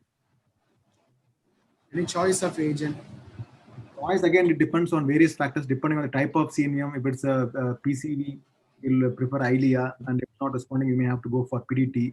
And other disorders, it depends, or other types of CMMs, you can either choose between Avastin and Lucentis depending on the patient's economic status. So we have to explain initially the start itself that it's going to be multiple injections, whether you can afford multiple injections of Lucentis. If not, we can stick to Avastin also. Now we have one more, our biosimilar from India, Rasumab, which also works quite good. So the patient can afford it's approximately half price of what Lucentis sells. So these three are the choices right now. Regarding diagnostic modalities, ICG is always offering better diagnostic value than FFA, but still ICG is not being considered as a primary tool. It is only because of the availability, but even in institutions, they are satisfied with FFA. Any specific reason for that, sir? ICG, as I told you, is mainly needed for the diagnose polypoidal choroidal vasculopathy, which constitutes approximately 15 to 30% of the wet AMD population. So it is not that very mandatory, because even if you diagnose PCV with the ICG, your treatment is going to be the same. You still start with anti-VEGF, and only if there's a non-response, you may want to refer the patient for ICG to confirm it's a PCV, and then you may want to decide on doing a photodynamic therapy.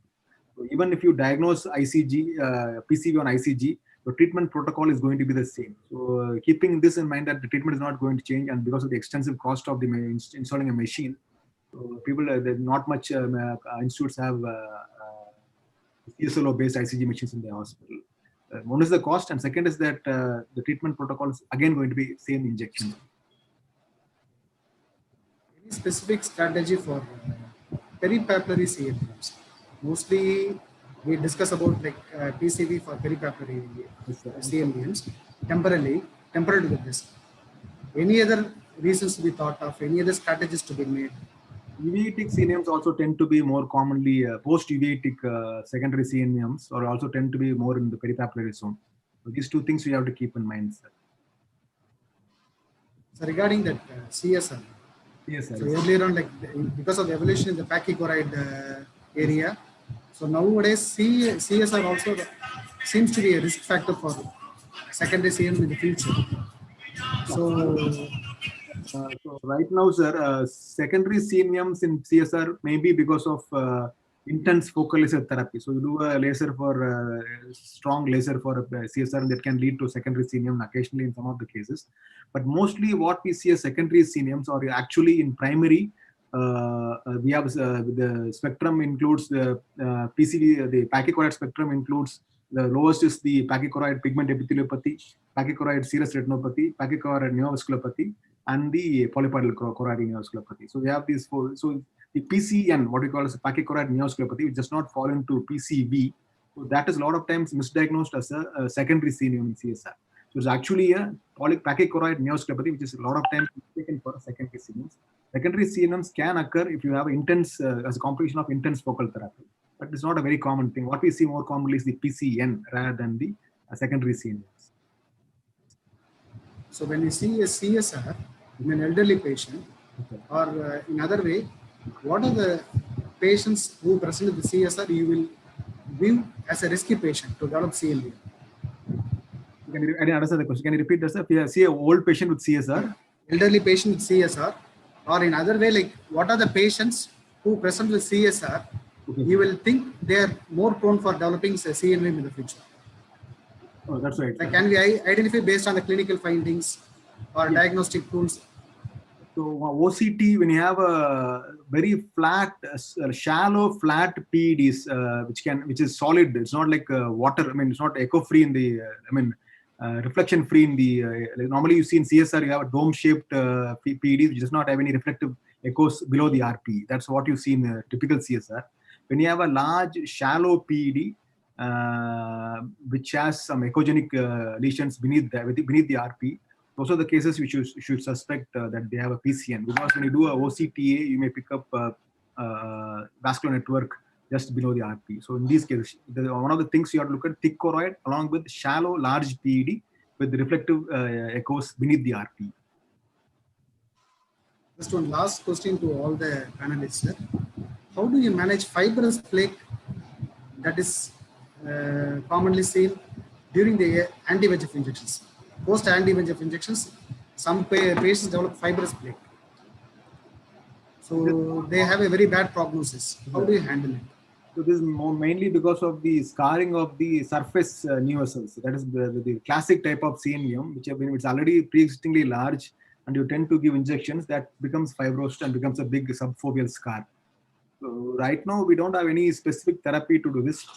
In case you want to, if you look at the fluorescence retina, if it's totally normal, so you can do a RP transplantation to these patients to prevent or enhance the vision. But again, the submacular surgeries are not that very popular or successful. So this is mainly because of the pre-existing large classic component which becomes fibrosed after. Sometimes when we inject anti-VEGF, so the patient is going for plaque formation. Even if the surrounding retina is edematous, we'll have to stop the injection, further injections. Is that a right strategy, or we should keep on? If it's a one-night patient, I would not stop, sir. The other is totally normal, then it's okay. Because when you have a subfoveal plaque, the patient's fixation moves to the parafoveal zones.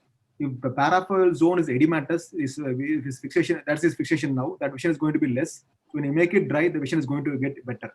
in a one-eyed patient, I will still treat if there's a central scar with parafoveal edema and blood onto it. So I will treat because that's the area now the patient is fixing. Over to Nivian, sir. Thank you, sir. First, I could acknowledge that all three of them have been my VitreoRetinal teachers, and I've learned a lot from them and I'm continuing to learn. So my first question will be to Lalit Verma, sir. Sir, actually 5 years back, I was inspired to take up this vitreoretinal disease surgery watching your presentation, your live surgery in Venu Eye Institute. So really brilliant. So the first question is like, what is the cutoff that you have for visual acuity? Is it the cutoff for doing any of these vitreoretinal interface diseases or the patient symptoms like metamorphosis? See, these cutoffs are important because all of us, eye is meant to be for vision only. You cannot do this macular surgeries. Basic aim is to improve vision and relief of the symptoms. You see, I had one IAS officer who came yesterday, small macular hole, vision 6/6. So obviously I'm not going to touch. So patient has to be complaining of something for us to interfere. Like Balaji also said, we are not treating OCT, we are treating a human eye. And I keep cautioning people that your intervention should improve the patient. Improve the patient means either symptoms or signs should improve. So that is the whole philosophy of my practice, that cutoff vision, if you want to definitely ask me, is 6/12. If it is 6/9, also if it is troublesome metamorphopsia, I'll still go inside. But as a acuity, if you have to take without metamorphopsia or this thing, if 6/9, even if he's a doctor, but he's troubled, he's a microscopist or microbiologist, he's troubled with metamorphopsia, so better to operate this patient. Whereas 6/12 in a house lady, she's not troubled by anything, maybe I will observe. Yes, sir, it's a very valid take-home message. The second thing is, in these asymptomatic patients, how close do we have to follow up? So you're seeing a finding on OCT, but they don't have symptoms. So how regularly should we follow up on OCT? So if I've seen her for the first time, I will always write on my OPD sheet, follow up 2 to 3 months / SOS. SOS means if you develop metamorphopsia, you give them an Amsler chart. And if Amsler chart is not there, I tell them to look at the long arm of the clock and see if there is any distortion. Report early. Otherwise, 2-3 months follow up, or maybe 3-4 times in a year is good enough. Okay. Sir, one this thing about Amslers, Lalit sir. Yes, sir. Actually, some patients whom I have given Amslers were not complaining of metamorphosia. They start complaining of metamorphosia after that. They come and tell me, now I'm seeing bent lines. You see, they become aware of this because God yes, that's it. They may not close one eye and see. So metamorphopsia has to be done uniocularly. So a lot of times, you see, if you close one eye, you are disturbed. Balaji, sir, that's a good thing for VR surgeons, right? Thank you, sir. One message, Balaji. Yeah. What a message has come from Dr. Sukumar. He has asked what to do for a partial branch retinal vein occlusion with query block behind the optic nerve. Actually, this is what I was telling, sir. Fluorescein angiography is very important. If it's first, we have to classify whether it's a branch vein occlusion or a hemicentral retinal vein occlusion, because central vein occlusion usually behaves a little bit different from a branch vein occlusion. A central vein occlusion is prone for recurrences of cystoid macular edema again and again and again. And that is very important to keep treating it, especially if the vision is quite okay. And to there actually, if it's perfuse, there's no need for aggressive laser. But if it is a branch retinal vein occlusion, we definitely need an angiogram to find out where the non-perfusion area is lying. If there is a large area of non-perfusion, only laser to that area will solve this issue. So it's very important to differentiate in between these two disorders. Thank you very much, dear speakers. And as we are running short of time, shall we close the session for now and go on to the next session? Yes, madam. Okay, I thank all the members of TOS and specifically Dr. Nirmal Frederick, my good friend, and very happy to see Dr. Thangavelu live here, and Nivian, and all the other colleagues, Dr. Karunanidhi and Dr. Moses, for having me here. Really enjoyed the discussion and also the talk by Dr. Murali and Dr. Balaji. Dr. Saravanan talk, I've heard so many times that he's always crisp and clear always. Thank you so much. Thank you. Thank you, sir. Thank you. Thank you. Bye-bye. Thank Thanks. you, one and all. Thanks. Thank you, sir. Thanks. Thank you very much. Long Next, we webinar. move on to the. Thanks, Nirmal. We'll meet in Envision. Yeah, bye. Bye-bye. Thanks to all the panelists and for that lively session. And next, we move on to the Ignite Talks, much awaited program. Over to the moderator, Dr. T. Vimla, Secretary, Tambaram Ophthalmic Society. Dr. Vimla. Thank you, ma'am. So we have now come to the last session and the most awaited session of the day, the Ignite Talks. TOS has always provided platform for the young and budding ophthalmologists to showcase their talents. Ignite Talks is one such initiative. For today's Ignite session, we have a panel of 5 juries, and it's my privilege to introduce Professor Dr. Samuel Nyanudurai, sir, Professor and Head of Department of Ophthalmology, SRM Medical College. He has done his UG from Madras Medical College and PG from RIOGOH, DNB in 2001 to 2004, and FICO Cambridge, England. He has several papers and posters presented in international, national, and regional conferences. Has several publications in international and index journals. He's been a part of many research projects, CMEs, and seminars. We are happy to have you, sir, and welcome. Professor Dr. Stephen Sudhakar, the Professor and Head of Department of Chettinad Academy of Research and Education. He has done his UG from PSG Institute of Medical Science and Research, PG from RIOGOH, the Ratan Fellowship from Basic and Advanced Cataract Surgery from Shankar Nethralaya, and has undergone LASIK training in Center of Sight, Baroda.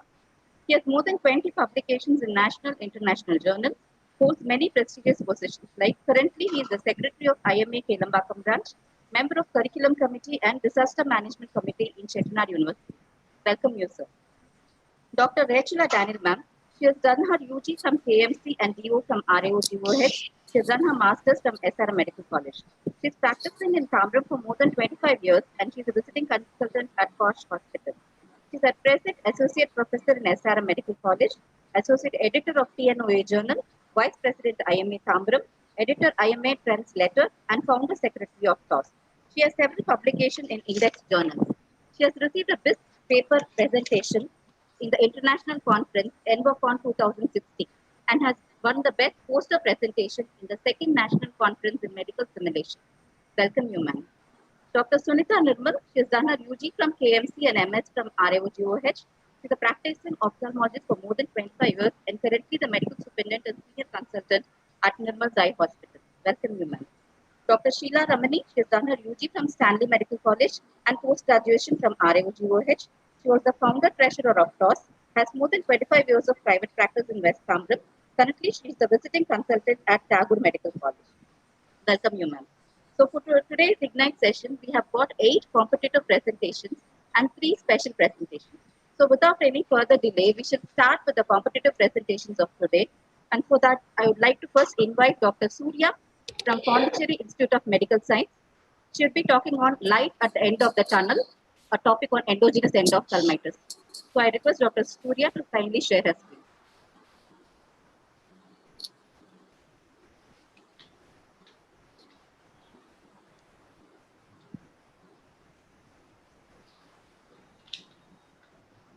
Good morning, everyone.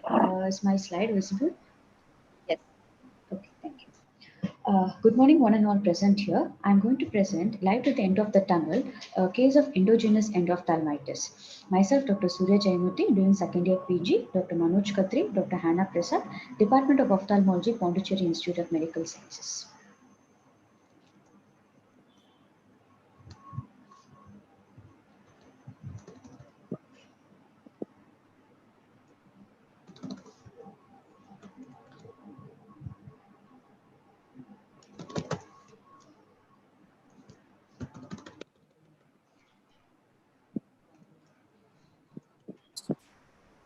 Unable to change my slide. Just a minute. I'm sorry.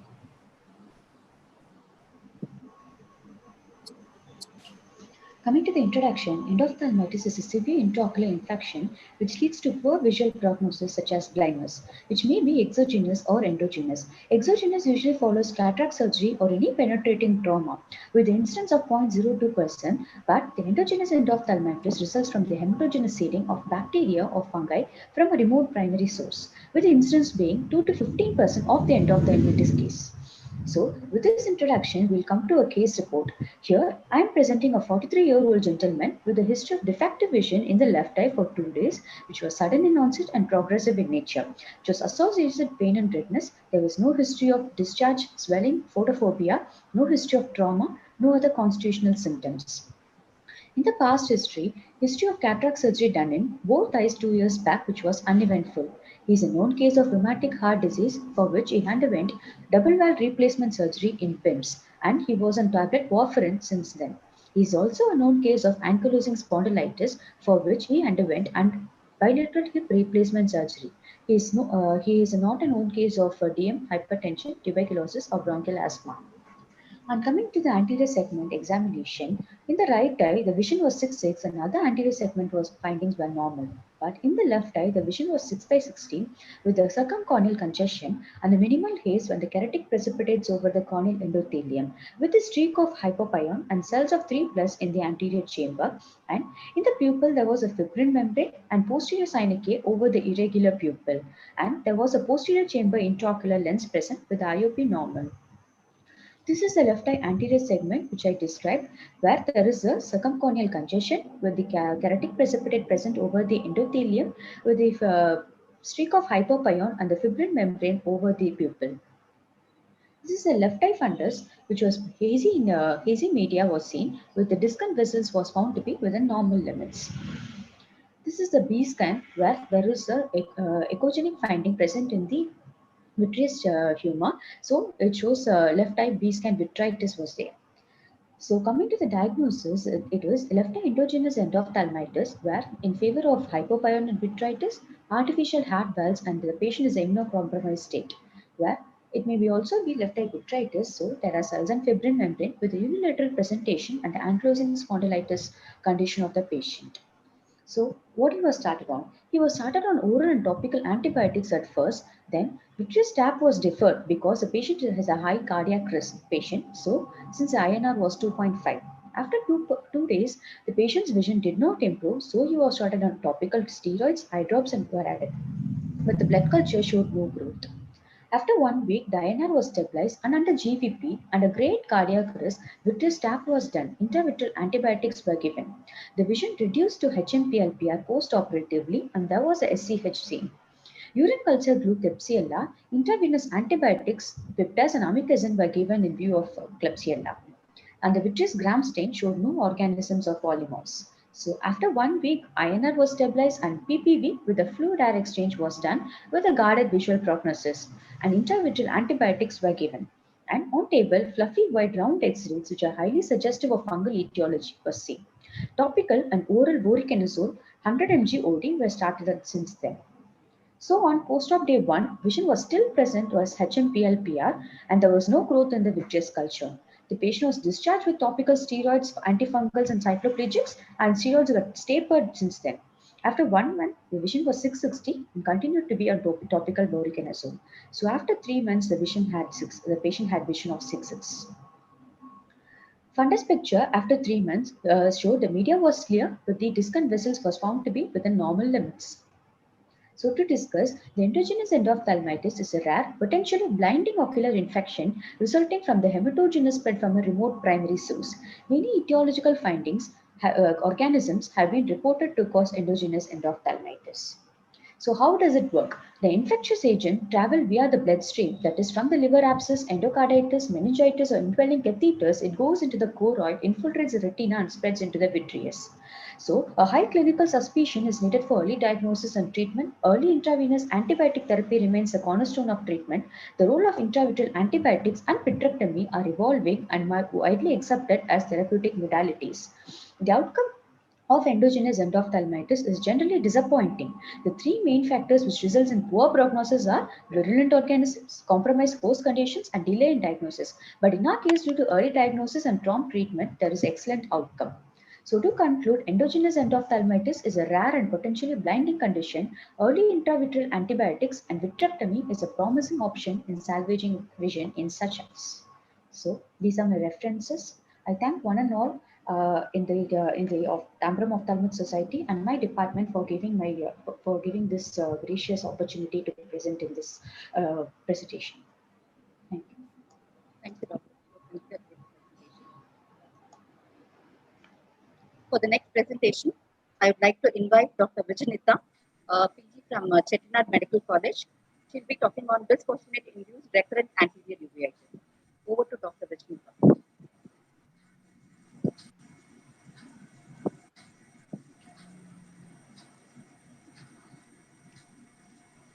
Dr. Vijaynitha, are you there? Yes, ma'am.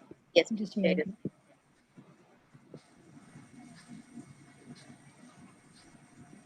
You can start sharing your screen. Yes, ma'am.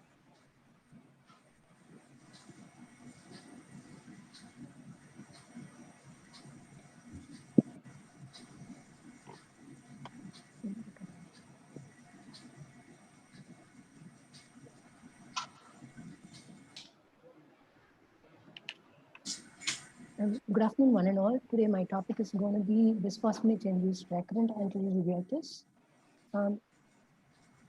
Coming to the introduction, bisphosphonates are used to inhibit bone reabsorption in postmenopausal women, which also manages hypercalcemia-associated osteolytic bone lesions. Bisphosphonates causes systemic inflammatory response and ocular inflammatory response, which ocular inflammatory responses, which means that uveitis, scleritis, episcleritis, conjunctivitis, and rarely retrobulbar optic neuritis too. And though the mechanism of action is partly unknown, pro-inflammatory cytokines such as tumor necrosis factor alpha and interleukin-6 may play a role in pathogenesis of ocular inflammation. In our case, it's a 68-year-old female who presented with the symptoms of having defective vision, pain, and redness in the right eye since a day. And in past history, she had similar intermittent recurrent complaints in both eyes for past 2 years. She's a known diabetic on oral hypoglycemics for 2 years and on oral alendronates for postmenopausal osteoporosis for 2 years. On examination, the best corrected visual acuity of right eye was 636, while on slit lamp examination, anterior segment of right eye showed lid edema, conjunctival condition with circumcorneal condition, flares and cells of 3+, hyphema in the anterior chamber. Anterior segment of both eyes showed signs of previous attacks of anterior uveitis with pigment dispersion at the rate of cornea and acroptic iris. And on investigations, B-scan of right eye was done, which showed no anatomical abnormalities. And on blood investigations, we are on normal limits, except elevation in the C-reactive protein and ESR levels. Blood sugars were under control, which showed the HbA1c values of 5.2. On diagnosis, we come to a presumptive diagnosis of bisphosphonate-induced uveitis, which was made after ruling out the possible causes of uveitis. The patient was advised to stop the drug immediately. The patient was started on topical cycloplegics and topical steroids. The patient's vision improved to 6/9 within a week, and hyphema was resolved completely. Steroids were gradually tapered, and no further attacks of uveitis were noted in 2 years follow-up. Coming on to the discussion, bisphosphonates are used in treatment of osteoporosis to prevent bone resorption, hypercalcemia resulting from metastatic diseases of the bone, which is like Paget's disease, osteoclastic, osteolytic cancers. Bisphosphonates are of types, nitrogen and non-nitrogen containing, are known to cause ocular inflammations when given orally and intravenously. Our patient was on oral alendronate for the past 2 years, during which she had recurrent episodes of non-granulomatous uveitis in both eyes. Her latest episode of uveitis resulted in hyphema and caused her defective vision. After the stoppage of alendronate, patient had no recurrence of uveitis in both eyes in 2 years follow-up. While ocular inflammation caused by pamidronate disodium has been reported more frequently than other bisphosphonates, bisphosphonate activates specific T cell groups which reduce bone resorption. Cytokine activation induces immunological reaction resulting in ocular inflammation, while discontinuation of bisphosphonates and administration of steroid resulted in resolution of inflammation in many patients. So we need to remember that inhibition of resorption would be done by bisphosphonate molecules. So interaction of macrophages and lymphocytes also self-limits the local inflammation, causes an ocular effect. The drug classification, bisphosphonates mostly, famotidine disodium mostly causes the side effect of non-specific conjunctivitis, abnormal or blood vision, uveitis, neuritis, and ocular pain. Well, we can conclude saying that less than 2% of patients develop systemic side effects, which includes ocular inflammation also. So patients who receive long-term bisphosphonate therapy should be evaluated at regular intervals for early signs, ocular inflammation, electrolyte imbalances, and for hypocalcemia. These are all my references. Thank you one and all. Thank you, Dr. Rashmita. For the next presentation, I would call upon Dr. Ramanathan from RIOGOH to talk on innovations in COVID time.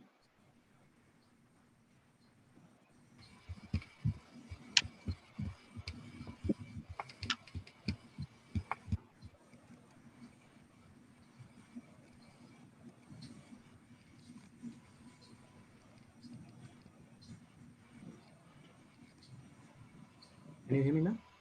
Yes. Yeah. A warm greetings to my respected teachers, my dear seniors, and my fellow colleagues. This is Innovation in COVID-19 Times. This is Dr. Ramanan. I'm going to give you a resident point of view, as my topic has been split up into two discussions. First discussion is about the preventive updates in COVID-19 spread at OPD and hospital level, and second part of my discussion is e-learning contents and impressive platforms which is available online. So let's see what a slit lamp shield can do to us. This slit lamp shield will be having a chin rest, which if we remove with the screws below it, then we can place the whole length of the room with the plastic sheet covered, thereby preventing the direct contact between the patient and the examiner, which is a very effective maneuver. There are studies to suggest that the slit lamp shields are very effective if it is used along with personal protective equipments like face masks and masks for patients. Subconsciously, when the patient talks with us, if this slit lamp shield is there, it will protect us 100%, because this slit lamp is one area where we will have a close contact with patient and the examiner. So that is a very impactful method. Then I'm going to share you 4 important things which is emphasized by WHO, which is very impactful in OPD and hospital setup. Ventilation. Ventilation is one thing which is going to be very effective in prevention of any pandemic situation in future. So definitely ventilation, we have to improve with open window method or cross ventilation, which is very easy to do. We always have closed rooms, which is 100% improved with exhaust fans, which will be preventing the monotonous air exchange. And the future is coming with heating, ventilation, and air cooling services. When it is done professionally, we'll be getting 100% results, because the monotonous circulation of air inside any room or hospital will be relieved with positive changes in the room. Then HEPA filters. These HEPA filters are definitely going to be helpful, because these HEPA filters, which we can do on our own, can be utilized in our OPD setups. See, COVID-19 particle is as such 0.1 micron, which is not filtered by HEPA, but the particles which carries the COVID-19 and other pandemic diseases also can be reduced. The exposure can be reduced with the usage of HEPA filters, because they are very effective. Just have to get a filter which is available in ECART websites, and the fan, which will be cost effective, less than 2,500. So when we do this, we will be reducing in the particle exposure and the level of other allergens and bacteria in the room. So let's go to my second discussion, which is going to be e-learning contents. How to access e-learning content. Thank you, John sir, for this beautiful presentation. It contains how to access the contents I learned via this. Ophthalmology websites are there. So many beautiful webinars which is happening like right now. There are YouTube and iTube videos, podcasts, and ebooks, which is very impactful in enhancing the learning experience. I'm just sharing what I got interest. This ilearns.in, irounds.org, ophthalmobites, such websites have so much interactive experience. Then if you want to listen any podcast on the go, just we can start with this app as seen from here. They can give you so much insights in history of ophthalmology and so many beautiful case presentations. The so much fascinating aspect is artificial intelligence and 3D printing, which is going to be very revolutionary in the future, which I got fascinated as a resident. This 3D printing materials is available very cost effective for an institution level. When it is done, we can have a 3D printed eye model and fundus images, which will enhance the resident learning as described here. There are so many YouTube websites, YouTube pages, and descriptive platforms are there, which will give us more impact. When I give you certain apps which will be having impact on resident learning, is this 3D Atlas of Ophthalmology is one such app which will be giving 3D images and anatomical description, and FRCO basics to solve MCQs. We can go through this FRCO Opt and basics part 1. If we want, yes, ma'am. Hello. Good afternoon. Yeah. Yes, ma'am. Yeah. Dr. Shubha. Yeah. You continue, no? Yeah, yes, for Telegram, you'll be getting this shared ophthalmology pages book. This page will be having all ebooks in the same content. Please do visit it when you need ebooks. This is the take-home message I want to share. 3 points. Slit lamp shield works, HEPA filter works, ventilation and HVAC systems are definitely going to revolutionize. 3D printers are going to be a revolutionary idea because eye models and fundus image, which will enhance the learning experience even in pandemic situation, which we are missing right now. Then Telegram, you can access any ebooks. I want to share my friends who came to Tamil Nadu from other parts of the country. You can utilize this I Know Tamil app very nicely. It is descriptive, and for patient interaction, you can learn Tamil via this app. I just want to give one update. Google Meet versus Zoom. I want to give Google Meet the vote because better quality and security is available in Google Meet, and Zoom is paid after 40 minutes. I feel that is one issue with Zoom. That's all about my presentation. Keep planting seeds and great ideas, which is going to be a better future for us. Thank you for this opportunity. Grateful for this. Thank you. Thank you, Dr. Ramanan. For the next presentation, I would like to invite Dr. Aditi Pandey, postgraduate from Chettinad Medical College and Research Institute. She will be presenting a case of lag of thalamus, a rare presenting sign in a case of quantum glioma. Over to Dr. Aditi.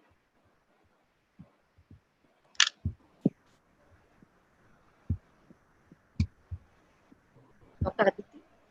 Yes, ma'am, I'm not able to share my screen. No, okay, it's open. Yeah, I'm able to share.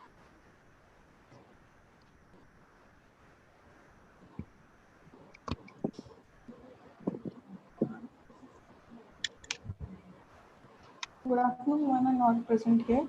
I'll be presenting. Sorry.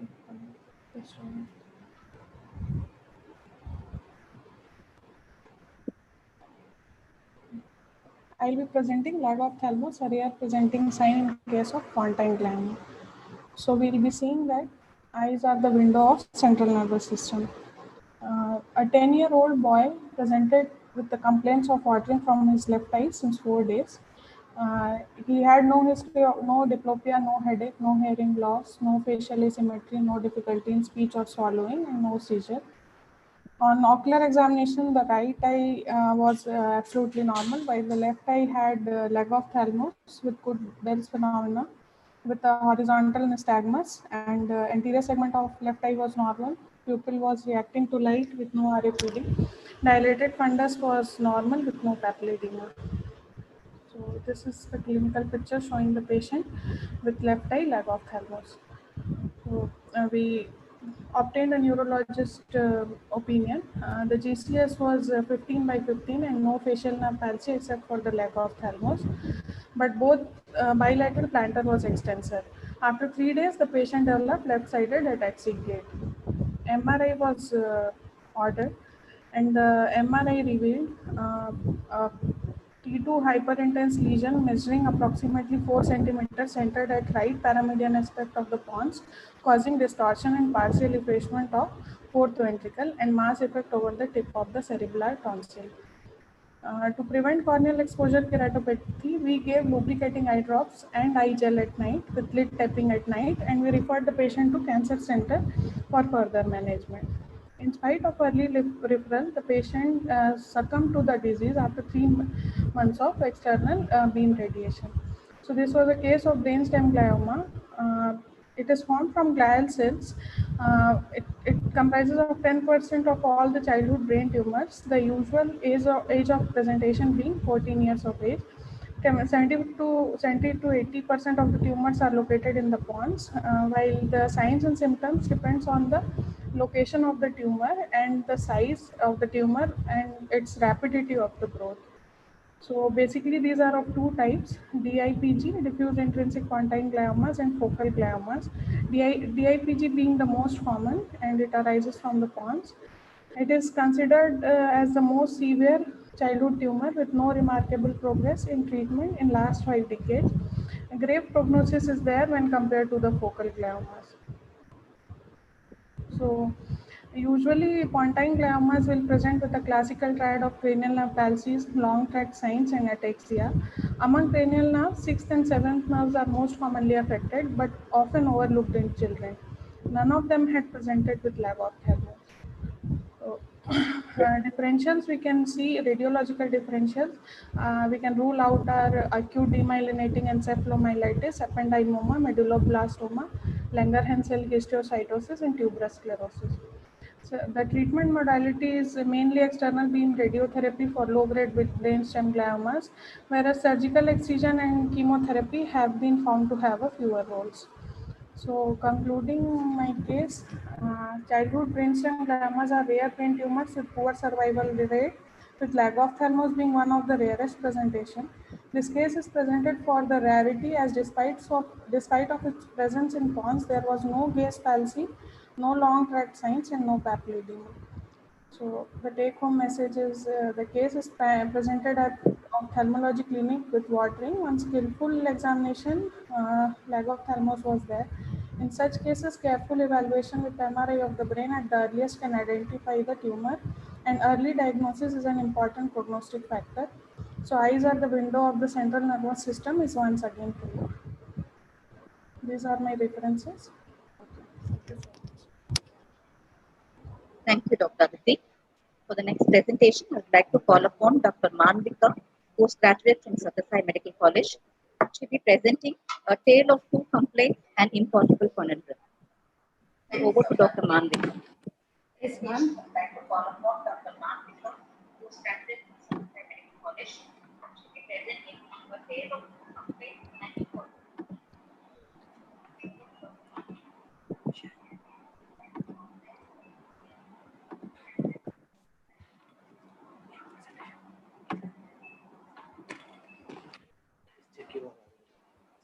Am I audible? Yeah. Thank you. Good afternoon, all. I'm Mapnika, Dr. Mapnika, postgraduate student of Satyasai Medical College.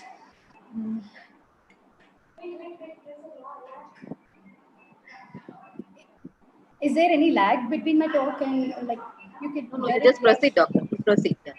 Yes, ma'am. Thank you so much. Sometimes, unrelated complaints and seemingly unrelated events can act upon subtle clues that point towards certain diagnosis, which my case will show you. On September 1st, a middle-aged, moderately built lady was brought to ophthalmo OPD with complaints of severe ocular pain, which was sudden onset, redness, and watering since the previous night. Ocular examination was made, and the patient was found to have severe lid edema of right eye, because of which she had mechanical ptosis. Further examination showed diffuse conjunctival congestion, and there was a focal chemosis on the temporal aspect of her right eye, which I couldn't show it here. That was pertinent to 11 or 10 o'clock position. And she had a leukomatous grade corneal opacity, central cornea's opacity, because of which we couldn't make other details of her eye. And there was a peripheral clear zone, not fully clear, it was little hazy, through which we could see a shallow anterior chamber. She also had 40-degree exotropia, and her Hirschberg's was near to her limbus. On further ocular examination, digital tonometry was done.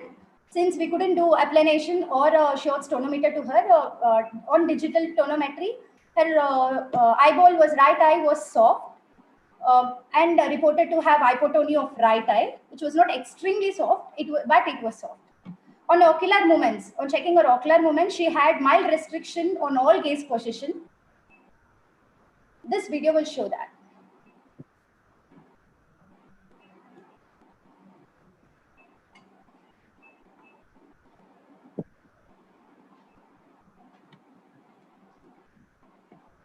her vision on the right eye was very pale. And pupillary examination was done. Right eye pupillary examination, we couldn't make out the direct reflex because of that leukomatous grade corneal opacity. And consensual was made out. Her right eye consensual was made out on the left eye, and it was found to be non-reacting, indicating some optic nerve pathology in her right eye. And on the left eye, the direct reflex was brisk and consensual was not made out. So before we conclude on how our possible diagnosis, there are lots more to come in the form of compliance and history. The history which we could obtain was only from her attender, not from her, because 3 weeks back she suffered motor aphasia, Broca's aphasia, which was diagnosed in our general medicine OPD because the patient was hypertensive, and on CT she was found to have parieto-temporal infarct, which was a cause of her Broca's aphasia, which I will show you in this image. The patient, when she first visited on 18th August to our general medicine OPD, attenders were told that she had difficulty speaking since last night or since the last day. And general medicine professors have ordered for her first CT axial sessions of the orbit and globe, which showed a regular contour of the right eye. And one surprising thing we could see here is her right eye globe is enlarged. The axial length is about 29 mm, and left eye it was normal around 23 to 24 mm, and this is very significant in this case also. Then CT brain was ordered because we have to know the reason for her Broca's aphasia. So the patient had uncontrolled systemic hypertension at the time when she first presented to general medicine OPD, which was around 180, 120 at the time of her presentation. So CT scan of brain was done, and there was found to be a large parieto-temporal infarct. All about her past history, and the maze even gets intricate. The patient contracted chickenpox in early childhood, because of which she had the following ocular features.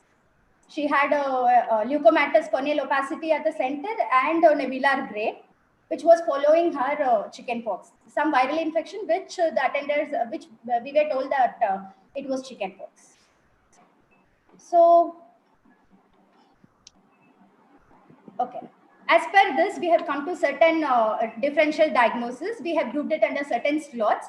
It could either be orbital cellulitis, but the patient, when she presented to ophthalmo OPD, she did not have any signs of fever. She was completely afebrile, and she was non-toxic. It could be idiopathic orbital inflammatory disease also, because her extraocular movements were restricted in all gaze direction, which was almost like a frozen orbit. It could be panophthalmitis also, or it could be orbital apex syndrome, cavernous sinus thrombosis. As I said, she was afebrile and she was not toxic to conclude her to have cavernous sinus thrombosis. And finally, we put her on differential diagnosis of globe rupture, because she had soft eyeball on the right side. Running out of yeah. So we could see the twist in the tail. So to narrow down differential diagnosis, we have ordered for a repeat CT on 1st of September when she came to our OPD. To know a little more, before I show you the CT thing, I will touch upon her important history, personal habit. The patient was alcoholic, and she was alcoholic for past 5 years or so. So CT on 1st of September showed the following finding, which is very significant. There is loss of contour on the lateral aspect of the orbit, and there is a very significant thing. She's got suprachoroidal hemorrhage also. So you can compare the old one, which was taken on 18th August and on 1st of September. And B scan was ordered, which showed total choroidal detachment and suprachoroidal hemorrhage as well. We have planned for revisualization after her systemic hypertension control. So the patient apparently, how do we connect it to COVID times? Let me just touch upon all these things. The patient apparently had alcohol, a binge of alcohol the previous night, which made her fall and rupture her globe. That must be because the patient was having motor aphasia. We couldn't complain. We couldn't get the entire details how all the events went on. So we are tying up with this case scenario with the COVID times. With the onset of lockdown, no, she was not getting access to alcohol.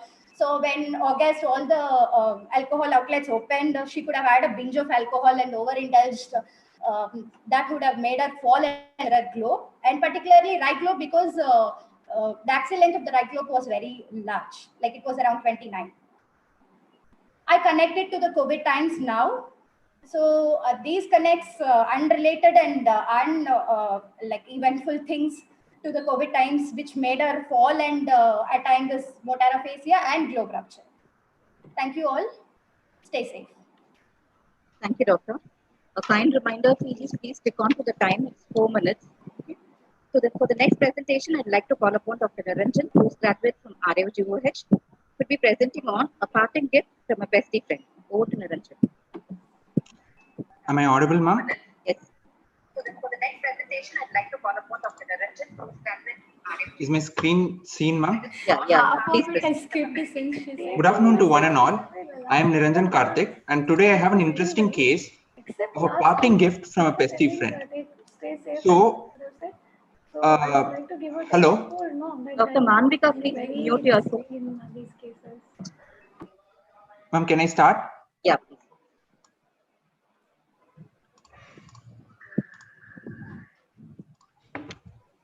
Is my screen seen, ma'am? Yes. So I have an interesting case of a parting gift from a bestie friend. A 19-year-old male patient came with a history of fall of an unknown insect-like foreign body in his left eye. He complained of severe diminution of vision in his left eye associated with pain and redness. On ophthalmic examination, the other eye was unremarkable. In the left eye, vision was hand movements. There was lid edema, circumcorneal congestion, and on slit lamp examination, a peripheral ulcer was noted with infiltration extending peripherally into the adjacent conjunctiva. There was multiple DM folds and corneal edema, and hypoponia noted in the anterior chamber. So after giving a smear, we started the patient on fortified cephalosporin eye drops, cyclopentolate eye drops, and oral medications include acetazolamide, prednisolone, and fexofenadine.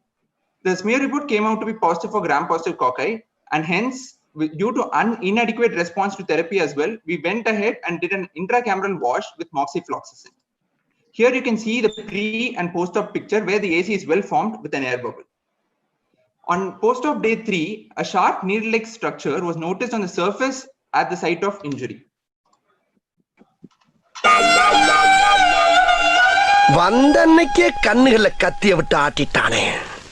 Dangerous fellow. Even a careful handle. And yes, we had to handle this very carefully with sound knowledge of the anatomy and immunology. So we saw the anatomy, and the poison apparatus and the sting were located in a very strategic place. And it was very similar to a hypodermic needle, enhancing the depth of penetration of the venom. It is with this much amount of force that the missile is launched into the site of injury. And here we see the immortal pump, which continues to pump the venom, further increasing the volume even after it is separated from the body of the bee. And hence the volume of venom deposited is very high. Here we have an animated version of the same, showing how the venom is ejected.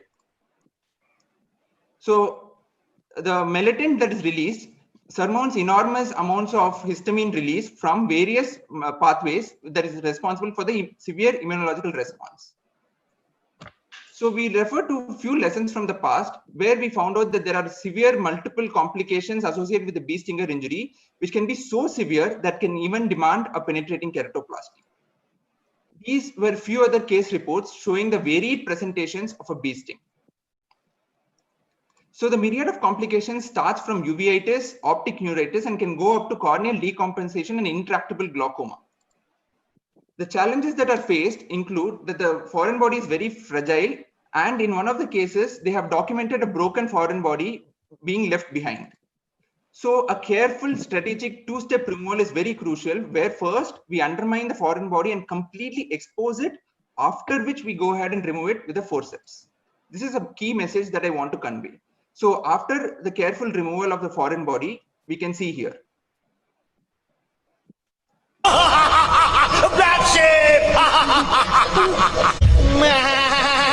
So yes, the culprit was found, and post-operatively, the patient was absolutely very, very comfortable, and the vision dramatically improved to 6/6 from hand movements. And this is the picture of the bee stinger under the microscope showing serrated margins. This was a picture that was taken very recently last week when the patient had come for follow-up with a crystal clear cornea. So my take-home message for today would be to have a very high index of suspicion for this parting gift that the bee leaves behind, and to be aware of both the anatomical and the biochemical implications of a bee stinger and not just the anatomical one. And removal of this timely fashion can really go a long way in preventing necessity of a drastic procedure like a penetrating keratoplasty. So these were my references for the presentation. Thank you. Thank you, Dr. Niranjan. For the next presentation, may I call upon Dr. Karunakaran, postgraduate from Karpaga Vinayaga Institute of Medical Science, to present a case of isolated mediastinal lymphadenopathy, a diagnostic dilemma. Dr. Karunakaran. Yes, ma'am. Am I audible, ma'am? Yes. I'm sharing the presentation. Okay, ma'am.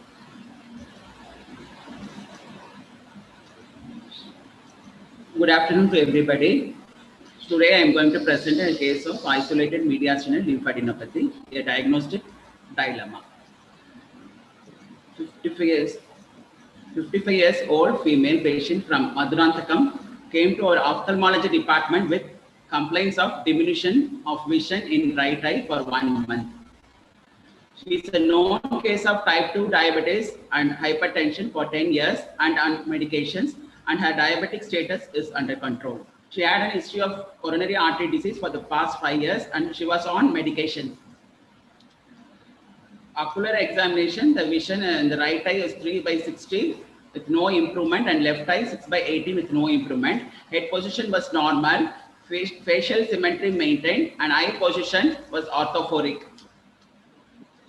In right eye, the extraocular movements were free and full, and the eyelids and adnexa were normal. Conjunctiva was normal, cornea was clear, and anterior chamber showed shallow periphery with flare present and cells were noted.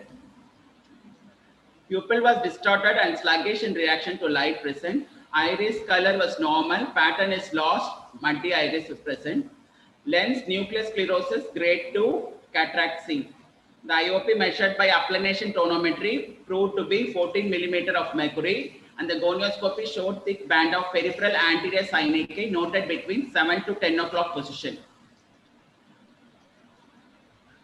Fundus of right eye showed media hazy due to lens changes and presence of cells in the vitreous cavity.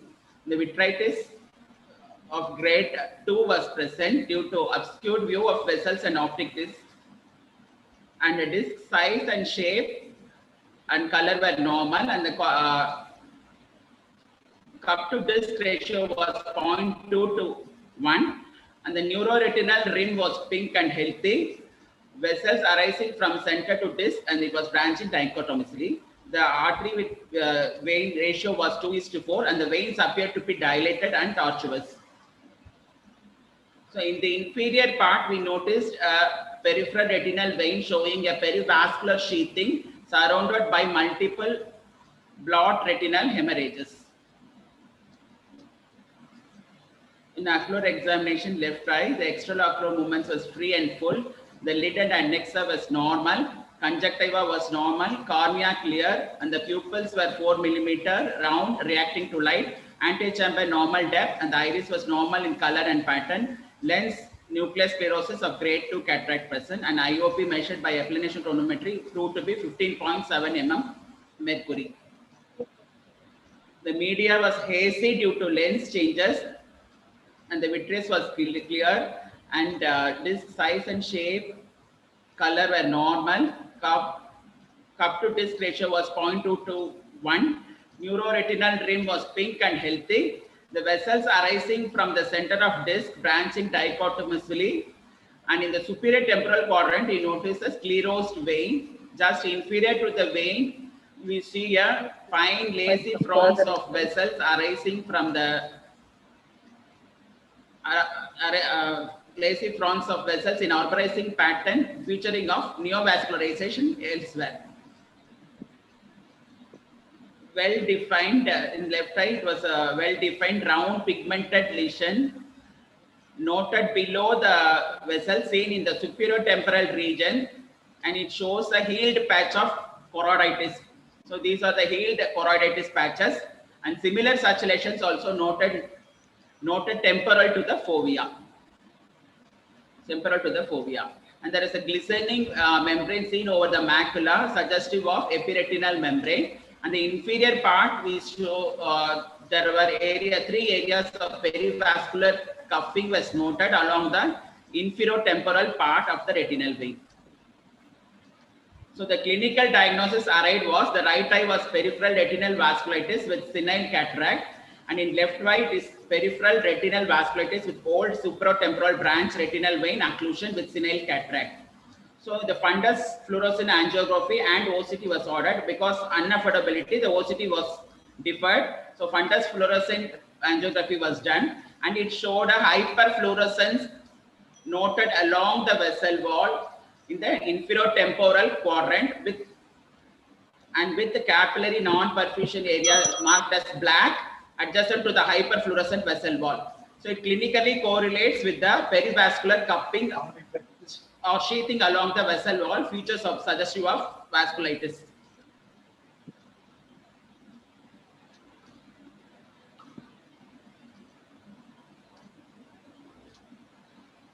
This move out matters.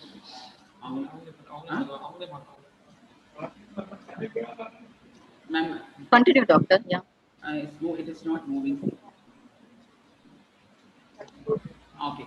In the early phase, it shows you're running short of time, doctor. Just hurry up. Hyperfluorescence area close to the macula. So in the early phase, you see the hyperfluorescence, and in late phase, the hyper in the superior temporal quadrant, along with increases in size and intensity from early to late phase, suggestive of leakage from the new vessels. So the capillary non-perfusion areas noted in the superior temporal quadrant beyond the area of leakage. So in inferior temporal quadrant, wall hyperfluorescence is noted. So clinically, it correlates with the perivascular cupping noted suggestive of active vasculitis. So in systemic examination, the total count, differential counts, blood urea, creatinine were normal, except ESR was 41 mm for 1 hour, and the RBS was 310. The torch panel was negative, chest X-ray normal, and other investigations, ANA, CRP, audio factor, except CRP was little high. Trypanosoma pallidum, FDA antibodies for syphilis, it was negative. HIV was tested and it was also non-reactive. HbA1c negative. The positive thing we got is 1:10,000 of seropositivity of Mantoux test. 10 TU of PPD was done. It shows strongly positive at 30 mm. The CT thorax, it showed a few nodes in the pretracheal and subcarinal and aortopulmonary windows, and the largest measuring 12 into 11 mm in the subcarinal region. And few areas of air trapping noted in the bilateral apex. Ultrasound normal. So this is the area of few areas noted in the pretracheal and the subcarinal region, and the largest measuring in the 12 into 10. So the definitive diagnosis proved to be both eyes peripheral retinal vasculitis due to tuberculosis with senile cataract with secondary branch retinal vein occlusion in the left eye. So the treatment was given antibiotic with NSAID eye drops for twice and homemade eye drops for twice, and the left eye only NSAID drops. So systemic oral prednisolone 20 mg 4 tabs OD in tapering dose was started after glycemic control with under cover of ATT. The patient was started on category 1 ATT along with pyridoxine along with insulin, and the patient referred to Madhavan GH for ATT. The recent review, the vision was improved from 3/60 to 6/12 in 6/12, and the left eye was 6/24 to 6/9. The patient was reassessed and improved symptomatically after empirical treatment of ATT for 6 months. So discussion, retinal vasculitis is a relatively uncommon relation of the retinal vessels caused by wide spectrum of infective and non-infective etiology. Mediastinal lymphadenopathy without kindly wind up fast. You're running ahead of time. This is difficult to approach. So the common causes include TB, sarcoidosis, and lymphoma. The mediastinal tuberculosis lymphadenopathy is not rare in theories adults, and discussions can skip down. 0.25 to 5.8%. So sarcoidosis. No theories, please. Okay. Just skip these slides. Okay, ma'am. Okay, ma'am. Yeah, thank you. Thank you, ma'am. So for the last competitive presentation, I would like to call upon Dr. Geeta Anusha Loya, postgraduate from Chettinad Medical College, to present on a case of orbital excenteration in a case of maxillary osteosarcoma. Over to Geeta.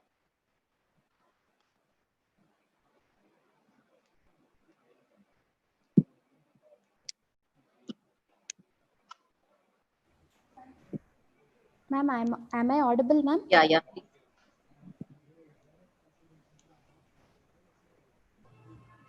Good afternoon, everyone. Orbital exenteration in a case of maxillary osteosarcoma, secondary orbital tumors constitutes about 2/3 of the orbital tumors. Secondary orbital tumors arise from periorbital sinuses, nasopharynx, intracranial cavity, bone, globe, conjunctiva, eyelids, and lacrimal sac. Periorbital sinuses being the most common. The orbital exenteration remains the mainstay of treatment. Orbital preservation is, however, controversial. This is because orbital preservation, the oncological safety and also the visual outcome after in a preserved orbit remains controversial. And also, the sinonasal malignancies present in the advanced stages in which orbital exenteration helps as a cure. So we want to share our experience in managing a case of maxillary osteosarcoma with orbital exenteration. A 41-year-old male, a laundry worker by occupation, presented with bilateral nasal obstruction since 1 month with occasional nasal bleed and loss of smell. He also observed progressive painful loss of vision in the left eye since 20 days, increasing protrusion of left eye and also left hemifacial swelling. He was recently diagnosed to have type 2 diabetes mellitus. He was a known smoker since 20 years and also he gave a history of exposure to charcoal fumes as a part of his occupation since more than 15 years. On nasal examination, the left nasal cavity had a cystic polypoidal mass which occupied the entire nasal cavity, pushing the septum to opposite side. The polypoidal mass was bleeding on touch. This CT shows that there are ill-defined hyperintense lesion which occupies the whole maxilla and also it is showing a pressure effect on the left orbit. Coming to the oral cavity examination, a proliferating mass on the hard palate on the left side near second and third molar teeth was present. On ocular examination, the right eye was within normal limits. The left eye showed eccentric proptosis, chemosis, and absence of extraocular movements. There was no perception of light or projection of rays. The pupil was dilated and not reacting to light. Optic disc was pale. On OCT, there was a macular detachment and VEP showed no potentials. So due to the malignant presentation and also the loss of vision in the left eye, the patient was taken up for left total maxillectomy with left total orbital exenteration with elective tracheostomy. So the HPE report showed conventional osteosarcoma grade 3, which is poorly differentiated, known as high-grade sarcoma. Following the surgery, patient underwent 6 cycles of orbital radiotherapy with chemotherapy. But unfortunately, the patient expired after 18 months due to CNS vascular invasion.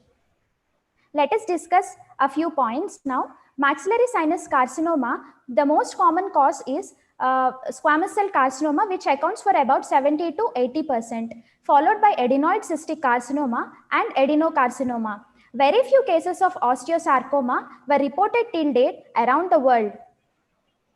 Exposure to wood fumes is a known risk factor for adenocarcinoma. The relationship between the exposure of wood fumes with osteosarcoma of the maxillary bone needs further study. This patient was initially treated as sino-orbital inflammatory disorder with steroids elsewhere. Later, he presented to us and the procedure was done, but due to CNS vascular invasion, he expired after 18 months. Here we want to emphasize a very important point that a high degree of suspicion of sino-orbital malignancy must be kept in mind in patients who has chronic exposure to wood fumes, so that early intervention can be done and devastating surgeries like exenteration, maxillectomy, and systemic metastasis can be prevented. And also 5-year survival rate can be improved. Finally, I want to conclude that this case is presented for this rarity and as an eye-opener to not to miss the important history of exposure to wood fumes and its possible role in sino-orbital malignancies. Thank you. Thank you, Dr. Geeta. So with that, we come to an end of the competitive presentations. Now we move on to the special presentations by some eminent speakers who have been a constant support to our Tambaram Ophthalmic Society. First, I would like to call upon Dr. Ramesh Durerajan sir, renowned eye surgeon from Sundar Eye Clinic, to give his presentation. Over to you, sir.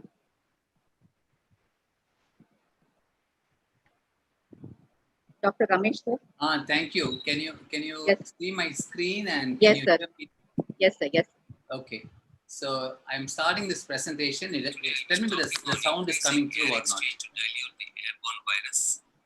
For all of us, hand washing and using a mask is very simple, but social distancing is more difficult as our practices are becoming busier. We know that a well-fitting mask will still leak from the top and from the surface of the mask, and this leakage releases small droplet nuclei that can spread for several hundred feet and infect other people from asymptomatic carriers. So we have two options to reduce our cumulative risk of catching COVID-19, and one option is to use UV lamps. The second option, about which I'll be talking now, is to increase the ventilation in our clinics. So I have used ordinary Crompton exhaust fans, but reverse them external air into the building. So this is the side of my waiting area. Air is constantly being pumped into the building, and that air leaves the waiting area passively through the front door. So this is the inside view of the same two fans. These are the giant fans, and I have brought my examination table right up to the OP area. So the doctor sits closest to the fan. I'm bathed constantly by this air, it then touches the patient, and then it leaves through the front door. Here is an anerometer, which shows that there's a constant air which is hitting me at a speed of between 10 and 15 kilometers per hour when I'm examining the patient.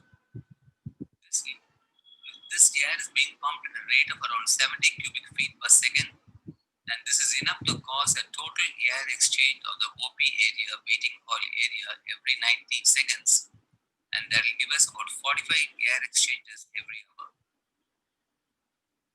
This is an optometrist room, and the principle is the same. The optometrist sits closest to the fan, and the patient sits closest to the door. This is a floor plan. All the green arrows show where we have fans installed to pump air actively into the building. This is the front of the hospital, the front door through which the yellow arrow shows air leaving the building, while in the rear we have a 2 feet diameter giant fan which actively pumps air out to the building. So we have seen how to make the OPD safer, and let's come to the surgeries. We have to assume that every patient is an asymptomatic carrier who's releasing viruses as he's breathing inside the OT. So please put a N95 mask and tape it securely. And for the surgical team, you can consider replacing your regular filter with the Ultra HEPA filter. So remove them and fit in the Ultra HEPA filters. And second is to fit an exhaust system. This is a 5-inch diameter aluminum pipe which exhausts the air which the patient breathes and takes it out of the room. Here you can see Dr. Padmaja doing the surgery. She is wearing a P100 3M mask. This makes it very secure for the surgeon. The drapes create a kind of a hood. So when the patient breathes below those drapes, the air is pumped out through these 5-inch pipes. These pipes leave the building. They leave the operating theater through the pass box. I have sealed the pass box with thermocol, and then the pipes extend about 5 or 10 feet beyond the windows so that the exhaled air leaves the operation theater totally. These measures will reduce our risk of catching COVID-19 from asymptomatic carriers. Let's all be safe and continue with the normal work. Thank you.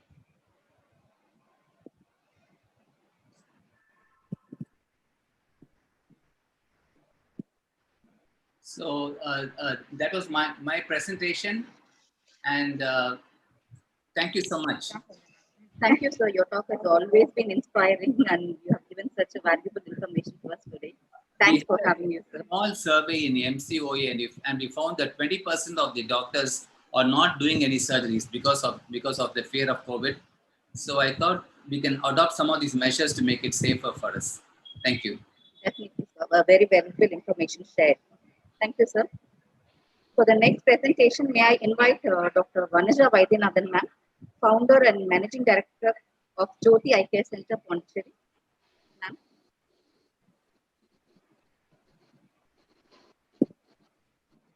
Dr. Vanuja Vaidyanathan ma'am.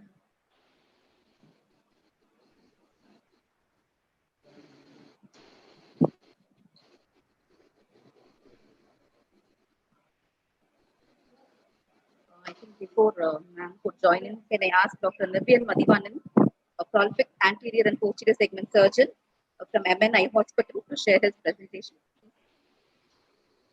Dr. Nivian? Yeah, if you could present share my screen. I'm having a little problem with my trackpad. Yeah. I'll go Excuse me, I'm sharing my screen. Okay, okay, ma'am. Yeah. Yes, yes. Hello. At the outset, I would like to congratulate TOSCON for the wonderful conference. I think I have to stop sharing. Ma'am, 1 second. I'll just stop. 1 minute. Okay. Yeah. I'm sorry. No problem. Ma'am. Go ahead. Is it visible? Okay. Yes, ma'am. Yes, ma'am. Share computer sound. 1 minute.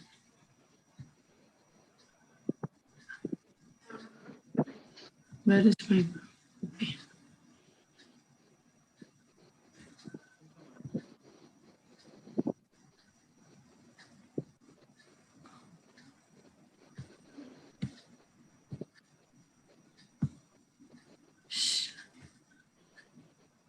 It's not okay. I'm sorry.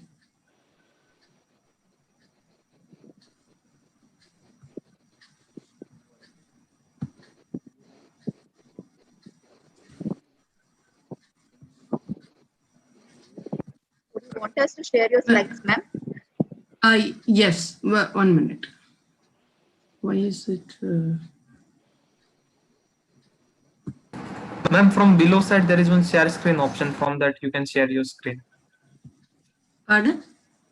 From the below side of the Zoom app, yeah, there is one share screen option, the green button. Yeah, correct. Sorry. Yeah. From there, you can share your screen. Yeah.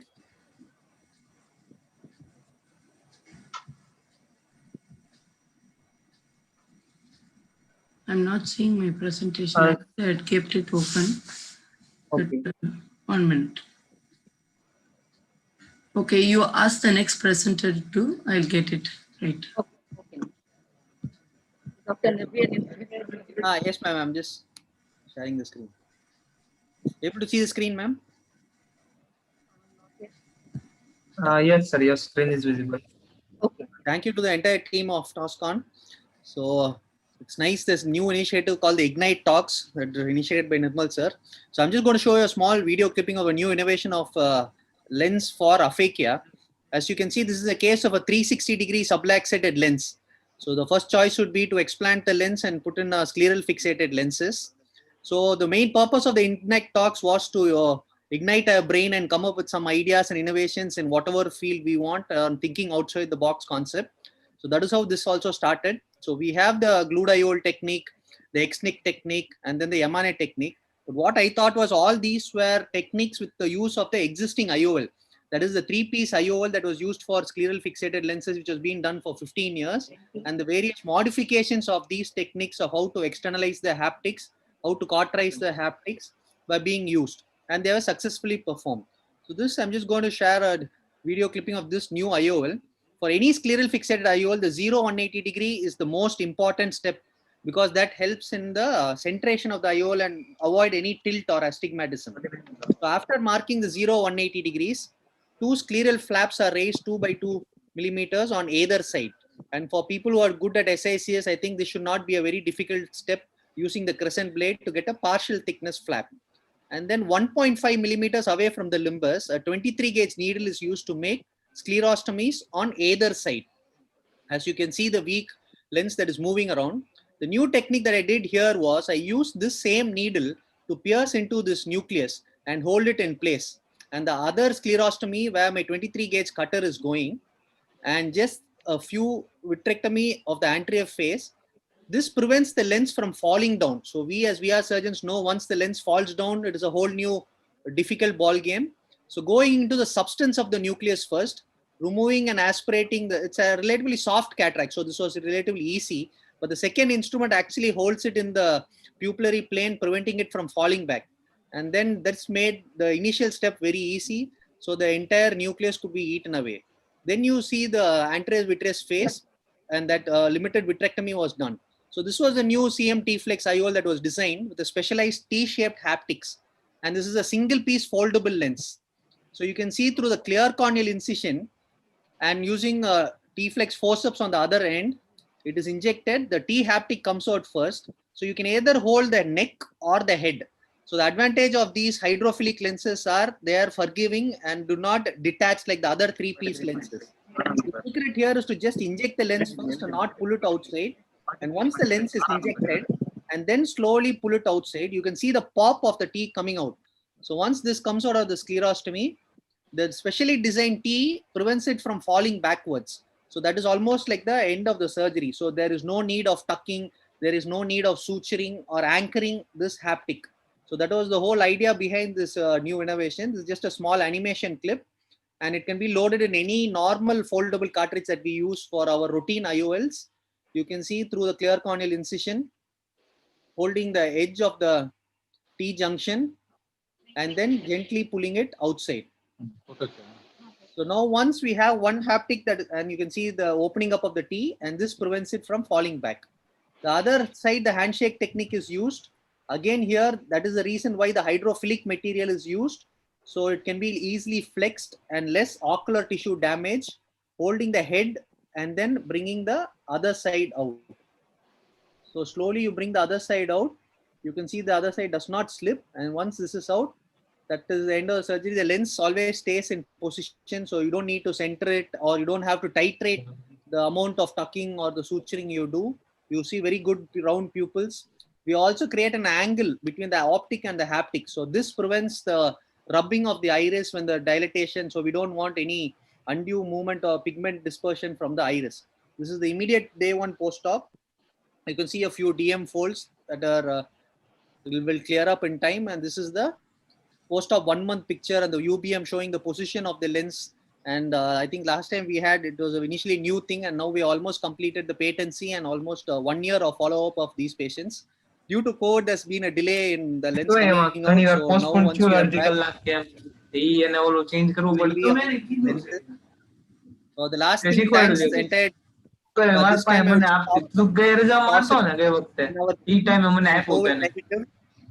the secret. Once again, a special thanks to Nirmal sir and Rachula ma'am, who have always been very good to me, and Karnanidhi sir and Palniraj sir, and the entire team. They have the backup team that is working at the background, Subha ma'am, Vimala ma'am. Coordinating is not easy, so thanks once again for the entire team. Thank you. Thank you, Dr. Nabian. We are privileged that you wanted to share your innovations with us. So, for the last presentation, I'd like to call upon Dr. Vanisha Vaidyanathan. Ma'am? Yeah, I'm there. Okay. I'm sorry for the delay. Sorry. I congratulate the whole team for the excellent organization. Today I'm talking to you about COVID curfew, computer and mobile addiction dry eye, CCC made. Okay, all of us know that the lockdown worldwide started in Jan and in India March, and we did an online survey from April to June, and as you all know, dry eye is a silent epidemic. 340 million dry eye people worldwide, 10 million getting added on every year, and every third Indian is said to have dry eye. 80% of it is due to meibomian gland dysfunction. And during this lockdown period, all of us are using a lot of smartphones and gadgets, and we are blinking less, and of course MGD is on the rise, evaporative dry eye on the rise.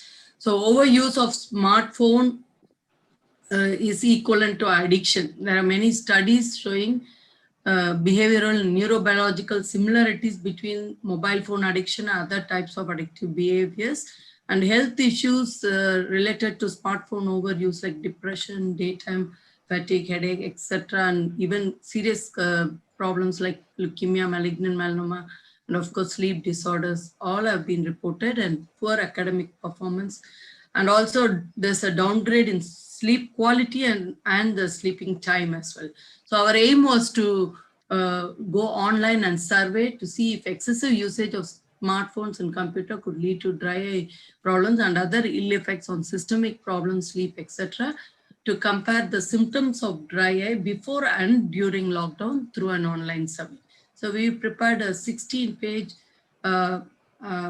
question and answers, which would cover up socio-demographics, mobile phone usage patterns, and then smartphone addiction scale short version, OSDI, and the speed questionnaire questions. We put them all together, and then we also had questions related to smoking, systemic complaints, eye surgery, dry eye patient, known dry eye patient, then whether they were on contact lenses or using glasses, vitamin A, oral contraceptive tablets, and then computer use and smartphone use before and during lockdown, and sleep time before and during lockdown. And total number of participants we got through online were 578, and male members were more.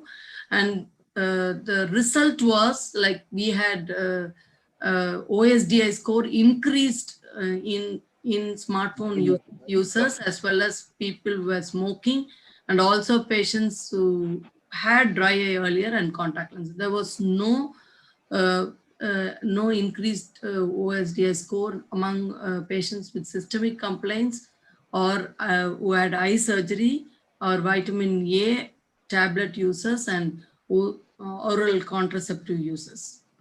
And also when we compared study parameters between before lockdown and during lockdown, we found that people on computers and smartphones had during lockdown increased incidence of increased OSDI scores. And also when we checked on the quality of sleep and whether they were using in dim light, that didn't show any statistical significant OSDI rise. So putting together highest mean scores of OSDI we found among the age group of 40 to 50, computer users more than 3 hours, smartphone users more than 5 hours, and OSDI scores during lockdown was definitely more than before lockdown. And the influence on OSDI was seen among smokers, and then dry eye patients, known dry eye patients, contact lens users, and also computer and smartphone users, whereas the others didn't show significance. So as you all know, dry eye symptom-based questionnaire is more reliable than based on clinical tests. This has been already proven, and hence we chose this method. And comparing with the other studies, I will just skip this. There are many meta-analyses showing that smoking doesn't cause any problem with, doesn't increase OSDI score. And also there are studies showing that oral contraceptives are potential risk, but we found controversial results. And also with systemic complaints, we didn't find correlation. Maybe we'll have to look at increased number of participants, and then we should have more participants, and then we can come to a decisive conclusion. But what was reliable and conclusive was the increased OSDI scores among computer and smartphone users, and that too during lockdown. So our online survey is the first of its kind to analyze computer mobile addiction causing dry eyes and comparing prior to and during lockdown. And also it's important that all setups have a dry eye clinic with screening through symptoms, and then picking up and then working up on them for picking up type of dry eye, whether it is hyposecretory or meibomian gland dysfunction. And then treatment modalities are now available for MGDs, meibomography to see the amount of damage, and also LipiFlow to treat them. So conclusion, computer and smartphone users before and during lockdown had worsened dry eye symptoms due to excessive usage of these gadgets, more so during curfew, due to increased hours of usage compared to prior lockdown, to create awareness about high incidence of dry eye and propagative preventive steps, and also to improve quality of life and work and prevent sight-threatening complications. This is our vision for qualitative vision. So these are our references. Thank you for the opportunity. Thank you. Thank you so much, ma'am. Considering the prevalent situation, I think your talk was very informative to all the PGs who have logged in. Thank you so much for taking your valuable time. Thank you. Thank you so much. The results for the competitive IGNITE presentations are ready. And to announce the results, may I call upon our founder, president, and organizing chairman, Dr. Nirmal Frederick, sir, to do the honors.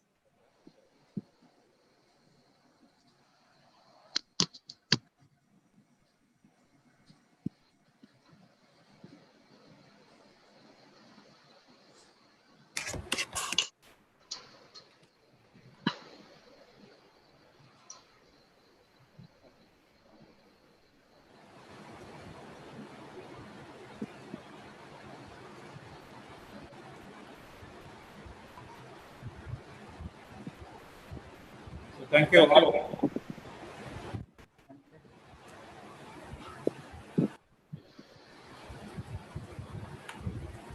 So it is my thank you for all the participants for coming up with brilliant presentations.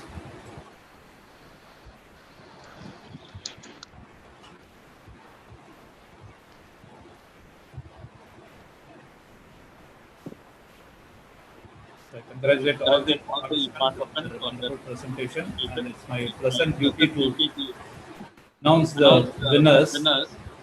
Even though there are very good presentations, can only give the prizes for the top three as per the judges' decision. I wish to start by thanking all the judges for sharing their time and expertise by helping us with judging this IGNITE talks. So we'll announce the third prize. So the third prize goes to Dr. Aditi Pandey, Veterinary Hospital and Research Institute, for a presentation on lack of hallmarks, a rare presenting sign in case of content drive. Congratulations, Dr. Aditi. Thank you so much, sir. Thank you. Second prize goes to Dr. Geeta Anusha Laya of Chettinad Hospital and Research Institute again, for a presentation on orbital eccentricity in a case of maxillary osteosarcoma. Thank you, sir. Congratulations. And he eagerly awarded first prize, the top prize goes to Dr. Ranjan of RIOGOH for his presentation on a parting gift from a prestige friend. So this is a gift from TOS for you. Continue your wonderful work. And congratulate all the winners once again. And congratulate all the participants as well as the special presentations from Dr. Ramesh Murali, brilliant as well as usual. Dr. Vivian's was a very novel idea and well executed. And Dr. Vanaja for sharing her thought and expertise with us. Thank you very much. Over to you.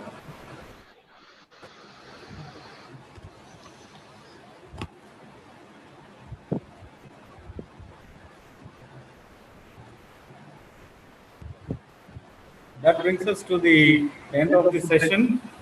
I would like to thank all the speakers. We had almost 80 participants on all three platforms, in Zoom, YouTube Live, Facebook Live, and also the web link. It is really wonderful that you people stayed till the end of the conference and enjoyed the deliberations. I would like to thank and congratulate all the winners of IGNITE also. Thank you so much. We will meet in another CME soon. Thank Thanks from Tambaram Ophthalmic Society. 1 minute.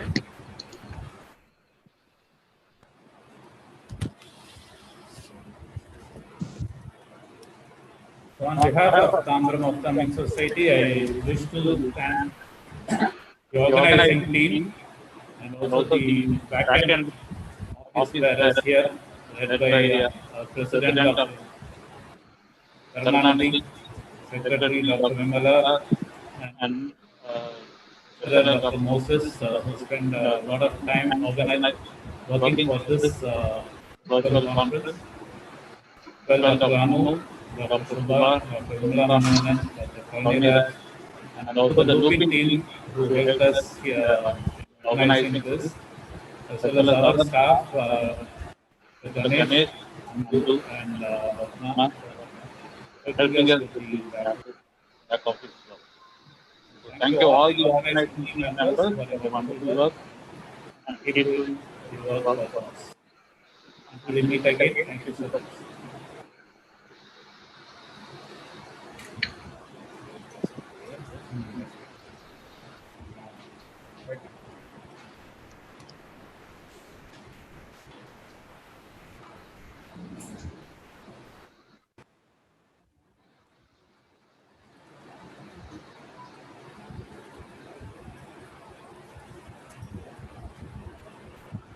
Exceeded by 1 hour, correct?